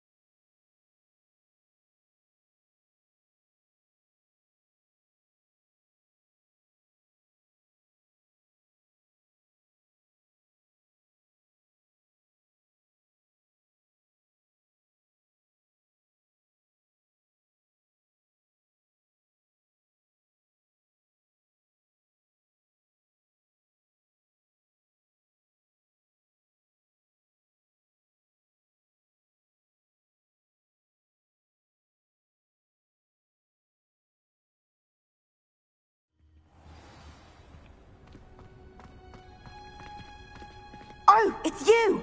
Just the person I need. Samantha, is everything all right? No, it's not. It's my brother William, the one I told you about after Charms class. He's been cursed. He ignored my warning and now he's lying in St. Mungo's looking completely pathetic. He simply never listens. I'm sorry. How exactly has he been cursed? Oh, you won't believe it. Truly, but his feet were turned into purple beets. You can imagine his distress. And mine. I won't even go into the attention he was getting from our garden rabbits before he admitted himself to hospital. Beats for feet. How hilarious. I mean, how terrible. Horrible. Truly. You and the entire school may find it funny, but the situation is dire. Well, it is an unusual situation. How did your brother end up like this? It's entirely his own fault. I told him about some research I'd done recently on our ancestor Marmaduke Dale. In particular, my discovery that Marmaduke's tomb was cursed. My brother's always making fun of my discoveries. This time, he laughed in my face. Told me I'd misinterpreted my findings. As if that were possible. And to prove his point, he went right up to the entrance of the tomb and poof! His feet transfigured into beets.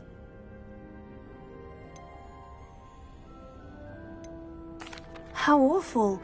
I can see why you're upset. He definitely needs some help. Exactly.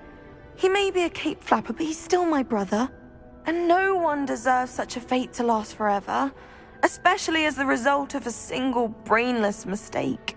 Now I worry that if the curse isn't reversed, it could become permanent. Can't the curse be broken? Possibly. The curse stems from a crest that was stolen from Marmaduke. If the crest were returned to its rightful place upon his sarcophagus, then I believe that William's feet may be restored. You battled trolls when they attacked Hogsmeade, escaped a dragon, and I could tell by your work in charms that you're a skilled spellcaster. Returning a crest to a sarcophagus should be almost effortless for you. So, will you help us? Why is your ancestor so well known? He discovered the property. He also uncovered numerous types of flora. His work not only impacted the discipline of herbology, but also potion making. How do you know it's safe? I don't want my feet to turn into beets as well. Oh, but the curse only applies to Marmaduke's descendants, as my brother so aptly demonstrated. That's why I need your help. You're unrelated to my family, so the curse wouldn't affect you. Why was Marmaduke's tomb cursed? The curse is the result of an intense sibling rivalry between Granham Dale and his younger brother Marmaduke. Marmaduke was a famed herbologist, and Granham resented the attention that he received. Sibling rivalry. Sounds as if it might run in the family. But I would never intentionally curse my brother, not like Granham did.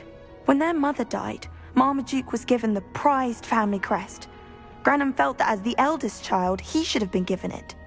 Years later, when Marmaduke died, Granham stole it and cursed the tomb so that none in the Dale family could ever pay their respects. I can take the crest to Marmaduke's sarcophagus for you. Oh, thank you! Thank you so much!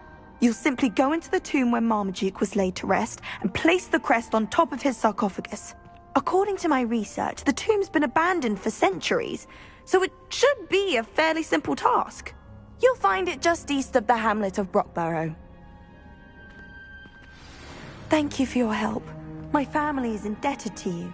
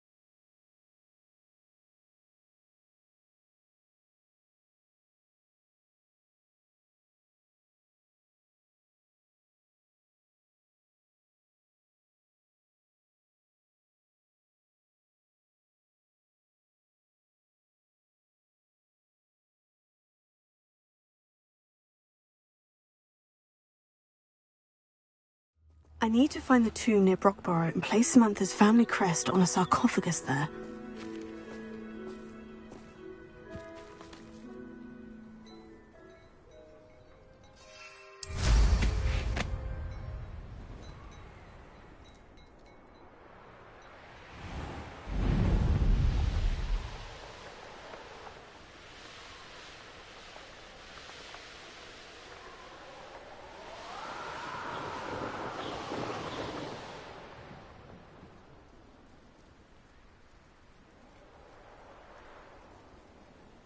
Revelio.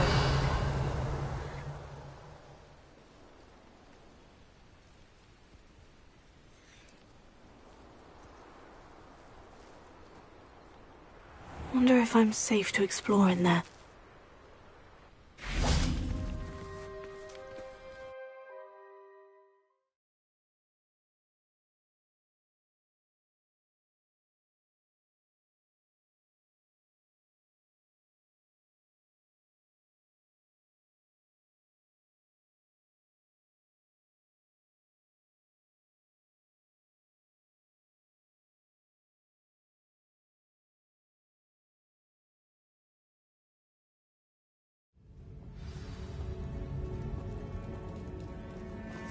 Oh, my feet didn't turn into beads. That's a good start. Revelio.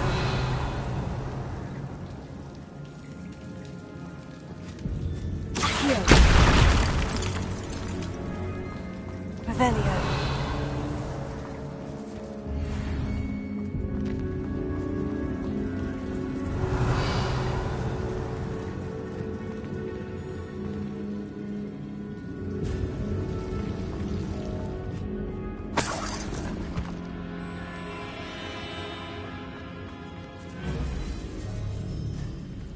Incendio! Revelio! Should have known a herbologist would use Devil's Snare.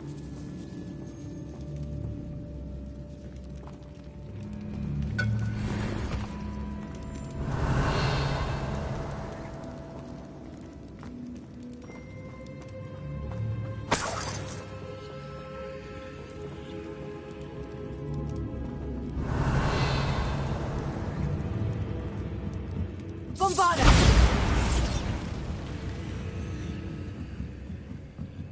Revelio.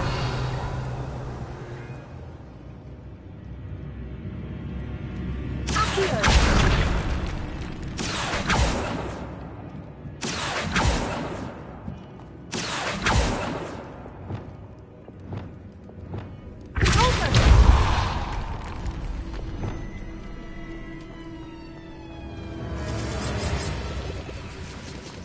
Revelio.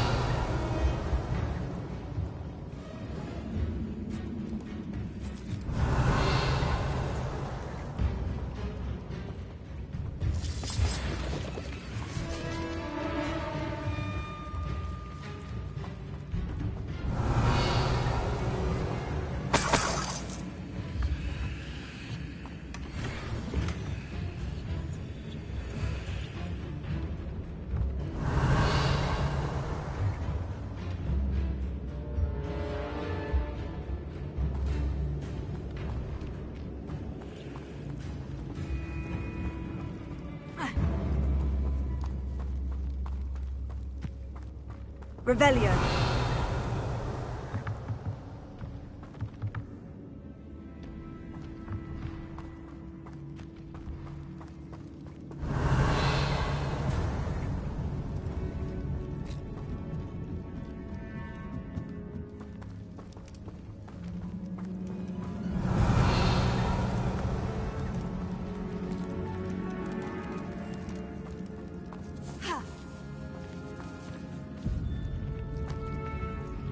Incendio!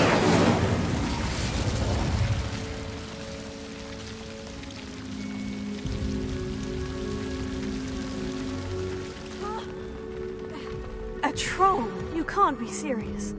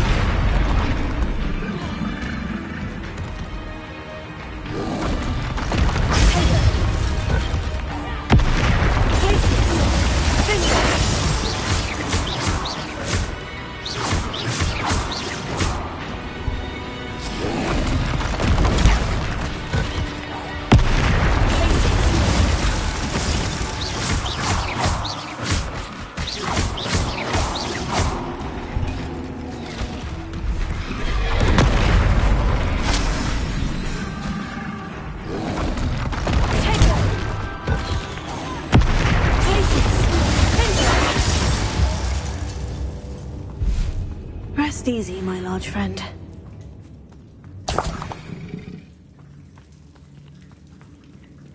Revelio.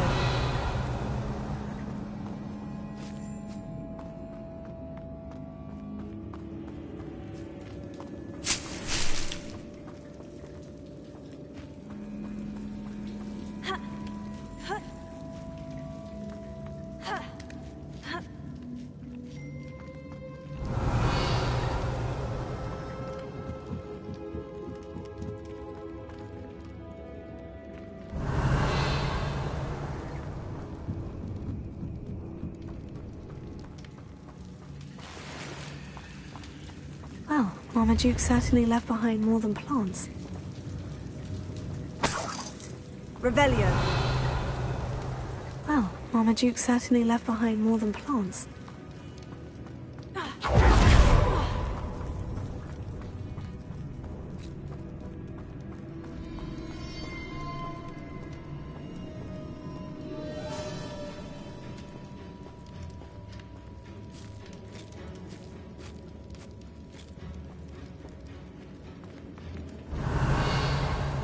A sarcophagus. This must be Marmaduke. Revelio.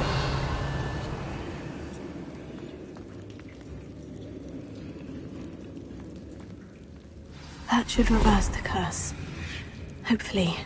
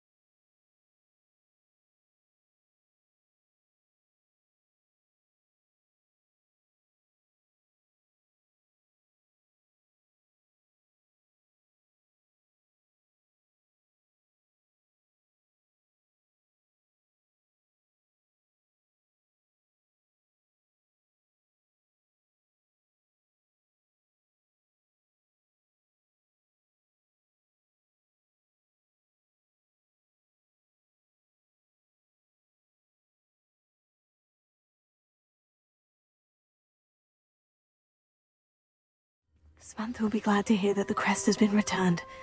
I certainly hope it reverses.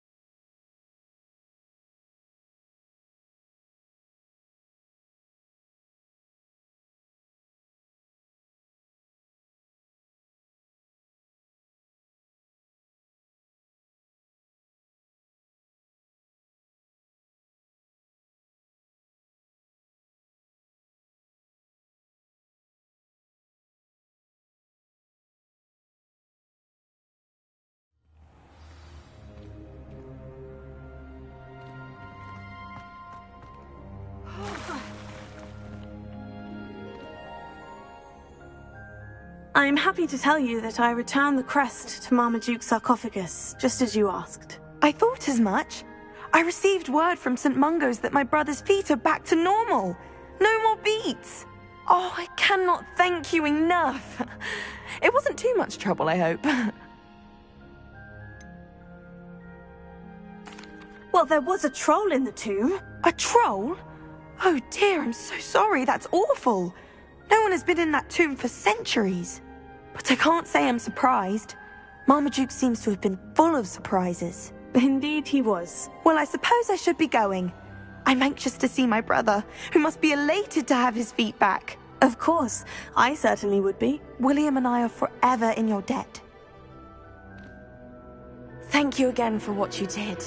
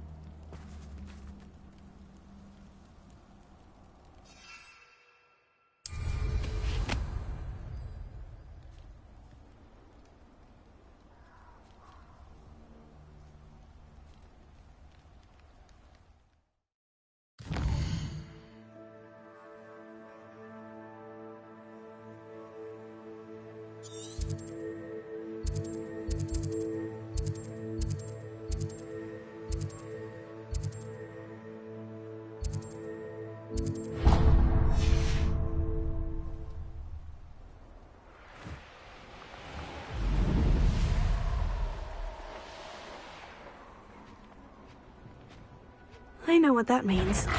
Merlin trial.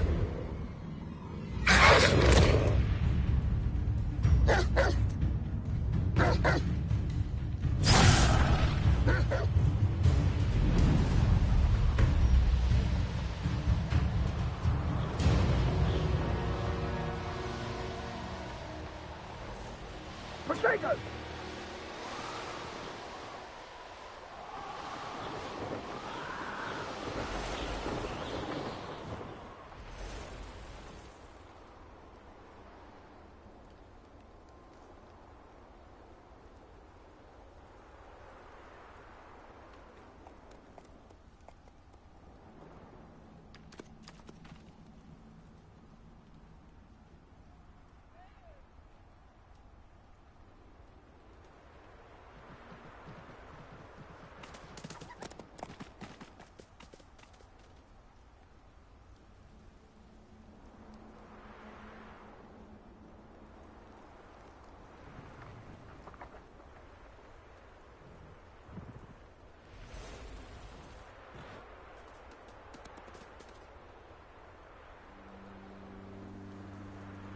Banners are important, though, aren't they? In a fight. Revelio.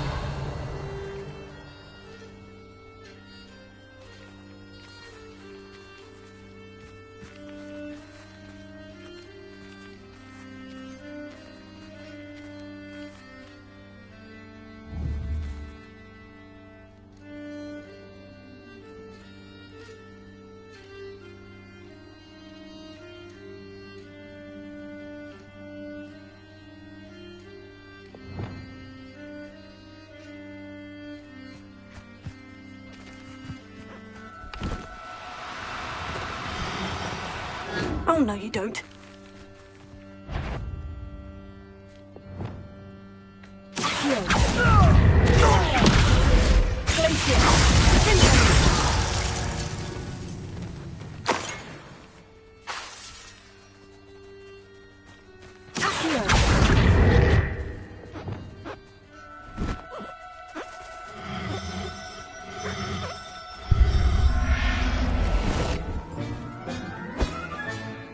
Settle yourself. I mean you no harm.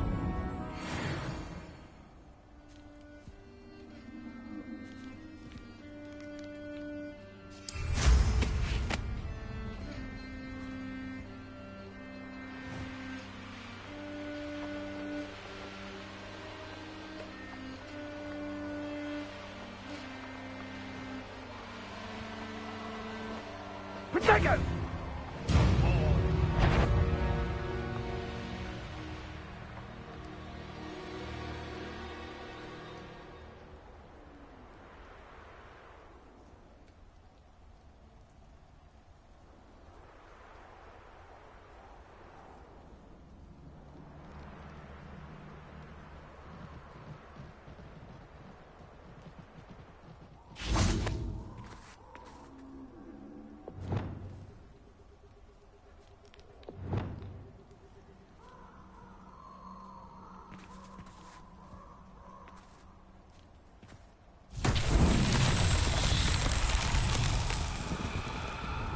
Revelio.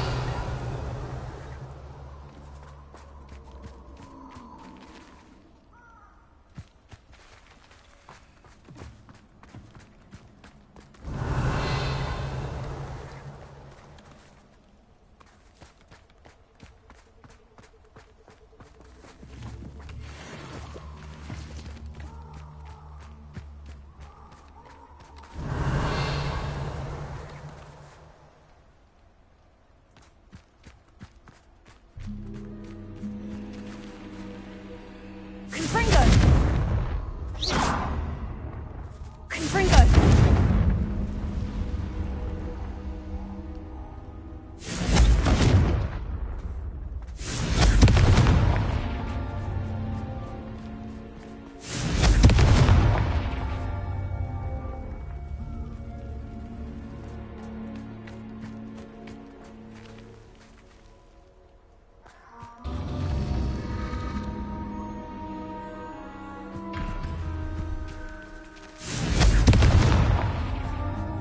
Confringo!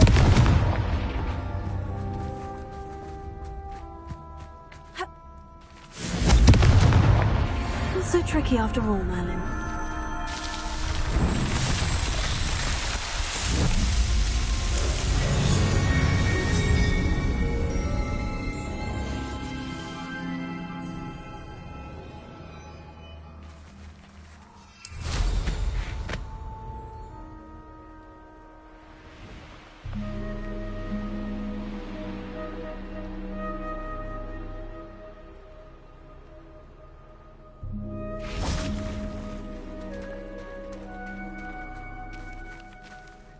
I can do this. I can do this. They will want to help.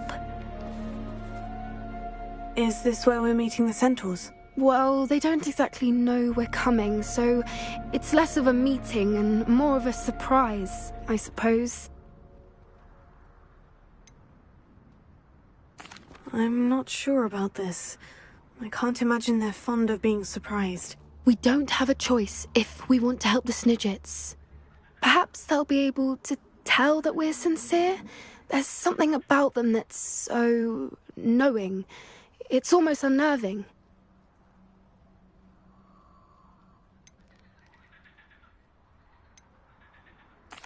I suppose they are known for having an air of omniscience. That's exactly the right word.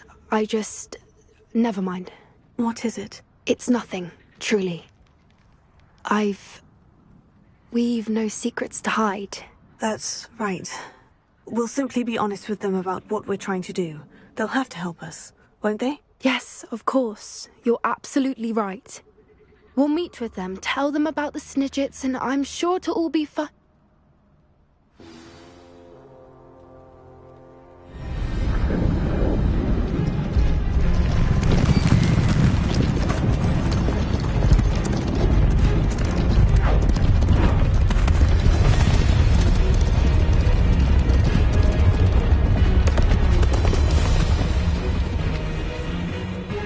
What do you think you're doing here, humans? Please! We were hoping to speak with you. Ah! I suppose you'd like a tale for your friends of the time you spoke to a centaur, and it spoke back. No! Never! We're here because we need your help. Enough! You made a grave error in judgment in coming here, little witch.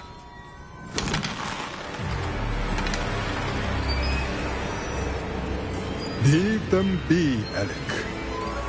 We do not harm the young.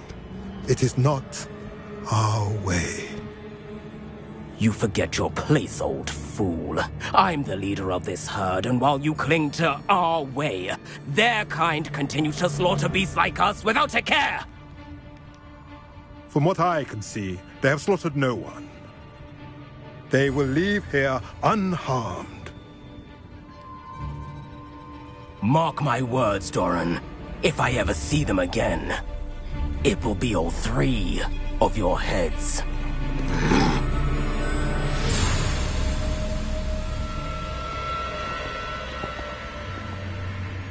Foolish children. Do you know what happens to wizards who wander here? Now, follow me before Golden Snidgets are still alive, and the poachers are after them. They know that the key to finding them lies in the moonlight, but they don't know what that means, yet. Please, help us find the Snidgets before the poachers do.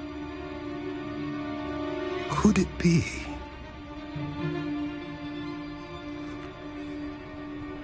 In the south, there is a cave within which lies what the poachers seek. A moonstone. Retrieve it and place it in the henge in the forest. I, on the other hand, must go speak with the herd. Find me after you have done this.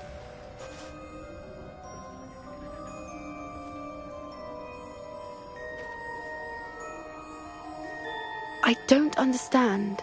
So the moonlight mentioned in the journal doesn't refer to actual moonlight, but to a moonstone. What do moonstones have to do with Snidgets? And why was he so certain about where we could find one? Isn't moonstone all around us? Why retrieve one from a cave? Knowing centaurs, I suspect he's referring to a specific moonstone. We'll likely know it when we see it.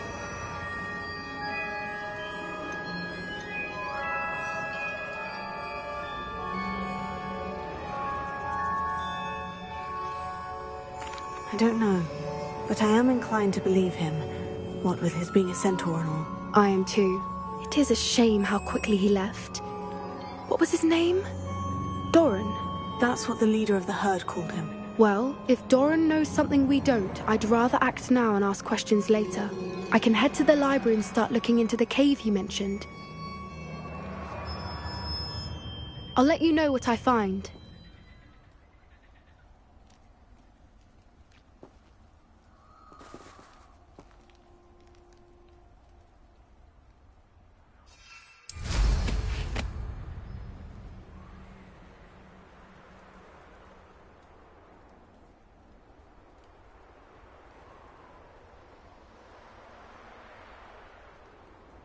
Knowing our meat, he's likely studied here.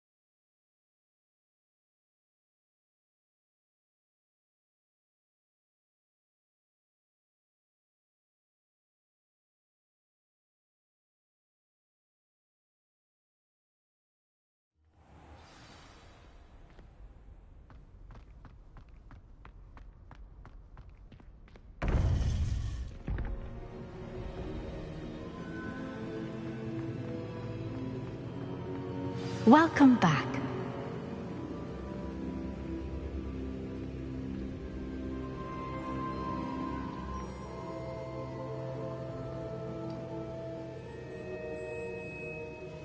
Hello, Professor. I have news. The goblins are looking for something. Another repository. Are these repositories like the broken container I found at Rookwood Castle? They are. I fear we have no time to lose. Have a look at the map. Fortunately, the next trial is fairly nearby. It's Hogwarts. As you know, I was headmistress in my time. My portrait hangs in the headmaster's office.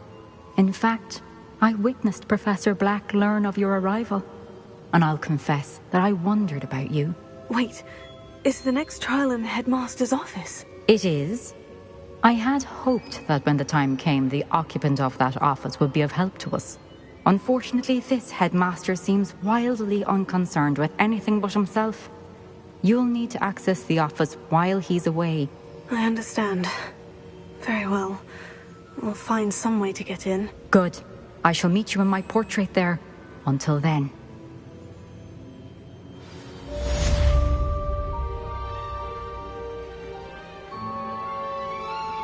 How will I gain access to the headmaster's office? Perhaps Professor Fig will know what to do.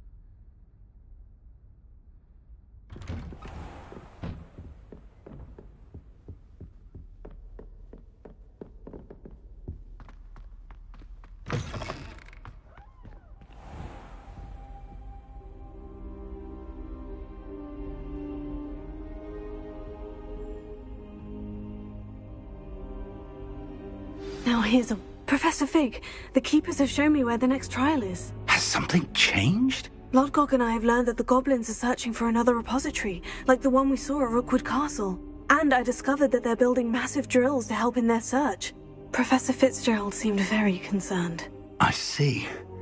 Ranrock clearly knows even more than we suspected. And, sir, there's something else. Lodgok knew Miriam. He knew Miriam? They encountered each other at Rookwood Castle. She was doing research. That's where she found the container with the port key.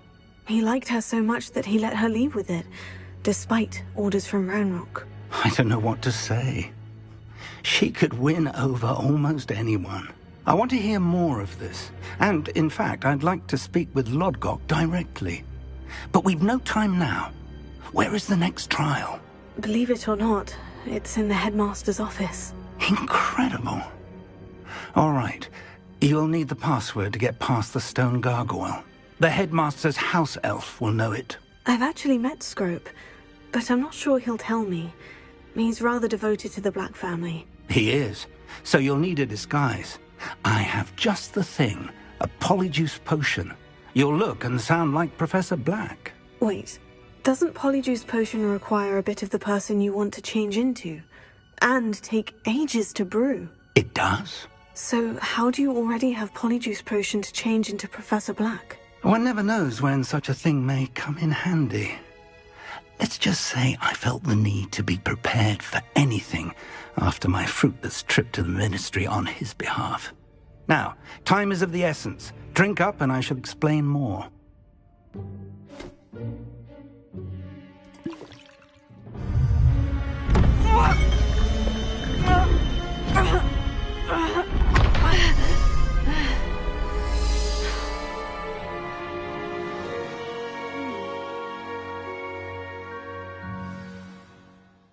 How do you feel? Incredible. I won't forget that taste anytime soon. How do I sound? Convincing. I've taken the liberty of transfiguring your robes. As we discussed, you'll need the password from Scrope, who could be anywhere in the castle. You might look for Professor Kagawa. She's taken to badgering the poor elf about Quidditch in the hopes that he can convince Black to change his mind. Thus far, unsuccessfully. I see.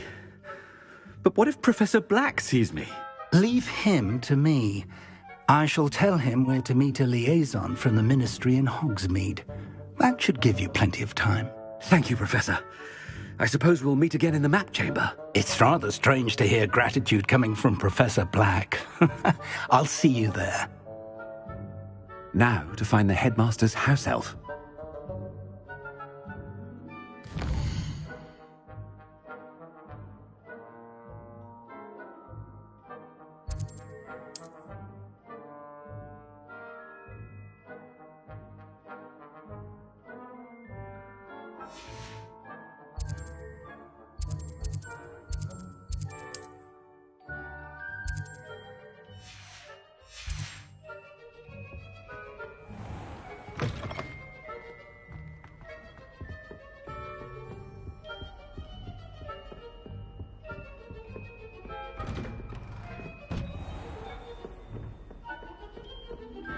Professor, a moment of your time, please. Professor, I was hoping to catch you. Places to be, Professor Sharp. Places to be. Of course, sir. Only, you'd asked me about a particular potion, and I did? I did, yes. Well, spit it out, Sharp. I don't have all day. Probably best not to discuss it here, sir.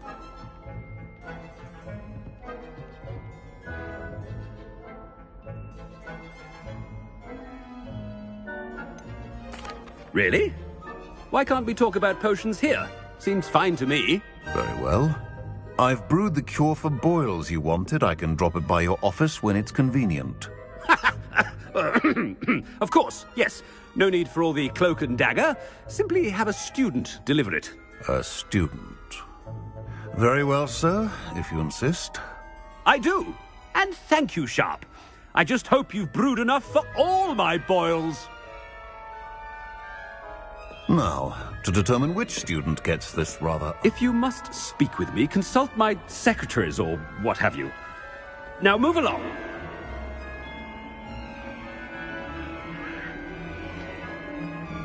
I thought I heard the headmaster approaching.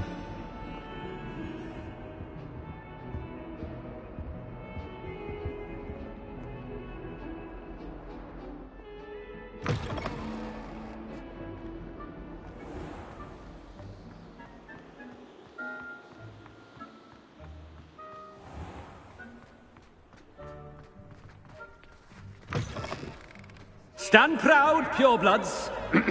The future is yours. Headmaster? What could he want?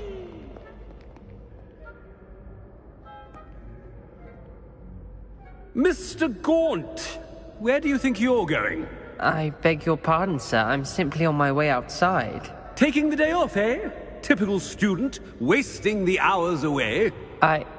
I have to write 20 inches on Dittany and its uses. Was heading to the greenhouse. Ah, yes. Mixed with bubo tuber pus makes a fine mustache paste. Yes, mustache paste. I find. Are you feeling all right, sir? You don't seem yourself. I assure you I am quite healthy, Gaunt. If I need a medical diagnosis, I shall head to St. Mungo's. Something. I wonder...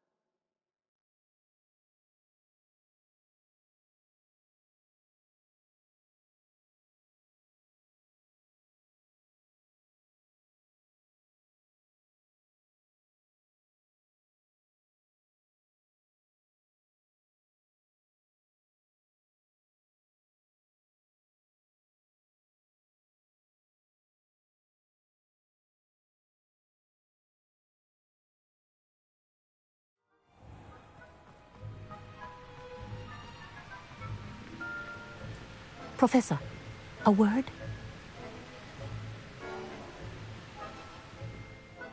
Professor Black, again, it is not too late to reconsider your decision regarding Quidditch. We could still have trials and a somewhat shortened season. It would be better than none at all. But the injury, Madam Kogawa. Professor, more than one student has taken a bludger to the head on our pitch. I dare say it knocked some sense into them. And they're fine now. The fact that it happened to be a pureblood, well, that's no reason to... What nonsense! That you would trivialize the health of a student over a silly game. A silly game? You are quite impossible sometimes. Sir, I've a good mind to write to the Department of Magical Games and Sports at the Ministry about you.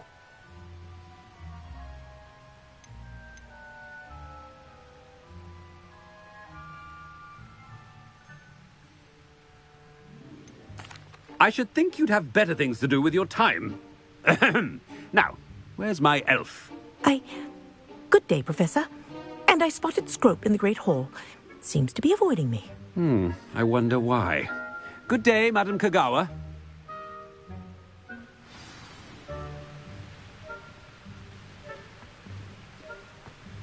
What did we do to deserve him as a headmaster?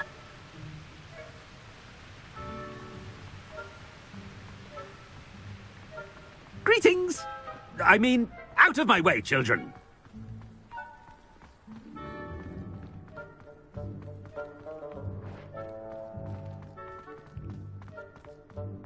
Headmaster, I hope it's not about anything I've been doing.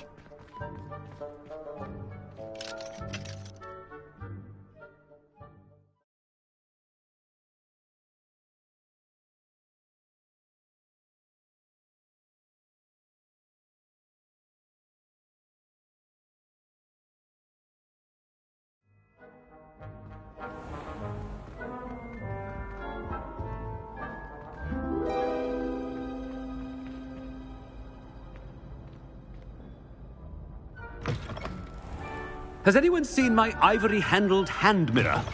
Of course you haven't. Professor, a word, please. Hello, Professor Black. Ah, Professor Weasley. How delightful to see you. Sir? Since I have you here, I wonder if I might, speak with you about Professor Fig. Oh, very well. I've decided to give him a bit more, leeway with his time. Leeway, Professor? Are you sure that's wise? I confess I do worry for his students. He's rarely here as it is.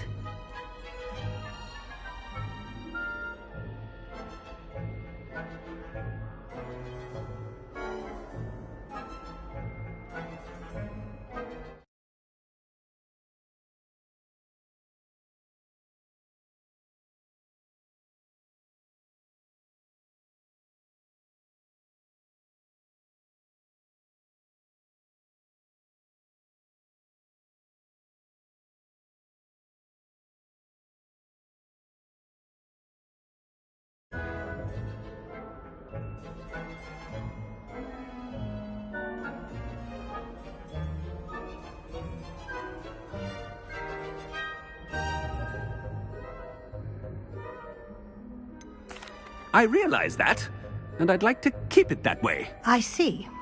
But, sir, if I may, I am wary of how much time the new fifth year seems to be spending away from the castle, supposedly on Professor Fig's behalf. I've heard unsettling rumours of their escapades.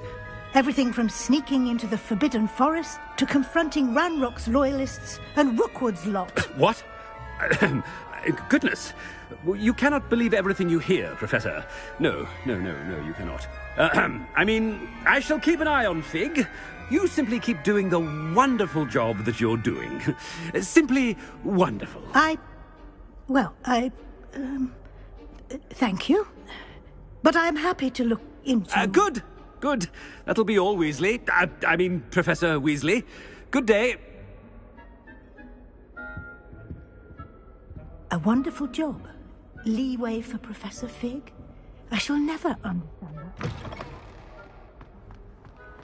That ought to give Professor Fig some breathing room.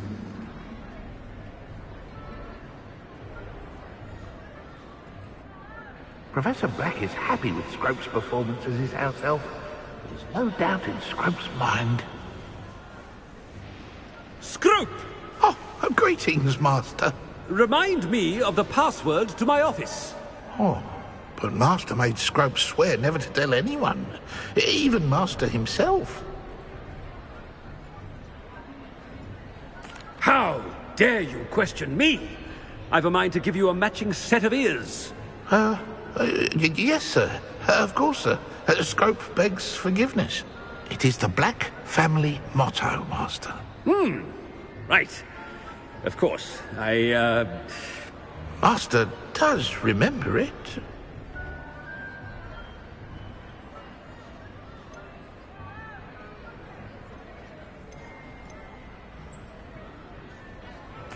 Of course I remember. It's the Black family reigns.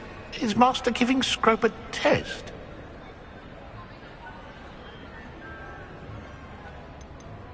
It's pure bloods forever, isn't it? Close, Master. Scrope thinks Master is indeed testing Scrope. It is always pure. Obviously. And, of course, as Master knows, in French. Yes, of course. I order you to pronounce it for me. Oh, Master knows that Scrope's French is most pitiful. Oh, very well. Toujours pure. There is another matter, Scrope. I confiscated this filthy diary from a student. It smells of squid and seawater. Oh, Apollonia's diary. That is quite a surprise, Master. What do you wish Scrope to do with this treasure? Rubbish. Whatever you wish, Scrope. It's your treasure. Now, off with you!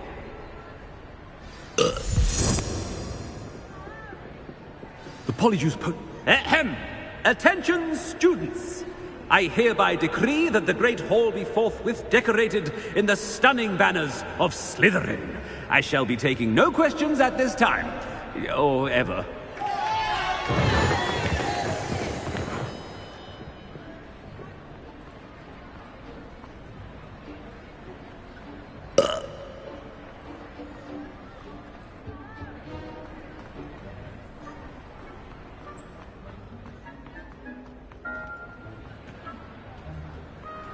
Made it just in time.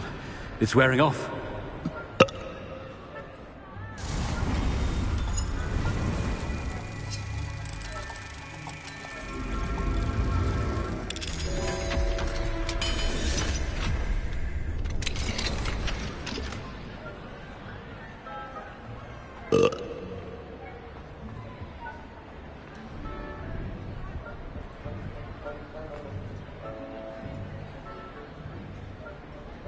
Fig was right.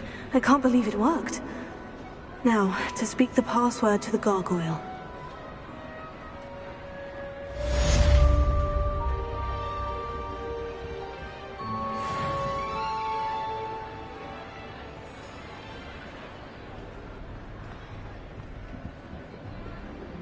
Bombarda! Incendio!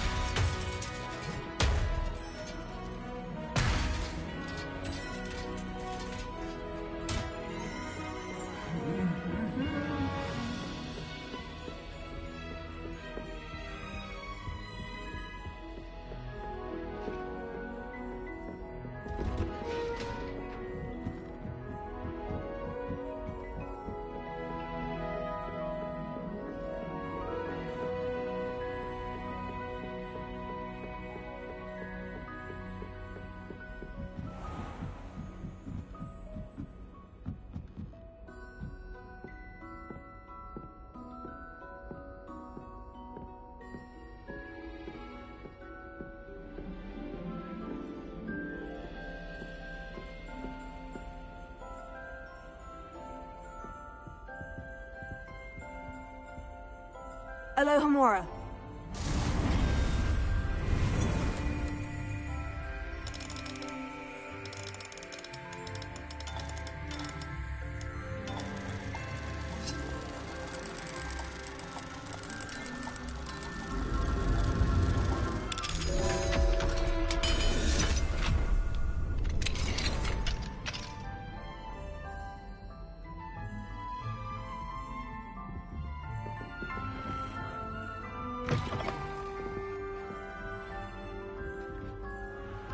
Revelio.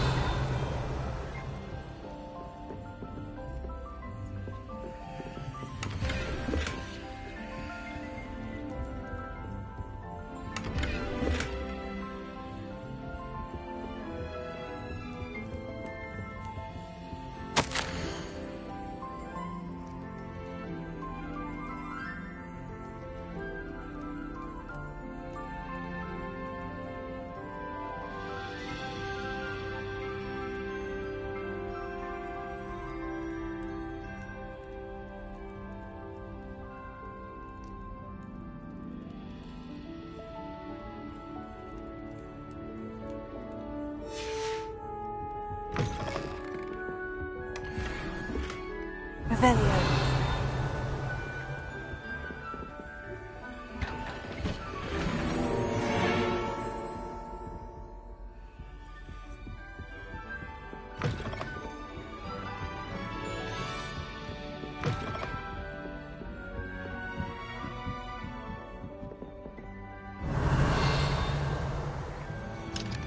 Alohomora.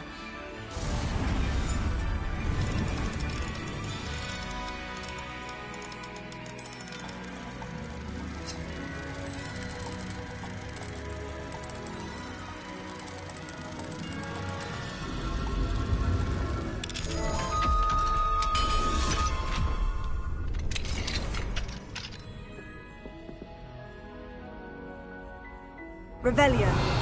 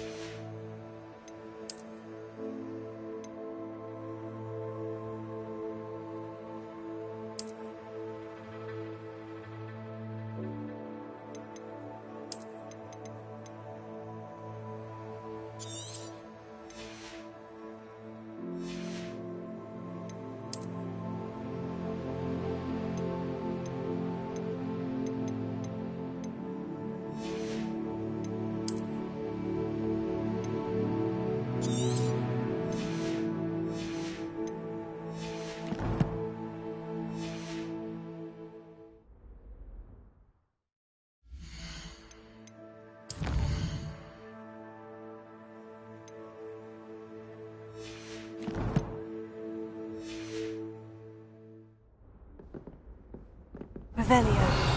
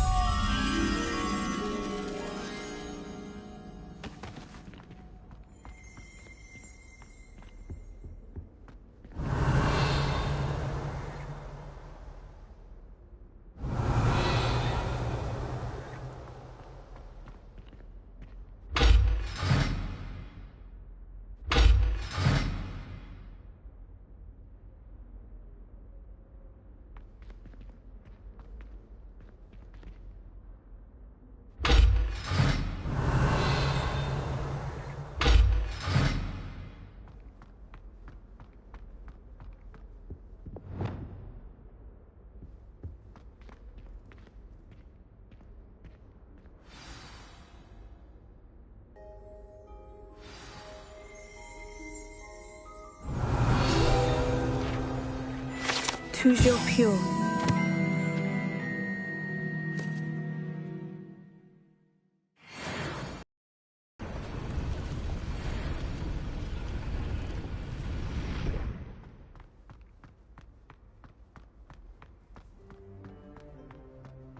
I wonder if all the elite wizarding families have a motto. Revelio.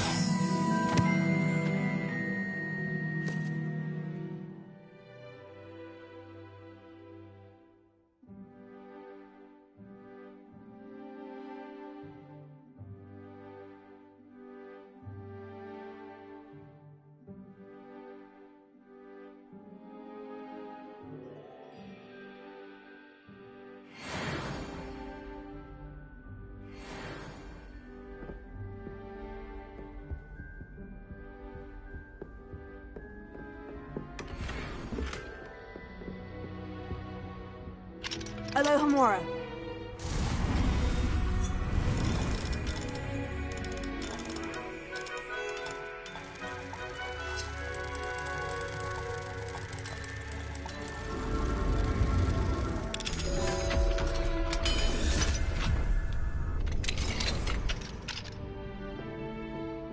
Revelio.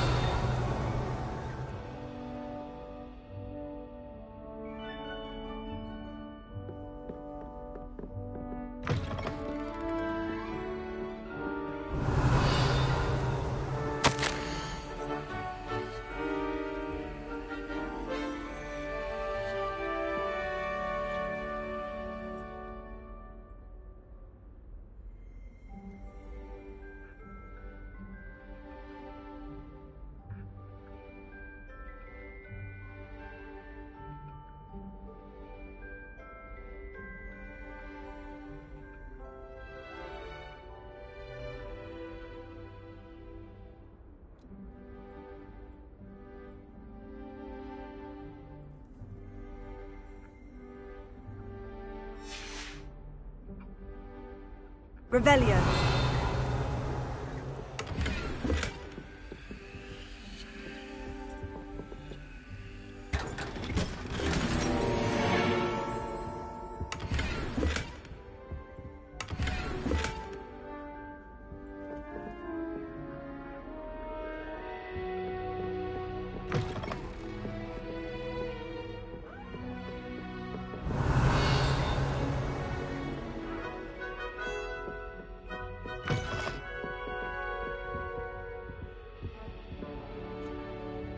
Revelio.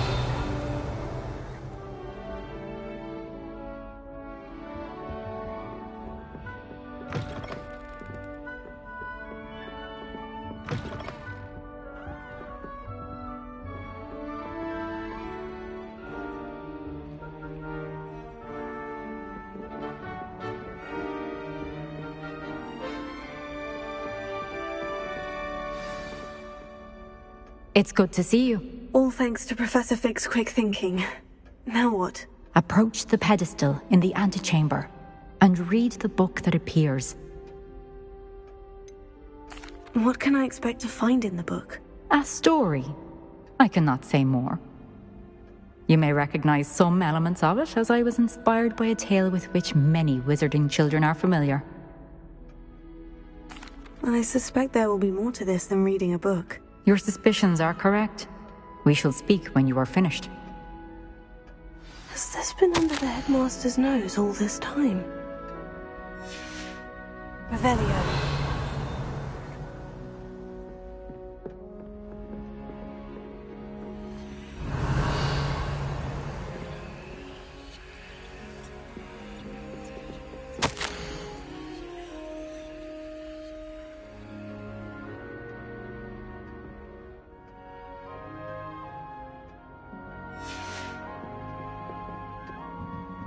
That must be the pedestal.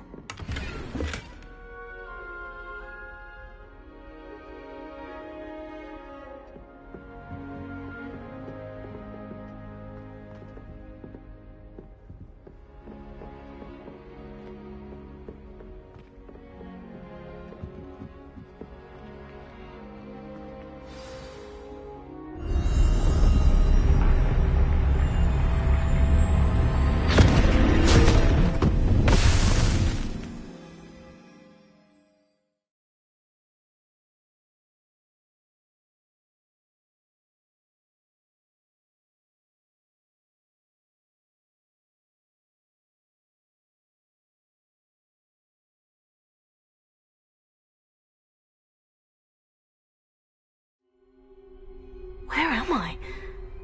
Professor Fitzgerald, can you hear me? I am here. In this place, you may call me Neve. You shall be witness to a fable. Pay attention. Things are not always as they seem.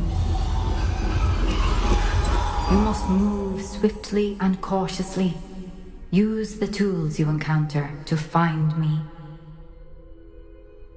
The first you will need is a cloak.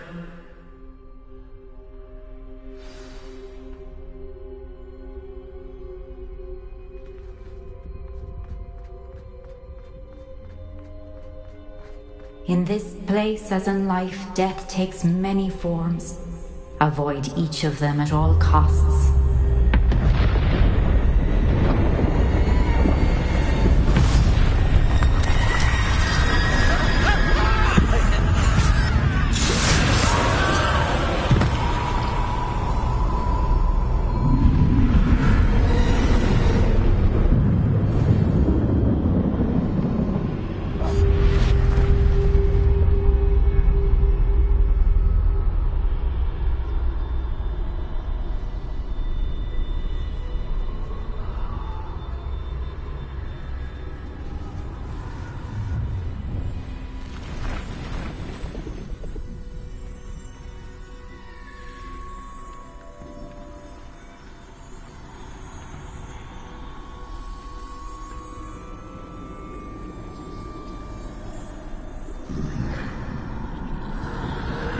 I should have run when I could.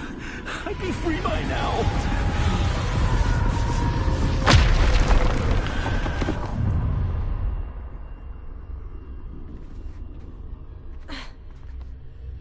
They're gone.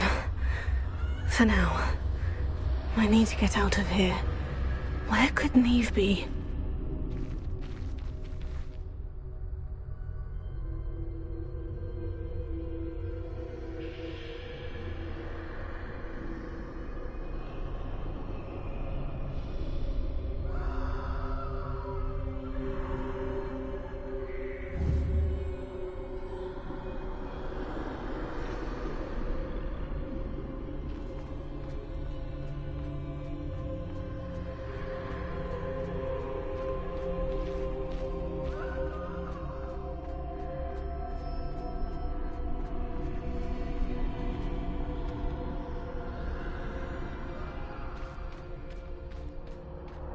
I need to time this just right.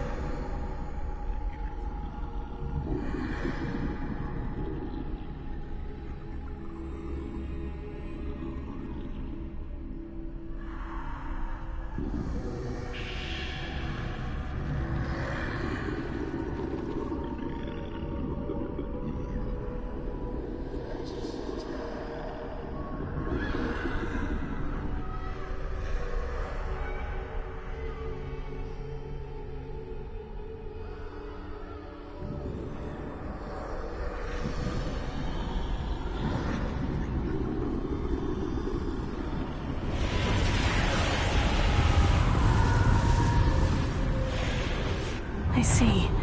A staircase straight ahead.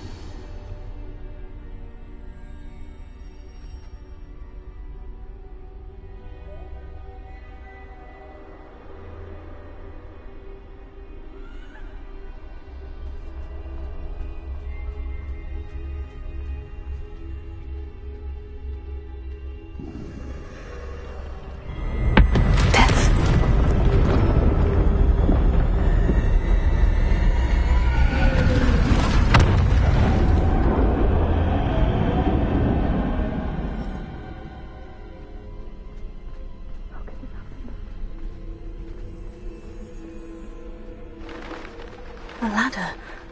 Perhaps they won't be able to find me if I go up there.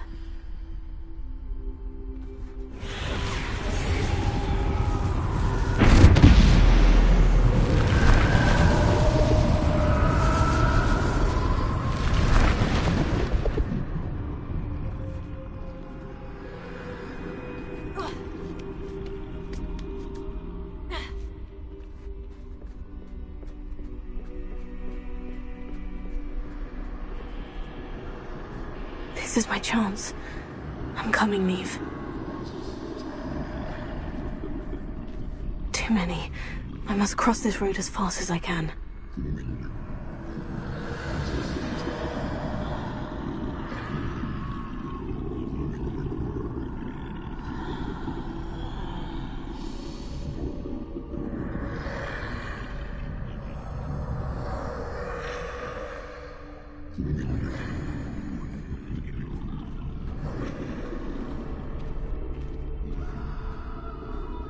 That's where I need to go, but I need to find a way past them.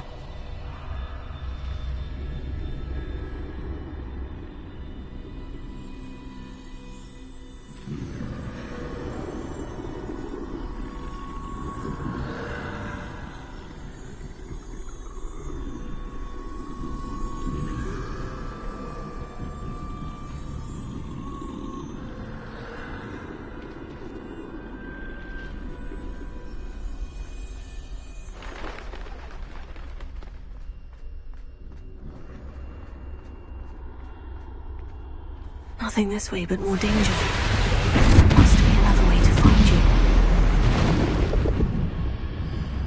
I need to turn back. There's no getting past them that way.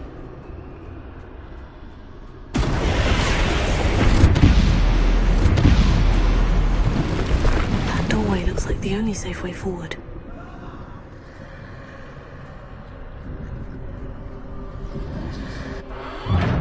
Oh, closed tight. No way but forward, I suppose.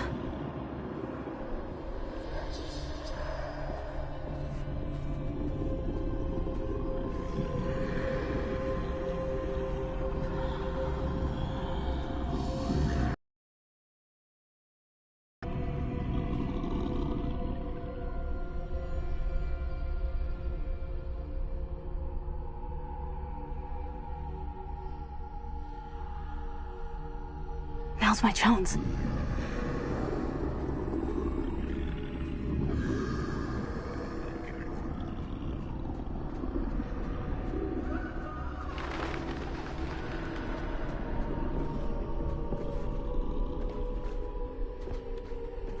That's the way forward.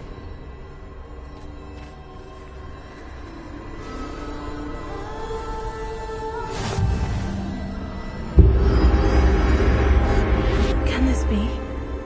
I think I'm invisible.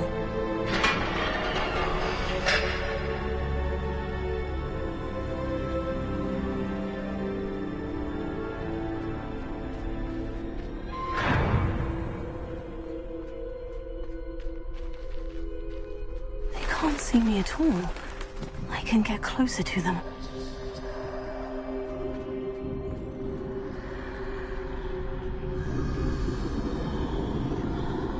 the way forward. Finally free. Now, where are you, Neve?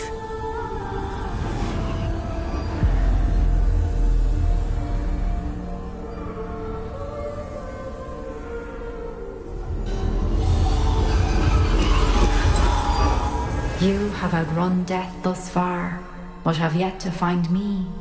Keep searching, but this time you will be unable to hide.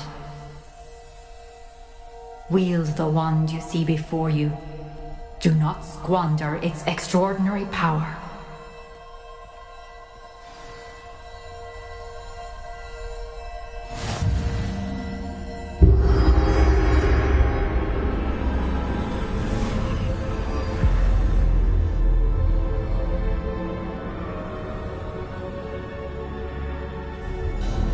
I've never felt such power.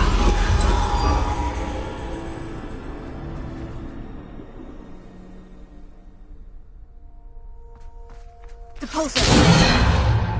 Bombard!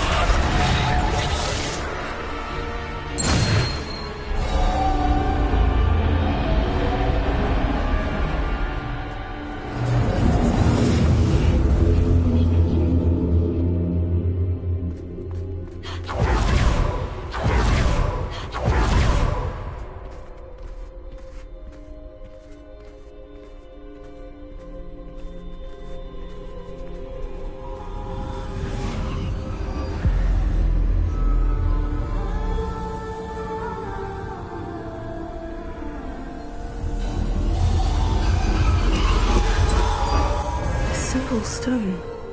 This must be for me.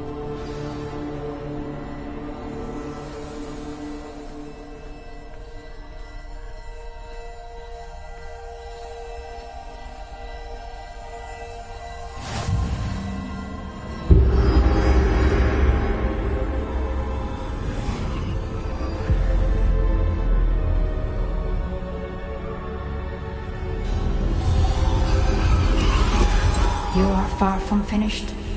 Pass through the mourners ahead. Nothing. I can't believe she's dead. Oh, poor Neve. Gone so young. Neve! May her memory be a treasure to us forever.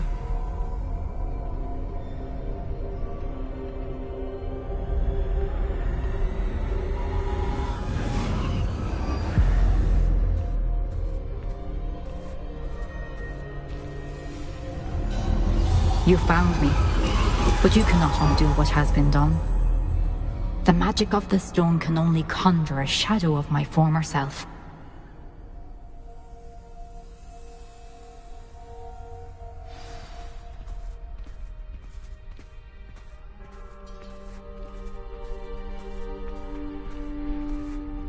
But there is no light without shadow, as there is no shadow without light. Simply because you can eliminate darkness does not always mean that you should.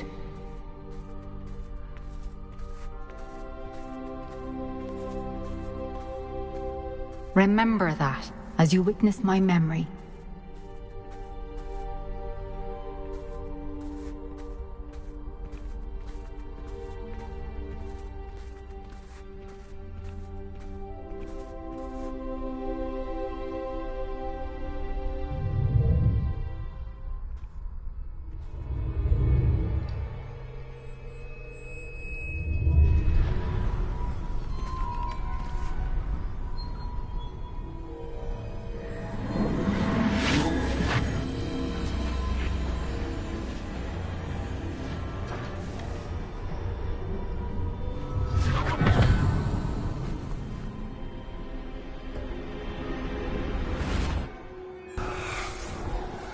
Isadora, what you did for your father was remarkable. Wasn't it? And Percival needn't worry about the strands of emotion or the traces that this magic leaves. I found a way to contain all of it. You haven't stopped.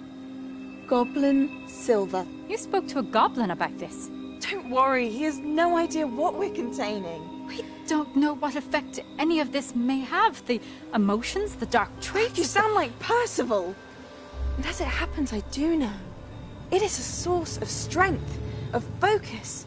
Somehow it enhances my ability to wield magic. I don't follow, Isadora. I think we can harness it. Power like this is not to be toyed with. In the wrong hands, You saw what I did for my father. Oh, Neve, imagine the good we could do. Everyone is in some kind of pain.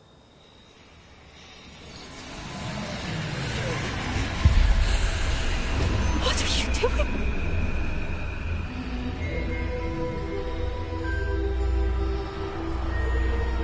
Breathe it in. Can you feel it? Oh, Isadora. This must stop. All of it. You've kept this power to yourselves for so long because you fear it. I choose to embrace it.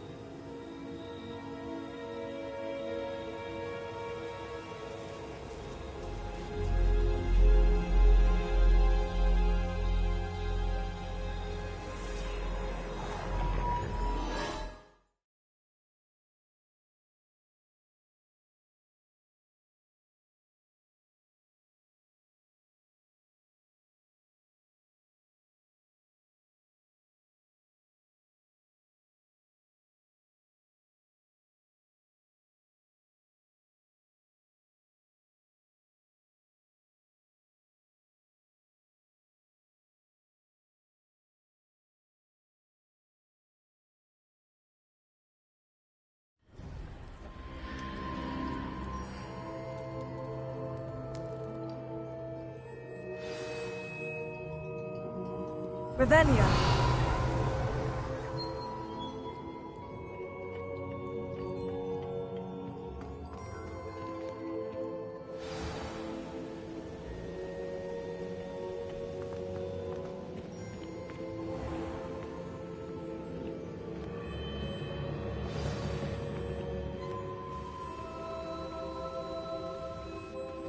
Is it true? Has someone completed the first 3 trials? It is, and I have. But you are so... Young. I know. You must be Professor Bakar. I am. Pleased to meet you. The pensive memory I just witnessed.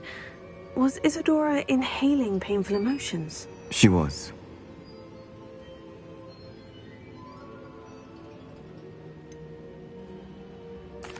I found it disturbing. But how did she gain power from it? How did she harness it? It was disturbing. Although, I wonder that you are asking about her power. I hesitate to reveal the location of my pensive to someone who, perhaps, has yet to understand the responsibility of power. I can assure you, Professor, I do.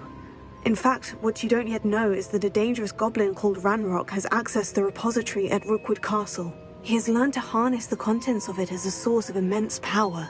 He plans to use that power against wizard kind. We have no time to waste. I see. Nonetheless, the knowledge you shall gain after you witness my memories is too valuable to share without further consideration. I shall require time to confer with the other keepers. It seems we have no choice but to wait, frustrating as it is. I heard what you told Professor Bakar. Isadora was inhaling emotions to gain power? She was, and she pulled emotions, as she did from her father, from Professor Fitzgerald, without permission. Monstrous. What's more, she said that she found a way to store the traces of magic she extracted in goblin silver. The repositories? Possibly. There's something I didn't get a chance to tell you earlier. Ranrock has been digging at locations tied to the 5 names he found in the journals of a goblin metalworker named Bragbor. 5 names? The Keepers, and who else? Isadora Morganac? Precisely. That's how he's been one step ahead of us. Gringotts, the Tower, Rookwood Castle. If the Keepers won't tell you where the next trial is yet, I say we at least maintain a watch on Ranrock. Perhaps he'll lead us to more information. Perhaps. I hope to hear from Lodgok soon. I haven't heard anything since I learned of the drills. Oh, and as you've probably guessed by now, your Polyjuice plan worked like a charm. I knew it would. I may have done too good a job distracting Black. I had no idea he can't hold his fire whiskey.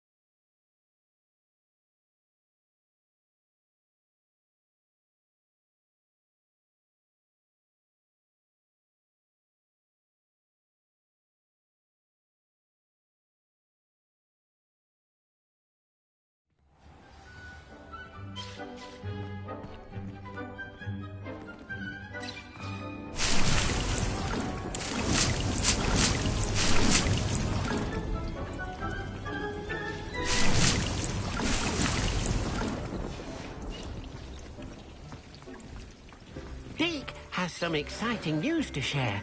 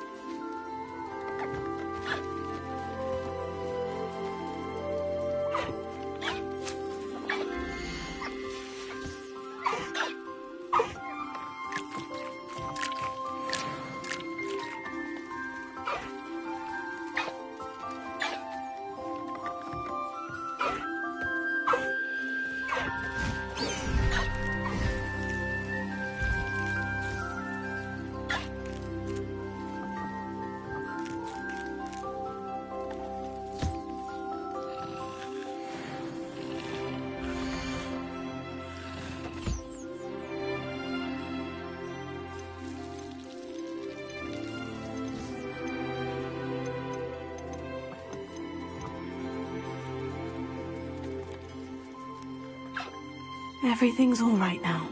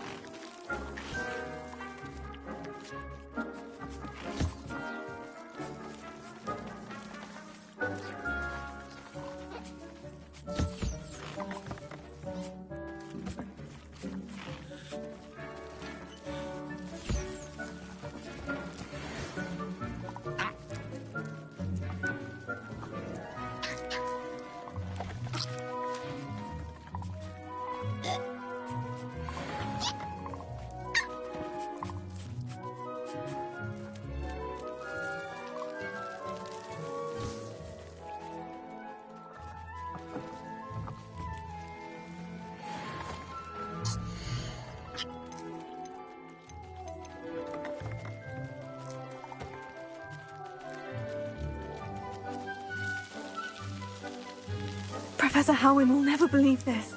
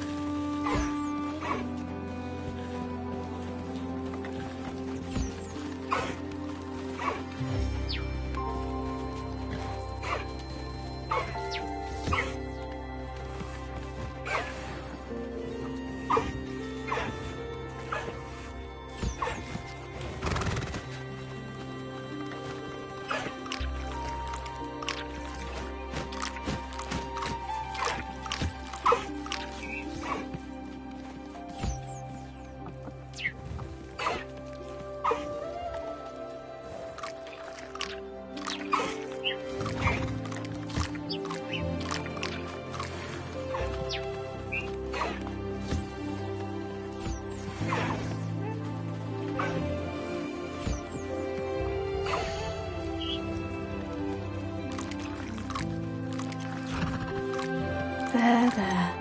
I'm not going to hurt you.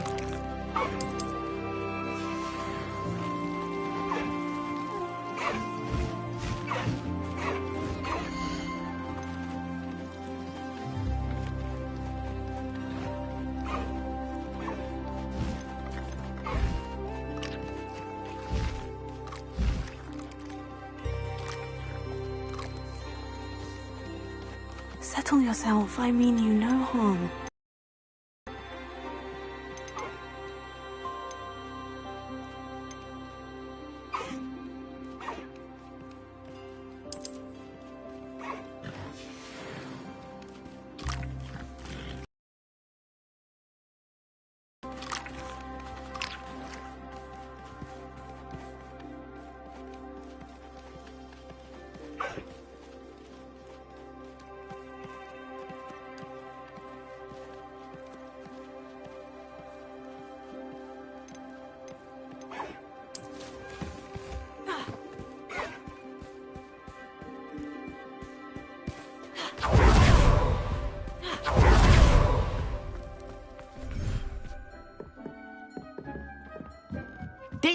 has some exciting news to share.